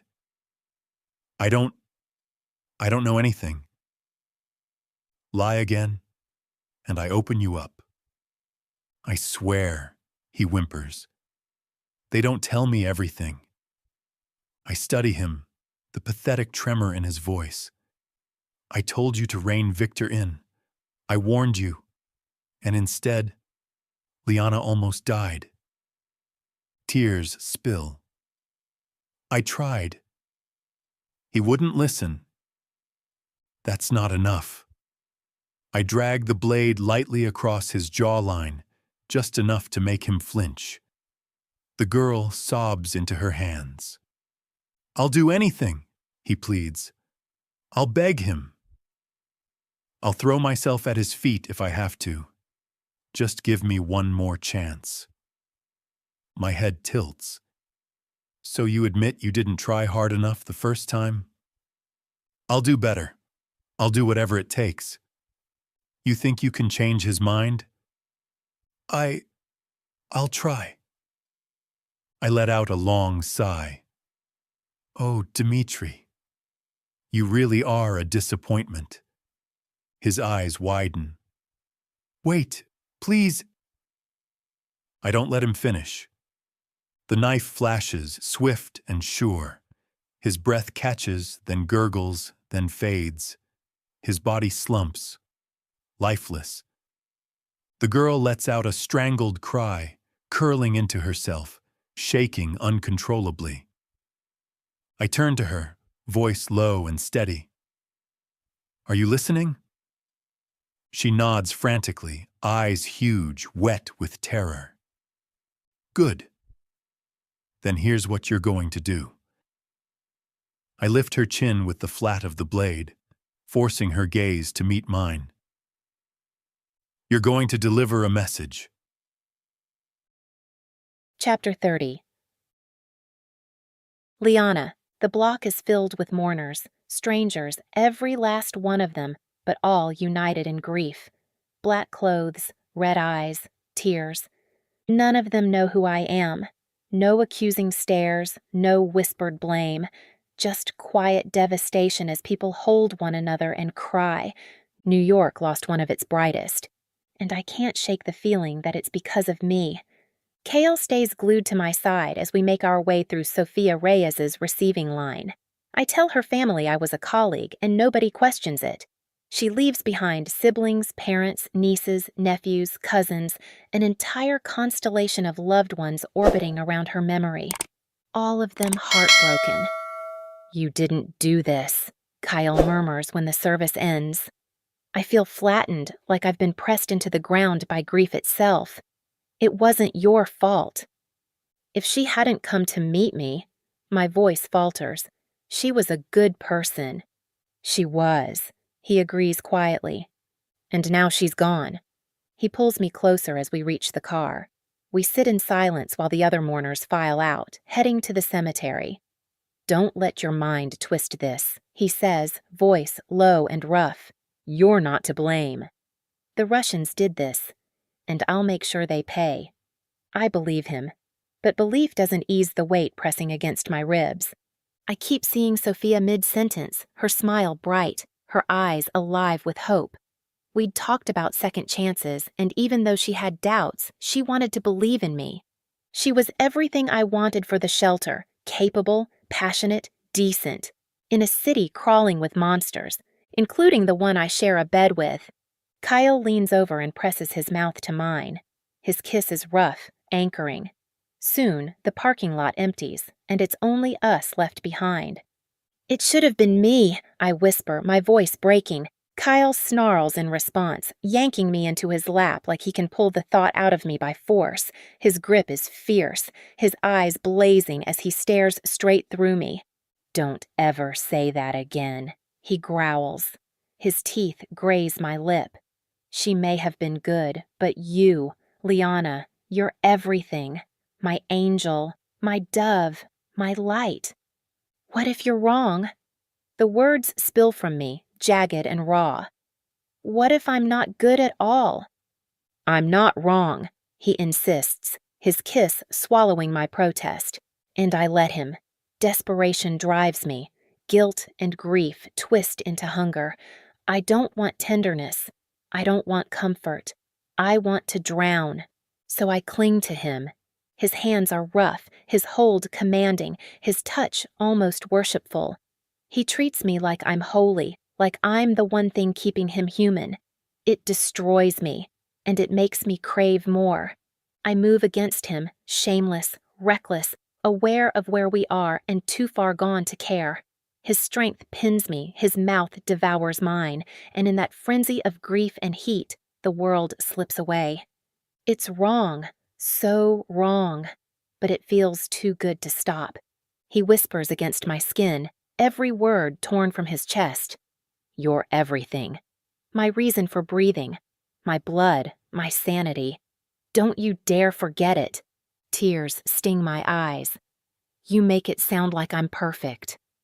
"You are." "You really believe that?" "With everything in me." I laugh, broken and bitter. "Then hear me out. Don't judge me for this. Just listen." He holds me tighter. "I'm listening." "I want them to suffer." My voice shakes as I admit it. "The Russians. I want them to pay for what they did to her." His head tilts, studying me. "All my life, I've tried to balance the darkness of my family. To do something good. Grace House was supposed to be my way of tipping the scales back. My throat aches. But right now, I want the opposite. I want blood for blood." His expression doesn't change. If anything, his grip only steadies me. "Tell me what you want." "Find the man who planted that bomb," I say, trembling but sure. "Track him. Make him feel hunted. Bring him to me." His eyes glint, sharp as a blade. And then, "I'll tell him about Sophia. I'll make him understand." I pause, voice dipping low. "And if he doesn't care, then we make him." A slow, dangerous smile spreads across his face. "That's very dark, Dove." "I know," my chest heaves. "It's wrong. But I can't help it. I'm furious. I'm broken, and I want them to bleed." He cups my face, his stare unflinching. "That doesn't make you less perfect." "Not to me. Never to me." The words send me spiraling. I bury my face in his neck, gripping him like he's the only thing tethering me to the earth.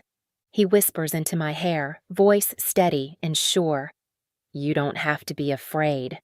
You'll never get your hands dirty, not while you're mine."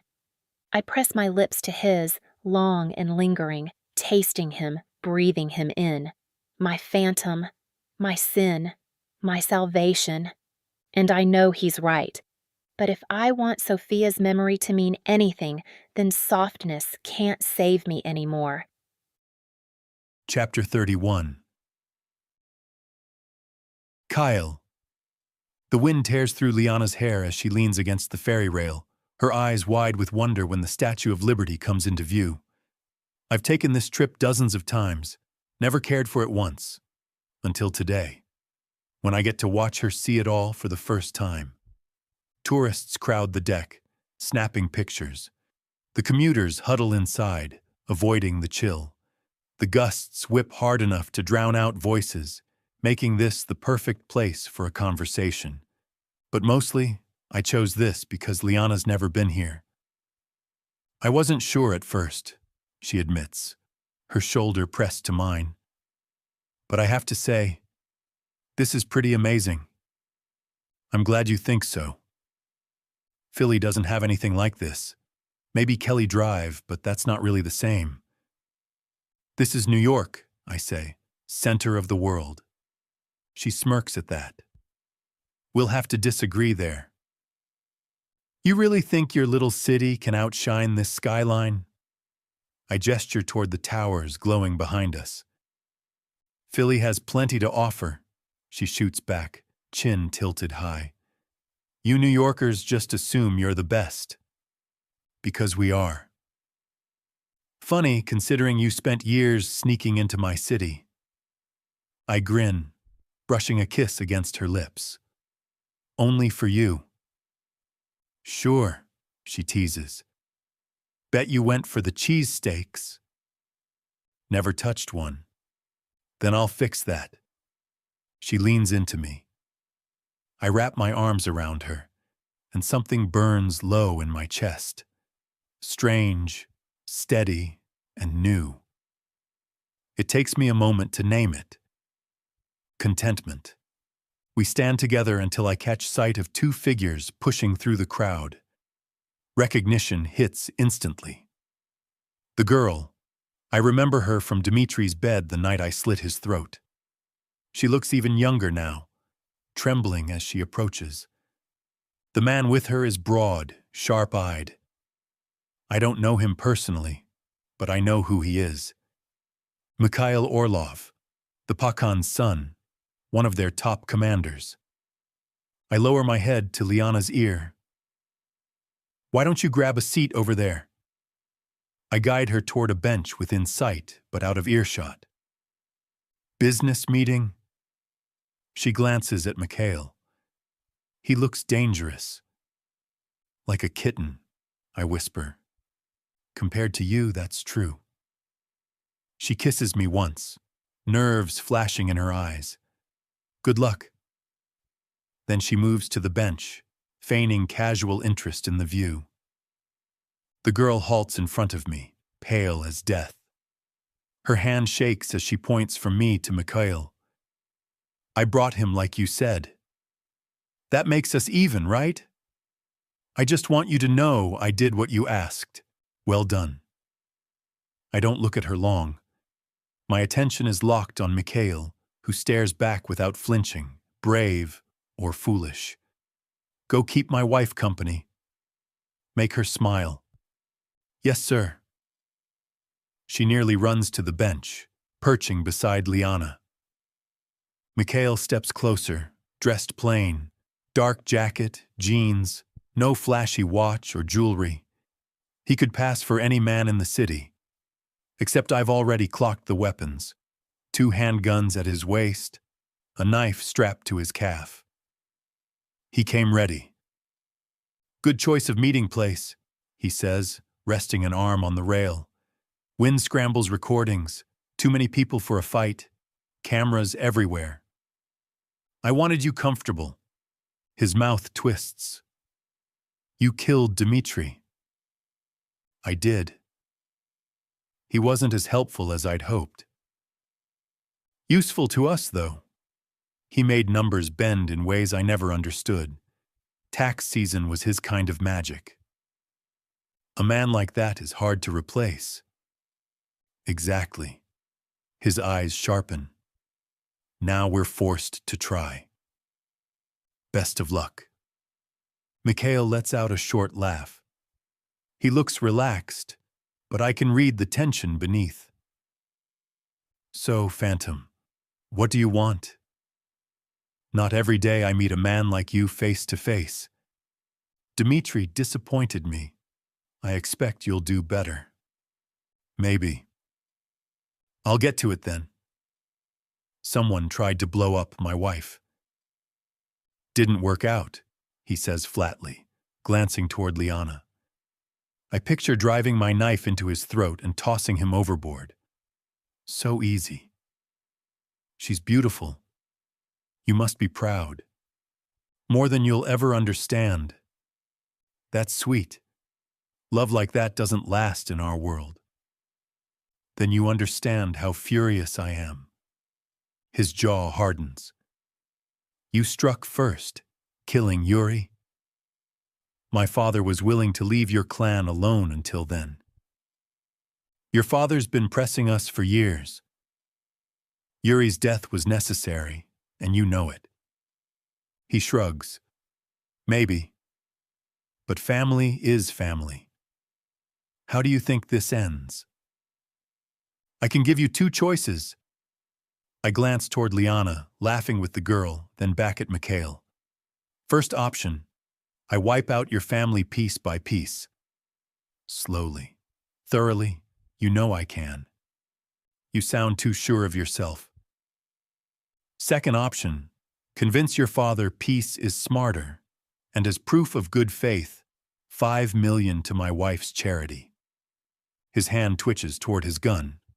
You're insane. Completely. I tilt my wrist just enough for him to notice the blade I'd pressed to his thigh, right where it would end him in seconds. But precise. He stiffens, sweat breaking at his temple. You wouldn't. Too many cameras. I smirk. You think the NYPD doesn't dance to our tune? Bastard. 5 million is nothing, and it will buy you goodwill. My father will gut you alive for this. Don't make Dimitri's mistake, I say softly. Be useful. He works his jaw, thinking. He knows my reputation. He knows what I am. Finally, I'll try. That's what Dimitri said. Look where he ended up. I'm not Dimitri. His voice drops low. I'll talk to him. That's all I can promise. Then make him listen. No more attempts on my wife. End this clean. The ferry nears the dock. I close the blade and slide it away. Mikhail exhales, shaking his head. Hard to believe you want peace, Phantom. Everything about you says otherwise. Death follows you. I've changed. I doubt it. He glances at Liana, then back at me. Your hands are drenched in more blood than anyone in this city. That's just your opinion. My father won't buy it. All he'll see is a killer. But I'll speak to him. Mikhail turns, motioning the girl to follow. Liana rejoins me, slipping into my arms. How'd it go? Productive, I say, watching Mikhail vanish into the crowd. We had a nice chat. She laughs, leaning close.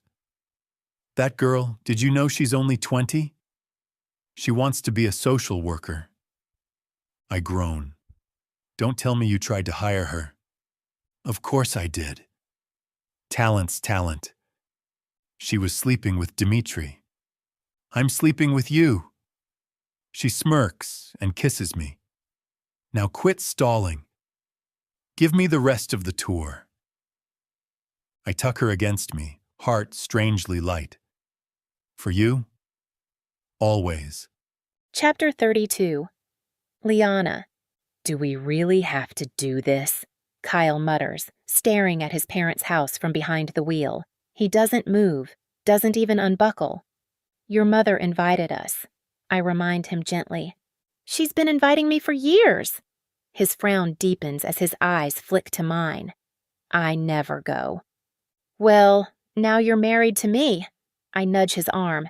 And besides, your mom scares me. I'm worse.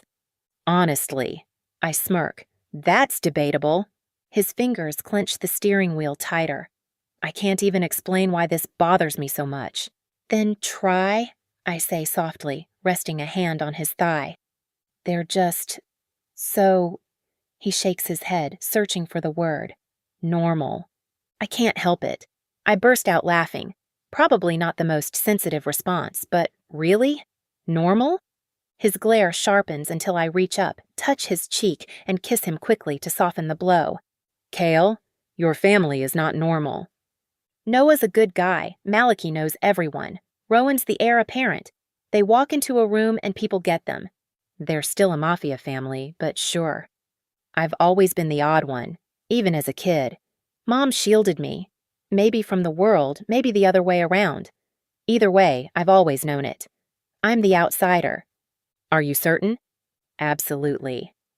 Or maybe you just feel that way. No, he insists flatly. This man, completely clueless. Maybe stop worrying about fitting in and just be present? I don't worry. You really sound like you do. He growls under his breath and suddenly shoves the door open. It's just dinner. Exactly, I chirp, hopping out after him. Just dinner. He looks like he's headed to his own execution. The moment we step inside, the aroma of roasted chicken and herbs greets us. Warm, savory, comforting. Wine bottles are already open on the table. His father chats quietly with Rowan, while his mom is laughing with Malachi and Noah. A gray-haired cook stirs at the stove. Every head turns when we walk in. A beat of silence. Then Moira sweeps forward with grace. She kisses my cheek, then pulls Cale in close. I don't know how you managed to drag him here, she whispers to me. But well done. Welcome to the family, Noah says warmly. You too, I answer with a smile. Malachi hands me a glass of wine. Still breathing? That's promising. Usually Cale's girlfriends don't last long. My eyes widen, horrified, until he grins. Relax. Kidding. Very funny, I mutter, sipping quickly. My gaze drifts toward Kyle speaking in low tones with his father. How's married life? Malachi asks, easy and curious. It's good. Adjusting to New York has been a challenge, but I'm settling in. Best city on earth, Noah chimes. Agree to disagree, I shoot back. Though I did ride the Staten Island ferry this week, and that was pretty great. See? We get some things right, Malachi laughs. Come out with me sometime. I'll show you the neighborhoods. She won't. Cale cuts in, suddenly at my side. His arm slips around me, protective. He glares at Malachi. Your idea of a fun tour usually involves bullets. Not with her in the car. Well, not the first time, Malachi says with a wicked grin. The tension eases as the night moves on. Cale even starts to relax. Noah keeps him talking. Malachi cracks jokes. Rowan stays closer to their father. The pair of them always half-whispering about business. Aiden greets me politely but keeps to himself. Moira, though, she hovers near me, curious, warm, welcoming. Stories about Cale spill out once the wine flows. Remember Billy Ray? Noah starts, elbowing Cale. That punk? He was a prick, Cale mutters. Kid broke my nose over some stupid fight. Trading cards, I think? I came home busted up. Cale lost it. Said nobody messes with his brothers except him. He chased Billy Ray around the block with a bat. I glance at Cale. To my shock, he's smiling. Caught him too, Noah says proudly. Snapped his knee, Cale adds almost fondly. Pretty sure he still limps. Served him right. Noah raises his glass. Malachi howls with laughter. Moira shakes her head like she's heard it all before. More stories follow, some rough, some funny. What strikes me most is how much his brothers love him. He thinks he's an outsider, but to them, he's woven into their lives. Dinner is roast chicken with seasoned rice. Perfect. The wine keeps coming. Even Rowan loosens up, chuckling at one of my comments. By dessert, the whole evening feels almost normal. Later, Moira pulls me aside into the front room. She pours us each another glass of wine and sits across from me. I'm glad you came tonight, she says softly. How's he doing? Good, I think. At least from what I see. No anger? No outbursts? That question catches me off guard. I shake my head. He's been steady. That's good. She looks away, thoughtful. He loves you, you know. I figured that much. He'd do anything for you. I just want to be sure you're settling in. If anything worries you? She lets the sentence trail. Can I be honest? Of course. Suddenly my throat feels tight. My palms sweat. But I push through. I haven't said this out loud yet. My voice shakes. But we're working. More than working. Her brows lift. I'm falling for him. She blinks, then laughs lightly, pouring us more wine. We clink glasses. He's already fallen for you, that's for sure.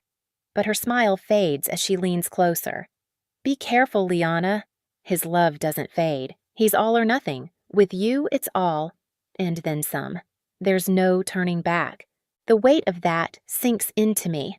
I glance toward the dining room, picture the years ahead. What happens if my passion softens, if routine sets in?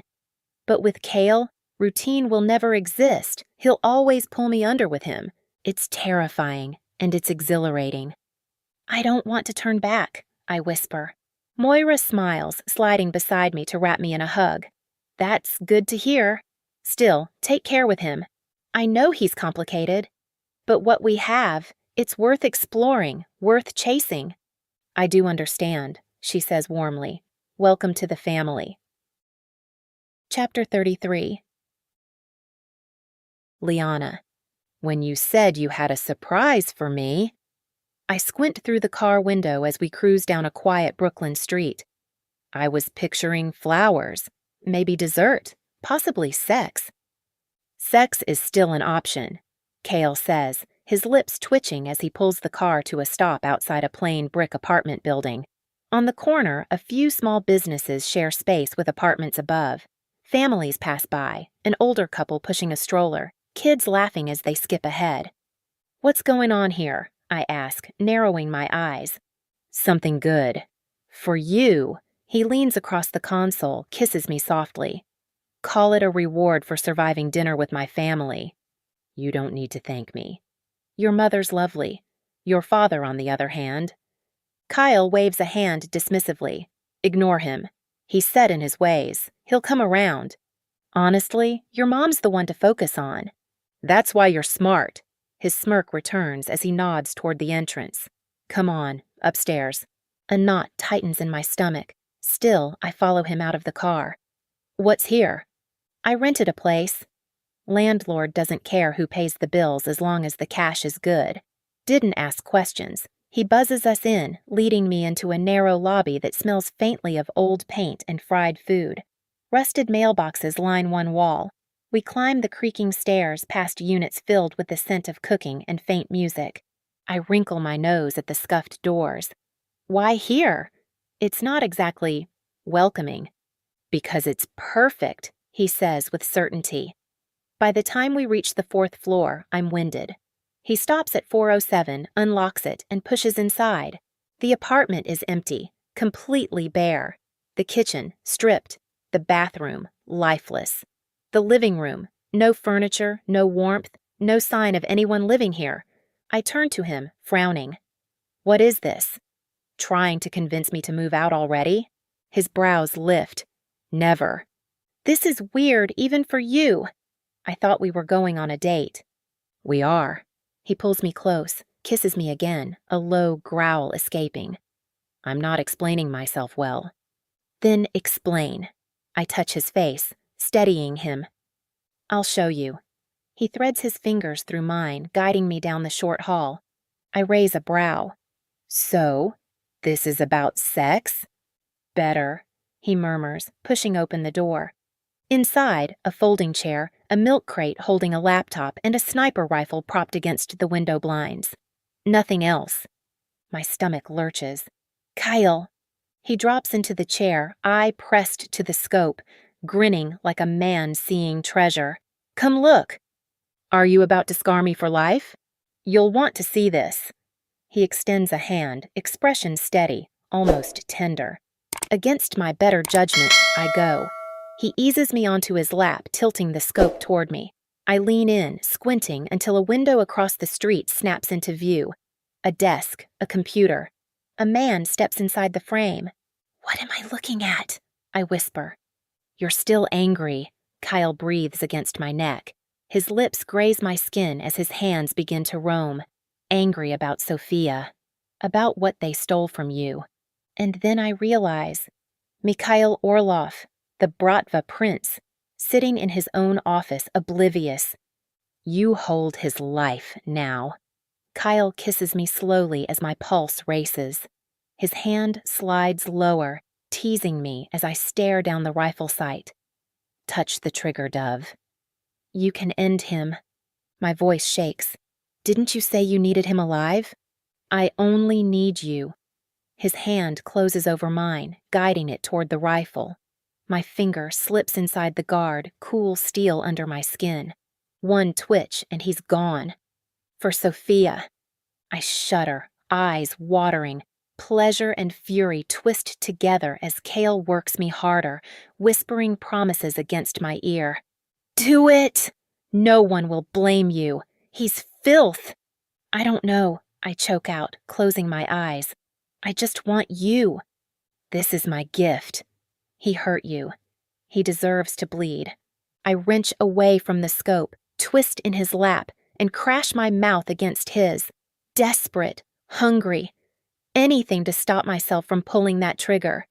Clothes fall away, quick and clumsy. He's gasping, stroking himself until I slide down over him, taking him inside.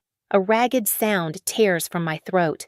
This, I pant, clutching his face. This is what I want. Just this. You're all I need, he growls, moving inside me with raw need. His hands grip, his teeth graze, his body demanding. The rifle sits behind me, pointed at Mikhail's head. I barely care. Darkness swallows me, and I welcome it. We move together hard, frantic, losing ourselves in the mess of sweat and whispers. He praises me, worships me, calls me his life, his death, his salvation, and I scream back that I love him too, love him in all his ruin. Release hits me sharp and blinding. He follows with a groan, clutching me as we collapse, tangled and breathless, in front of the silent gun. You're insane, I whisper, kissing his jaw, laughing through the wreckage of my nerves. And you're mine. He kisses me back, then nods toward the weapon. So what's the verdict? I slip off him, shaky as I dress. Then, drawn by something I can't name, I lean over the rifle again. Mikhail is still there, scribbling on paper, frowning at his screen. One shot. That's all it would take. Justice, or another body in the endless cycle. The thought makes me sick, and yet, the temptation is real. I step back, shaking my head. Fire a warning. That's enough. His brows rise. You're sure? Positive. If I take it, I might not stop. He cradles my face, pride and sorrow in his gaze. That's why you're better than me. You wouldn't say that if you knew how close I was. I press his hand. Just do it. Please. Kyle sets up smoothly, aiming with a predator's calm. Cover your ears. The shot cracks like thunder. Even with my palms pressed tight, it's deafening. My ears ring, my heart hammers.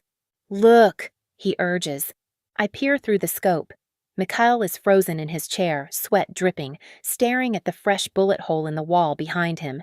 His face is pale, his chest heaving. A smile curls my lips, sharp and satisfied. That's good, I whisper.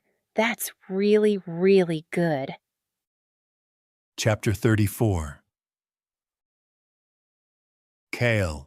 I can count on one hand the number of times my father has called me into one of his strategy sessions. Normally, nobody wants the phantom hanging around. Too unsettling, too unpredictable. But tonight, it's just me and my brothers.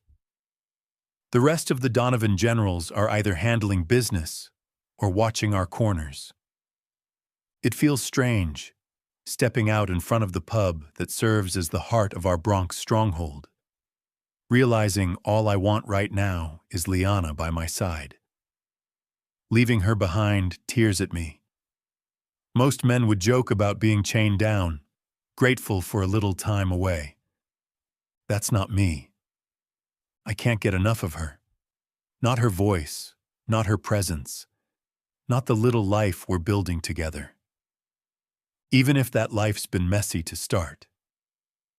From my side, it never was. She's been a saint since the beginning, and yesterday proved it all over again. She had every chance to put a bullet through Mikhail Orlov. Just one squeeze of her finger, and Sophia's death would have been avenged. I'm almost certain Mikhail gave the order, or at least blessed it. But Liana refused. A weaker soul would have fired, not her. I fell harder in that moment, watching her choose restraint over revenge. Each day I love her more, and each morning I wake with her beside me. The obsession only deepens. She's in my head now, woven into every thought. Inside the pub, laughter and shouting from the locals spill around me. A few men glance over, their smirks betraying they know exactly who I am. The bartender jerks his chin at the back. I walk into the private room. My father sits at the head, whiskey glass in hand. A bottle gleams in the center of the table. Rowan's on one side, Noah on the other, Malachi at the far end. They all look up, and the conversation cuts short. They meet here often. Rowan, my father's shadow. Malachi running the streets. Noah floating in his new Vitale arrangement. Each of them has a place. Me? I'm the blade they keep hidden until they need blood. Sit, Dad says, nodding toward an empty chair beside Noah. Malachi tips the bottle, pours amber liquid into a glass, and slides it over with a wink. First round's on me. Thanks. I sip, eyes locked on my father. His frown doesn't shift. Our bond has been brittle ever since I stepped into Noah's shoes, and Noah keeps skating by because he's too damn charming. Glad you could follow orders, Dad finally says, his tone dry as dust. I know how to listen. His brows rise. Do you? I grind my jaw but keep silent. Maybe you two should arm wrestle, Noah pipes up, or tear off your shirts and brawl in the alley until the tension's gone. You'd lose either way, Malachi fires back. Your right hook's pathetic. Don't need one when I jab your nose flat. Assuming you could even touch me. Enough, Rowan cuts in, exasperated. You're grown men, not kids. Sounds like you're nervous about how you measure up, Malachi teases. I sit through the back and forth, but Dad's eyes stay on me. I feel the weight of it. I've always been on the edge of this family, but tonight it feels like I'm outside the circle completely. And yet, I'd choose Liana all over again. 1,000 times. Taking Noah's place was the best move I ever made. Let's focus, Dad says, leaning forward. Rowan. The streets are buzzing, Rowan begins. The Orlovs are gearing up. Stockpiling. Looks like they're preparing for a direct clash. Smells like war, Malachi agrees. Rowan's scowl deepens. Full-scale family wars haven't happened here in years. Too messy, too much heat from the press, the cops, the politicians. It ruins profits. Everyone learned to stick with small hits, surgical, quiet. Not this time. Malachi raps his knuckles on the table. They're bringing out real firepower. Because they're afraid. Dad leans in, his stare cutting through me. And they should be. The attention shifts my way. I fold my arms. They targeted my wife. This is on them. Dad's voice dips, sharp as broken glass. You made it worse by botching that first job. That's not like you, Cale.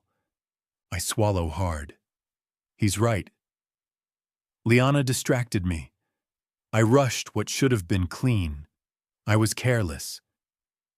Our phantom has been flawless for years, Malachi interrupts, slamming his glass. We're not hanging him out to dry for one mistake. That floors me.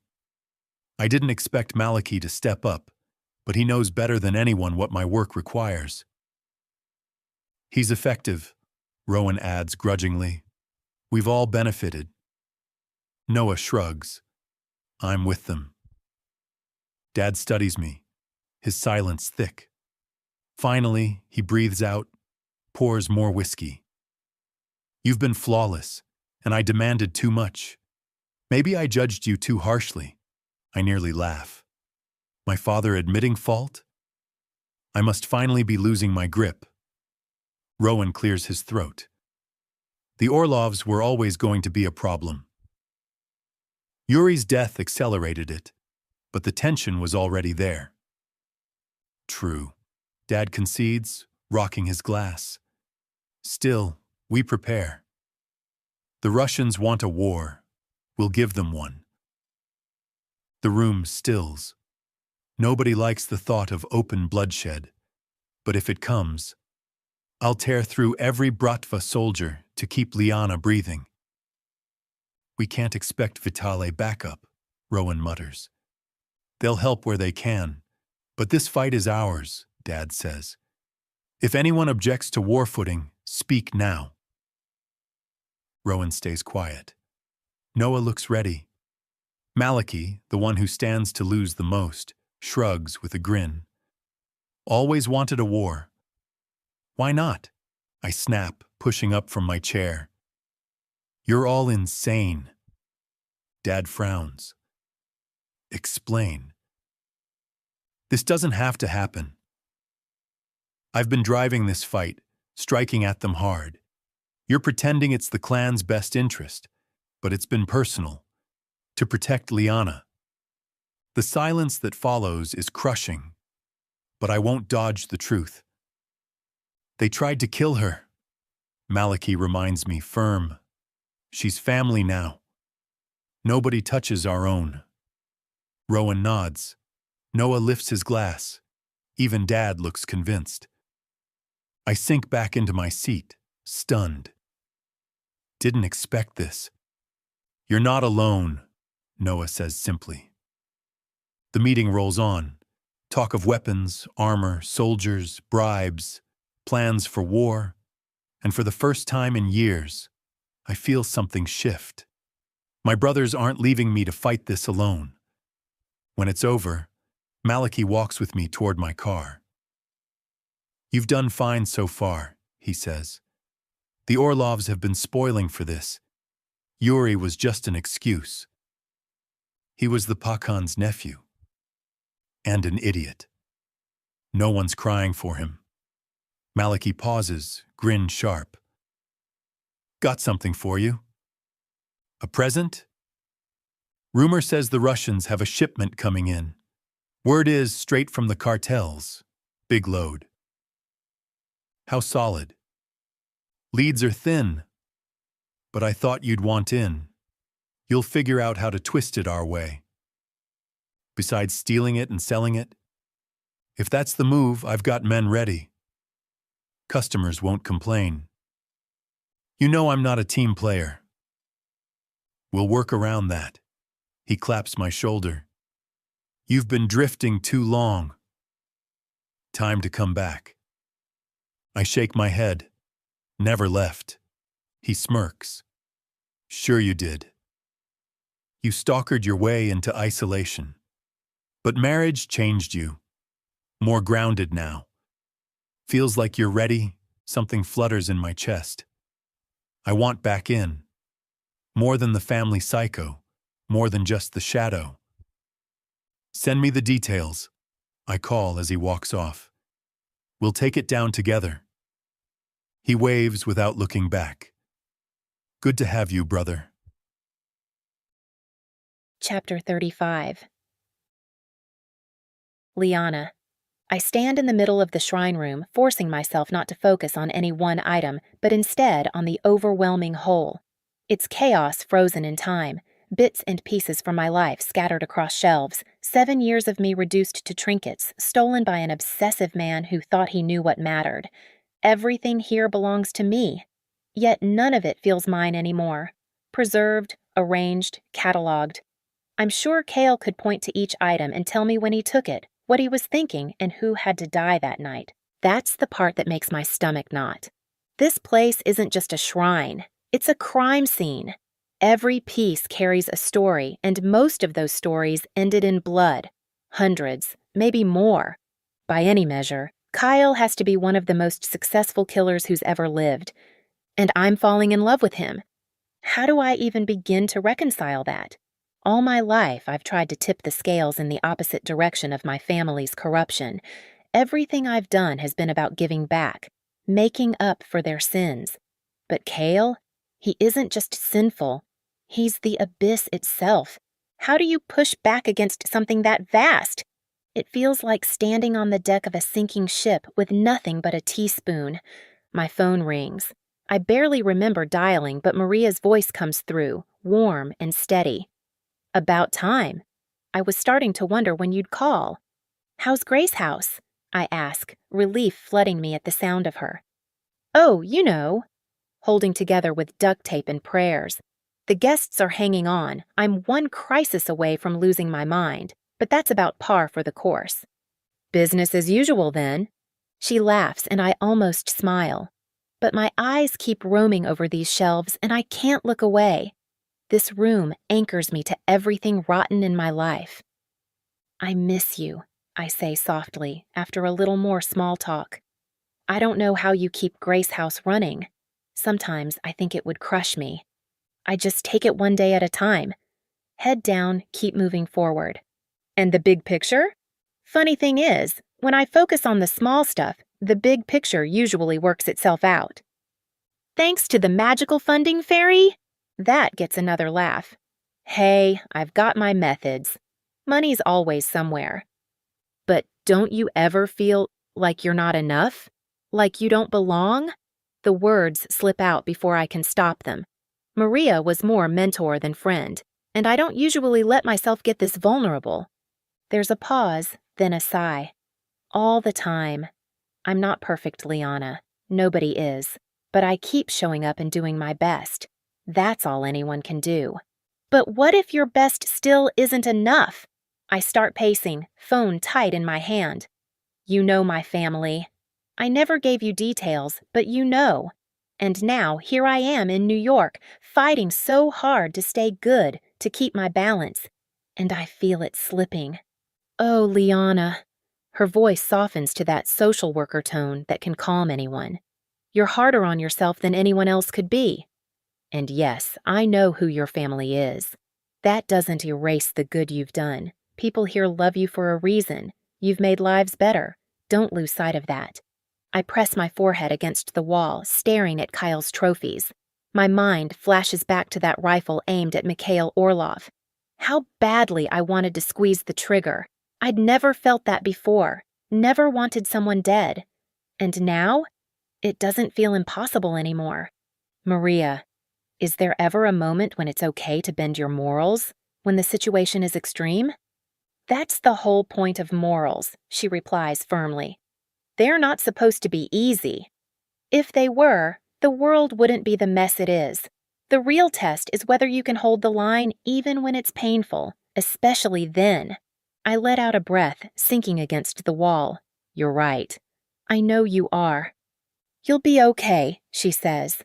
And if you ever need us, Grace House is always open, for anyone. Thanks, Maria. Call me more. Seriously, you want to unload twisted moral dilemmas on me? Bring it on. I've heard everything. I smile faintly, though I doubt she's ever counseled someone who spent the night with a sniper rifle pointed at a mobster's head. Later, I'm back at the office. It's cold, quiet. Noah and Leo head into a meeting about the fake food delivery front. Do they realize it's really a drug ring? I ask. Leo just grins. Who cares? Apparently, I'm the only one left who does. Maria's words echo in my head, but so does the weight of that rifle in my hands. Who am I becoming? How can I love a man like Cale and still believe I'm good? A knock interrupts my spiral. Cale steps in, smiling, and I gesture for him to come closer. He bends for a kiss, then sprawls in a chair. You called, I came, he says with a stretch. It's almost like you were lurking outside. I'm always lurking. Your best quality. He feigns innocence. Not my most obvious one, though. Don't start, I warn, laughing. Not everything's about sex. You wound me. I'm practically a saint. No, that's me. Remember? He chuckles, and suddenly the conversation I've been dreading doesn't feel so impossible. That's the thing about him. When he's near, everything feels simple. What's so urgent? He asks. I steady myself. I've been thinking about the other night. About your gift. Interested in another? His brow arches. Actually, no. I take a breath. I need you to stop killing Russians. At least, stop killing them because of me. He studies me, but instead of anger, a smile tugs at his lips. You only get more perfect. I'm serious. So am I. Do you know why I call you my dove? Because I'm your lightness. He rises, comes around to the desk, and pulls me into his arms. My heart races as he holds me close. That's right. You fight to be better in a world that isn't. That's why I love you. Sometimes it feels impossible. And still you try. That's everything to me. Let me carry the darkness. You carry the light. Tears sting my eyes. It's twisted, maybe even wrong, but his promise makes me feel lighter. I love you, I whisper, kissing him. Even if it's all messed up, I love you. I live for you, he murmurs, kissing my tears away. And I believe him. I also know he'll never truly stop. Killing is part of him. But at least it won't be for me. He'll carry that weight, and I'll hold to what good I can. Chapter 36. Kyle. I lie flat on the rooftop, rifle pressed to my shoulder, sight fixed on the trucking yard below. It's late, too late for business. Yet half a dozen men pace around like guard dogs. None of them belong here. How's your angle? Malachi's voice crackles through my earpiece. Perfect, I murmur. The shipment's about 5 minutes out. I'll be ready. You know, brother, we should have teamed up sooner. There's a grin in his tone. This is downright enjoyable. I don't reply, though he's not wrong. Nothing like a rifle and an ambush to brighten up a weekday night. The position was hard-earned. Took some climbing, but from up here I can see everything. My trigger finger tingles. I could drop the guards right now, scatter their little crew in seconds. But that's not the plan. Tonight, I'm not working solo. And strangely, I don't mind. Incoming, Malachi announces. Headlights swing into view. A truck rumbles up to the gate, men rushing to let it in. More climb out of the cab. Even more spill from the building. I do a quick count, 20 bodies. That's no small escort. They're unloading, I report, steady through the scope. Mostly handguns. No heavy armor. Music to my ears. What about the cargo? Boxes labeled like electronics. TVS. Malachi laughs. Right. Nobody's watching Netflix out of those crates. You tell me when. You'll know. I find the foreman, big, bald, barking orders. I recognize him, middle management in the Bratva machine. He's waving men into place when I squeeze the trigger. The rifle bucks. He drops instantly. Chaos doesn't come right away. The others freeze, stunned, staring at their fallen man. I chamber another round, pick another target, and he's gone before anyone can react. That's the cue, Malachi mutters. Our men storm the yard. Some climb the fence with rugs tossed over barbed wire. Others slip through gaps cut along the backside. Russians start shouting, fumbling for weapons. The smarter ones try to rally a defense. I put them down. Calm, precise. One shot, one collapse. From up here, it's clean, almost too easy, like erasing photographs off a screen. The fight doesn't last long. Malachi drives his crew forward, forcing the Russians back toward the warehouse. Meanwhile, his trusted men jump into the truck, slam the doors shut, and grind it into gear. It jerks through the gate, scraping metal and showering sparks. Desperate Russians try for a counterattack. I keep them pinned. A few more bodies drop before they get the message and stay down. And just like that, it's over. I disassemble the rifle, every motion quick and practiced. A minute later, I'm scaling back to the alley. No rush. The Russians will sweep the area, but they won't find me. Once my boots hit pavement, I adjust the strap of the gun bag and stroll away. All good? I ask. Better than good.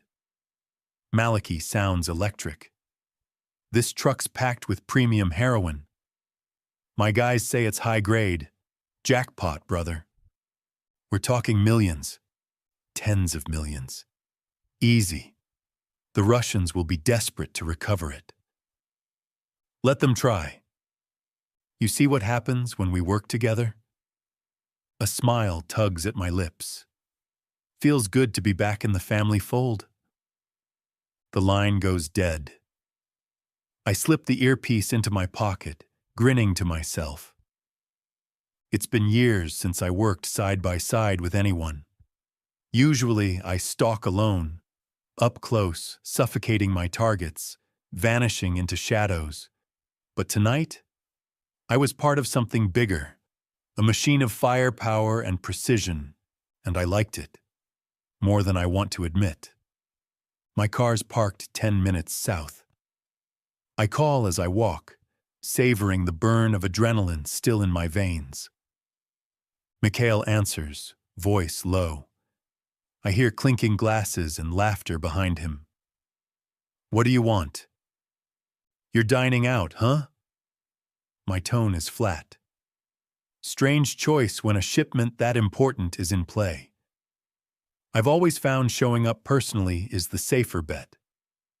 There's a pause. Then Russian curses, muffled noise fading as he steps away.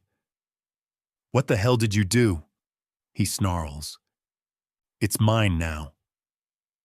Wonder what your father will say about you losing this one. I'll cut your throat. No, I correct softly. You'll get down on your knees and beg. His fury crackles through the line. You've crossed a line. This means war. That's one option. The other? I let the silence hang. His breathing grows harsher. You arrange a meeting.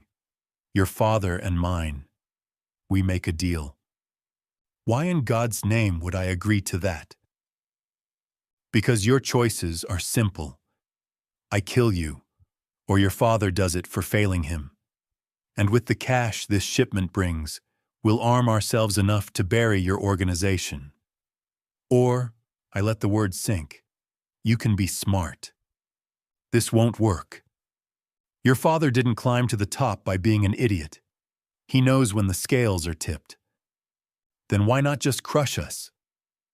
I open the trunk of my car, nestle the rifle under a tarp, and smile.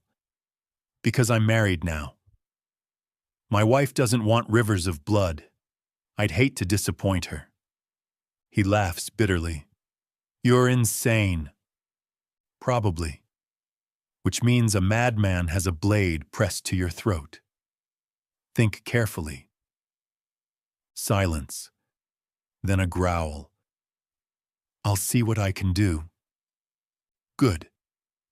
Tell your father to send word in 2 days. If nothing comes, I'll take that as war. And you know exactly where I'll start. Even if we make peace, Mikhail hisses, I'll never forgive this. Hold a grudge then. See how far it gets you. I hang up, settle into the driver's seat, and lean back with a grin. A night well spent. Liana may not love the blood I carry, but she'll be glad when this is finished. Chapter 37. Kale. Liana wrings her hands, nerves written all over her face. Did it have to be here? she whispers, glancing at the big conference room down the hall. Your office is actually the best spot, I tell her. It'll play its part in the deal we're cutting. How so? She frowns, then quickly waves her hand. You know what? Don't tell me. I'm just here to sign papers, remember? That's my girl. I brush a kiss against her cheek. I love you, Liana. I'd crawl on the ground just to kiss the floor you walk on. She huffs a laugh, biting her lip. Freak. My feet don't even taste good. Every inch of you is perfect. My heart pounds as I look at her, my dove glowing like something sacred. She'll never understand the power she has over me. Without her, I'd be nothing but a hollow killer, a sinner with no conscience. She's what keeps me steady. She stops me from tearing the world apart. Just make it quick, okay? She rubs her arms like a chill just hit her. I'll be in my office, door locked. You'll be fine. I'm here, I kiss her lips softly and pat her hip. Go on. I'll find you when this is over. She mutters under her breath as she disappears into her office. I wait a beat, then head into the conference room, where the meeting is already underway. My father sits at the head, a glass of whiskey in hand. Aidan Donovan looks carved from stone, eyes sharp, jaw tight, mouth in its permanent scowl. Beside him on the left is Lorenzo Vitale, younger, broad-shouldered, sharp-eyed. At the far end sits Victor Orlov, leaning back with his hands over his belly. Mikhail is to his right, and when I offer a tight smile, the man flinches. I nearly wave, but decide not to push it. I take a seat between the two sides, utterly at ease. The details matter, Victor is saying, tone flat. But I see the merit. We've been refining this for weeks, Lorenzo answers smoothly, glancing at my father. The model we settled on is profitable for everyone. Agreed, my father replies. Lorenzo slides a folder across. Your cut should be straightforward. I pass it to Victor, who studies me for a beat, before lowering his gaze to the papers. The split looks fair, he mutters, lips pressed thin. He passes it along to Mikhail. Generous, all things considered. This is about long-term gain, Dad says in a tone that sounds almost convincing. I know he'd rather see Victor bleed, but Lorenzo pushed hard for this truce. Your supply paired with ours means 5 years of steady growth, enough to dominate the city. Victor closes the folder with a snap, assuming the others don't interfere. Still, better than expected. Lorenzo nods. This first step is a test. Aidan releases your product. We run it through our delivery network. If it succeeds, we scale. Apparently better than killing each other, Dad says with a shrug. Though I can't say why. Victor chuckles darkly. We do love a good killing. Killing bleeds money, Lorenzo cuts in, not amused. Everybody costs bribes, cleanup, witnesses silenced. It's wasteful. I don't leave witnesses, I remark, deadpan. And I make bodies disappear cheap. The table goes quiet. Eyes turn to me. Probably not my best timing. Lorenzo just shakes his head and pushes on. War drains resources. Even winners end up losing. I'd rather sit on gold than waste it on bloodshed. Victor chuckles. I do enjoy gold.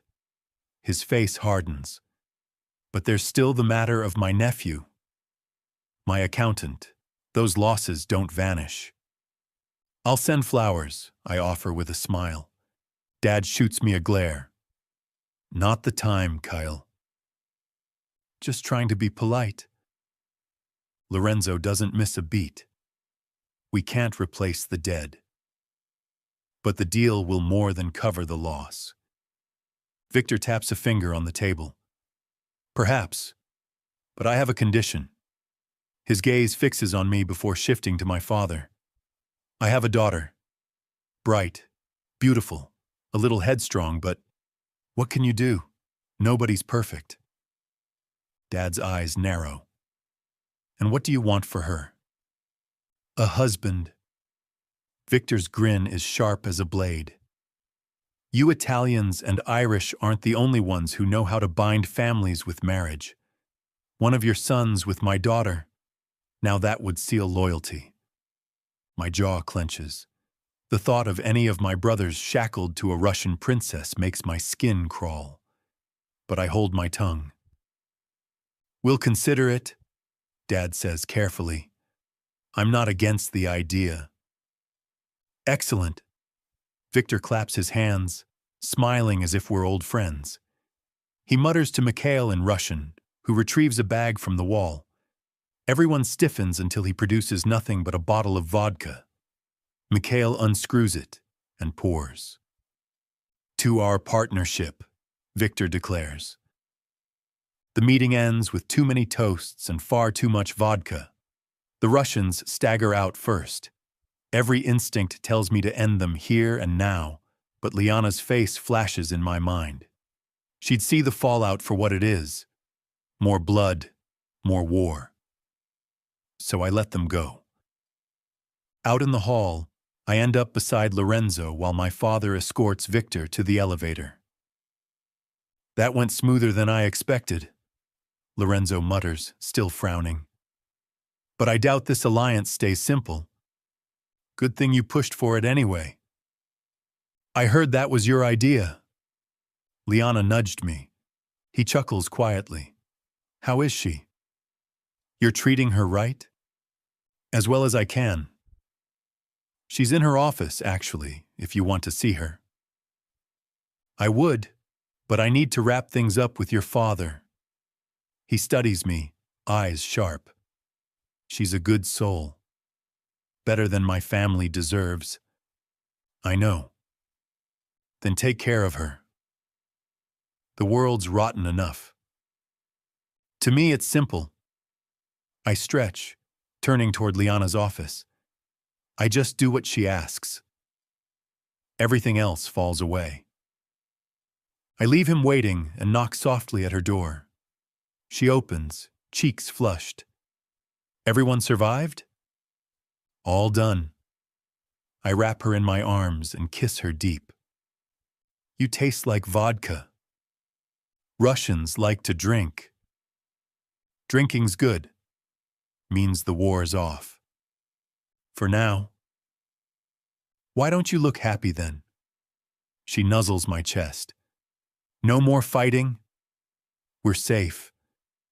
I doubt it'll last. Nothing does. But we've got now.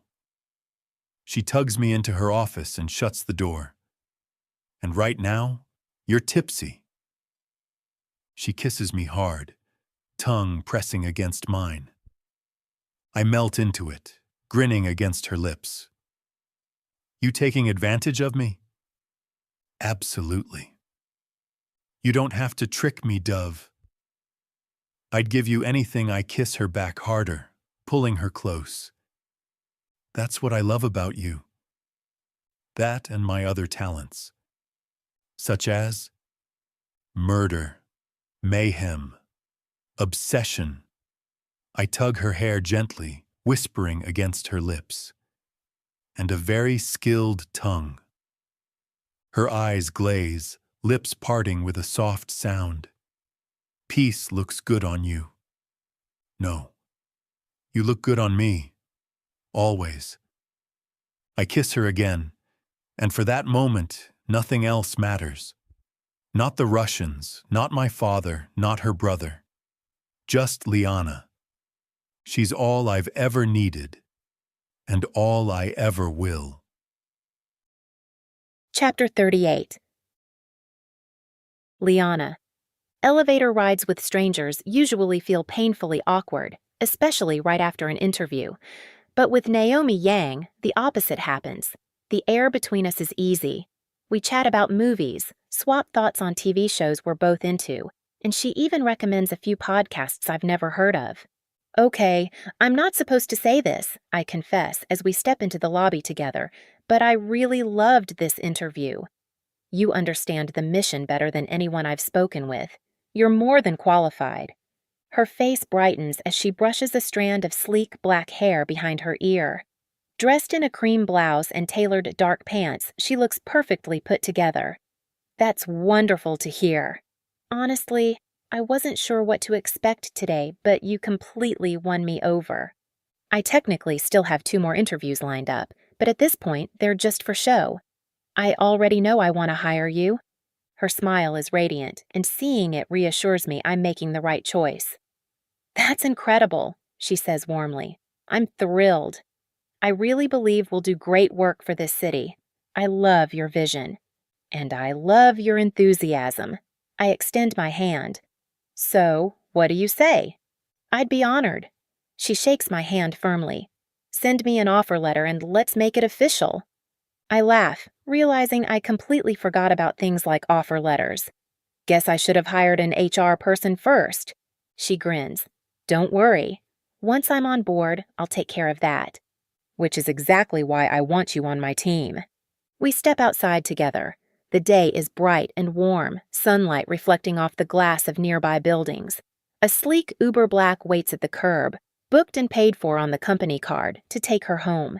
I reach the car door first and pause, glancing around instinctively, half expecting Russians to come charging at us with weapons, half expecting something to explode.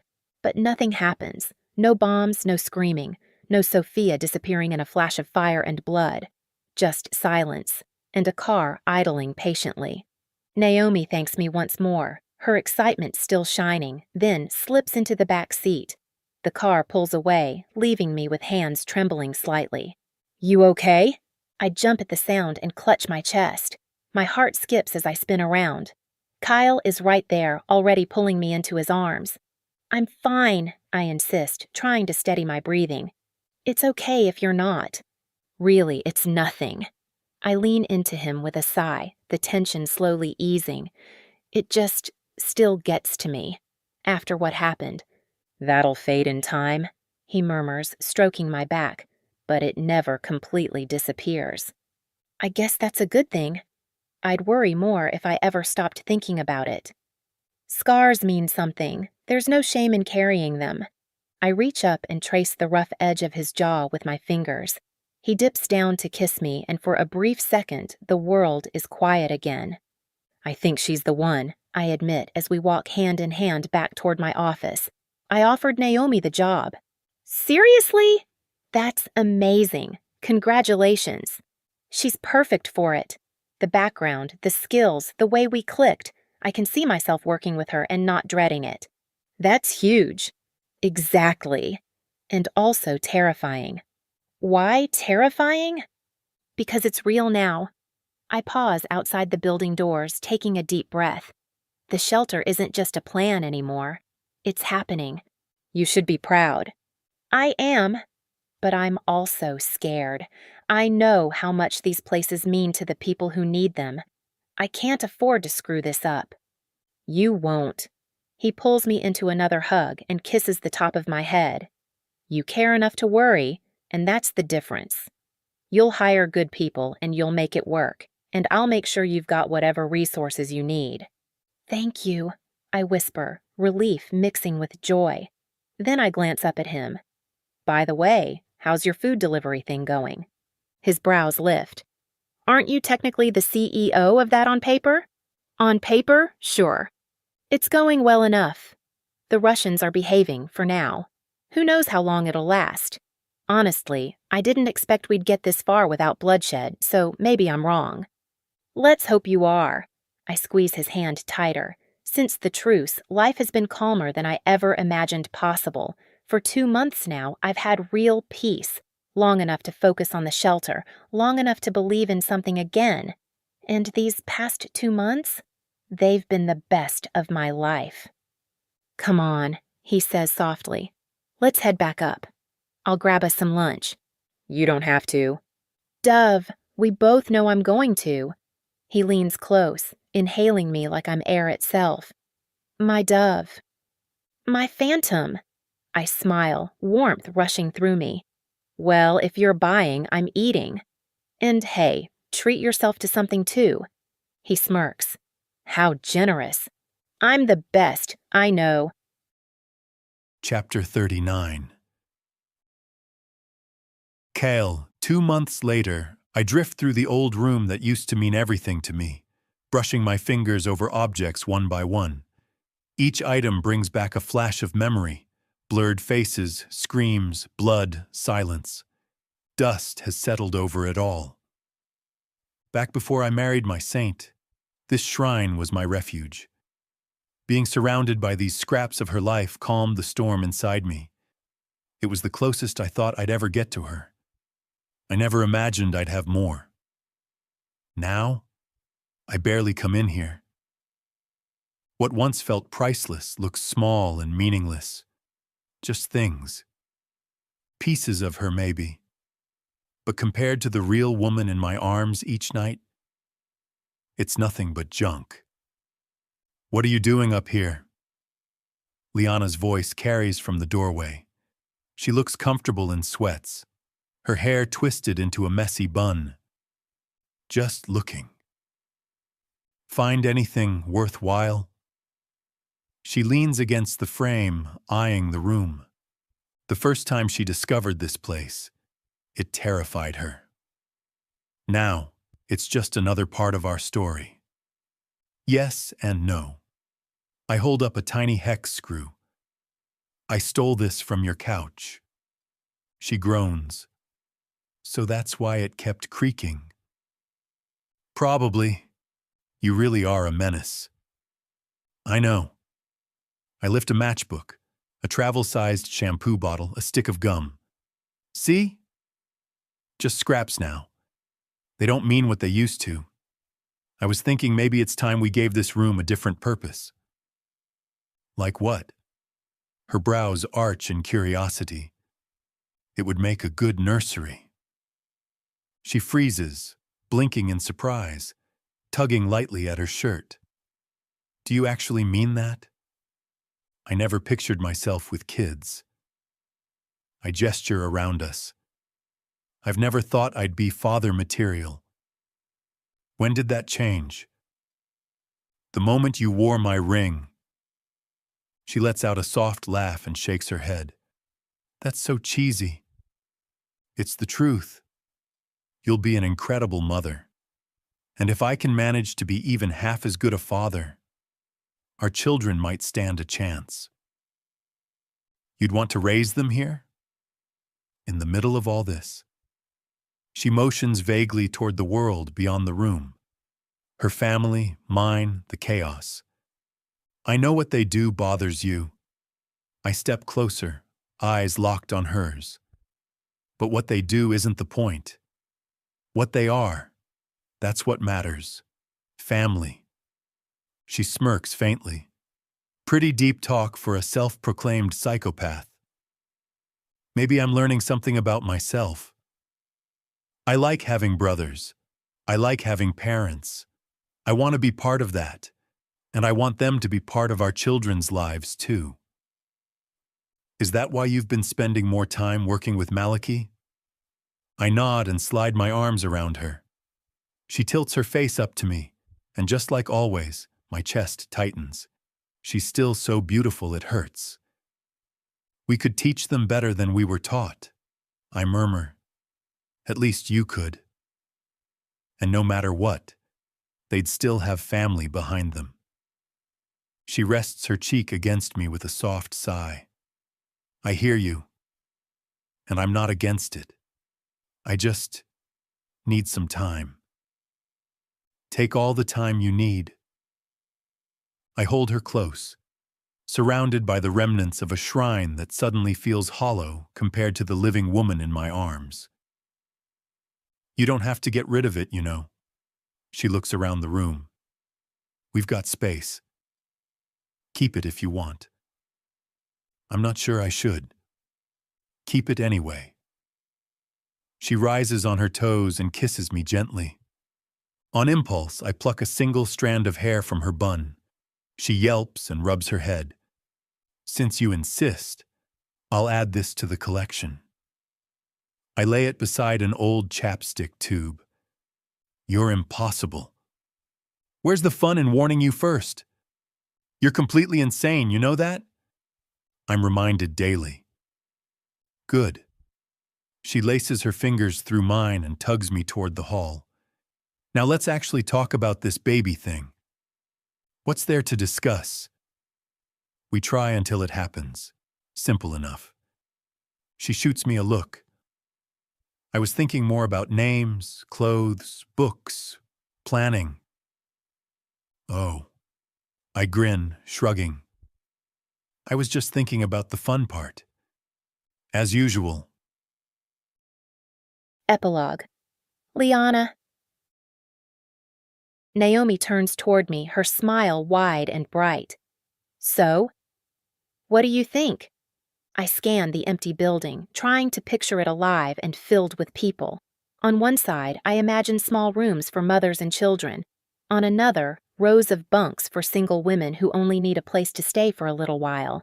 I see offices tucked into the corner, a kitchen, a space for counseling, an area where women can laugh, cry, and heal. I walk slowly, letting the weight of it all sink in. I can almost hear it already, voices carrying through the halls, some heavy with pain, others light with hope. And that's the point of this place. Without hope, nothing works. It feels right, I say finally, smiling faintly. What did it used to be? Some kind of office space. Naomi flips through her notes. Price is exactly where we need it. The neighborhood isn't perfect, but it's got good transportation. And I don't think the locals will cause trouble. There's a park nearby. Her brows lift. Really? I didn't notice. Grace's house was near a park. Women used to sit out there, sometimes alone, sometimes with their kids. It helped. I never thought about that. Parks matter. So does food. There's a diner down the block and a bodega on the corner. She lowers her clipboard, giving me a look. You sound like you don't even need me. I laugh. I know a little. But the rest? I nod at her pages. That's why you're here. We keep walking as Naomi rattles off the list of updates we'll need. Plumbing, wiring, permits. The paperwork alone could take years, she warns. Don't worry about that, I say with a small smile. You sure? These things can drag on forever. Trust me, it'll move quickly. I've got connections. I don't mention that those connections include an Italian Don, an Irish patriarch, and a Russian Pakhan. Together, they've made sure doors open where they're supposed to. In that case, we're in better shape than I thought. She laughs, brushing her hair back. When you first hired me, I figured it would take years before we even had a building. And here we are. I know. Honestly, we can't open soon enough. She glances at me. Have you decided on a name yet? You mentioned second chances. I trail my fingers over a support beam, imagining all the women who might lean here in the years to come. I want to call it Sophia's second chances. It's a little long, but it matters to me. Sophia's it is. Naomi writes it down without hesitation. She knows the story. Officially, the news said Sophia's car malfunctioned and exploded. I don't think anyone really believes that, but Naomi's never asked. We step outside, where the realtor is scrolling through her phone. She perks up when she sees us. Well, how do we feel? Put in an offer, I say. 2% under asking. But don't let it slip away. She laughs and nods, already typing. I'll call you soon. Naomi and I watch her head toward her sleek car. Naomi checks her notes one more time. I should get going. You headed back to the office? Across the street, I spot a black BMW with tinted windows. I smile. No, I'll take a walk. Get a feel for the area. You want company? No, take the rest of the day. You've earned it. Her eyes soften before she hugs me quickly. This is going to be good. I'm excited. I watch her go, then cross to the BMW. I lean against the door as the window slides down. Fancy meeting you here, I tease. Kyle's grin is easy, casual. You saw me right away. You're not exactly subtle anymore. Maybe I wanted to be noticed. How about a walk? He pushes the door open and climbs out. Sounds good. I thread my arm through his and we stroll slowly down the block. He asks about the building, about the work ahead, but mostly we just move in silence, enjoying the air. Nobody bothers us. They wouldn't. Some shopkeepers nod when they see Kyle, respectful but wary. Most people have no idea the most dangerous man in the city is walking the street with his wife on his arm. As the sun dips lower, I squeeze his arm. I've got a deadline for you. He chuckles. Didn't know we gave each other deadlines? Now we do. I glance up at him. You've been wanting children. He tilts his head, pretending to play it cool. Who's to say? You're not subtle either. You're busy, he says. We both know the timing isn't perfect. I'm saying it will be soon. His eyes sharpen, the kind of excitement that always makes my heart turn over. God, I love him. When? He asks, his voice low. After Sophia's opens, that's when we start. How many? One at a time. He smirks. I mean total. 2, maybe 3. Definitely not more. No chance I can convince you higher? Not a chance. Then perfect. He pulls me tight. The idea used to horrify me. Now, it sounds good. It sounds right. Funny how life changes. We'll need practice, though. His brows lift suggestively. I roll my eyes, fighting a smile. Of course you'd say that. Better to be prepared. I laugh softly. Maybe you'll get to prove your theory tonight. He leans down, kisses me deep. Oh, I will. I kiss him back, smiling against his mouth. We'll see. Always, he murmurs. And with that, we head back together, hand in hand, the future closer than it's ever been.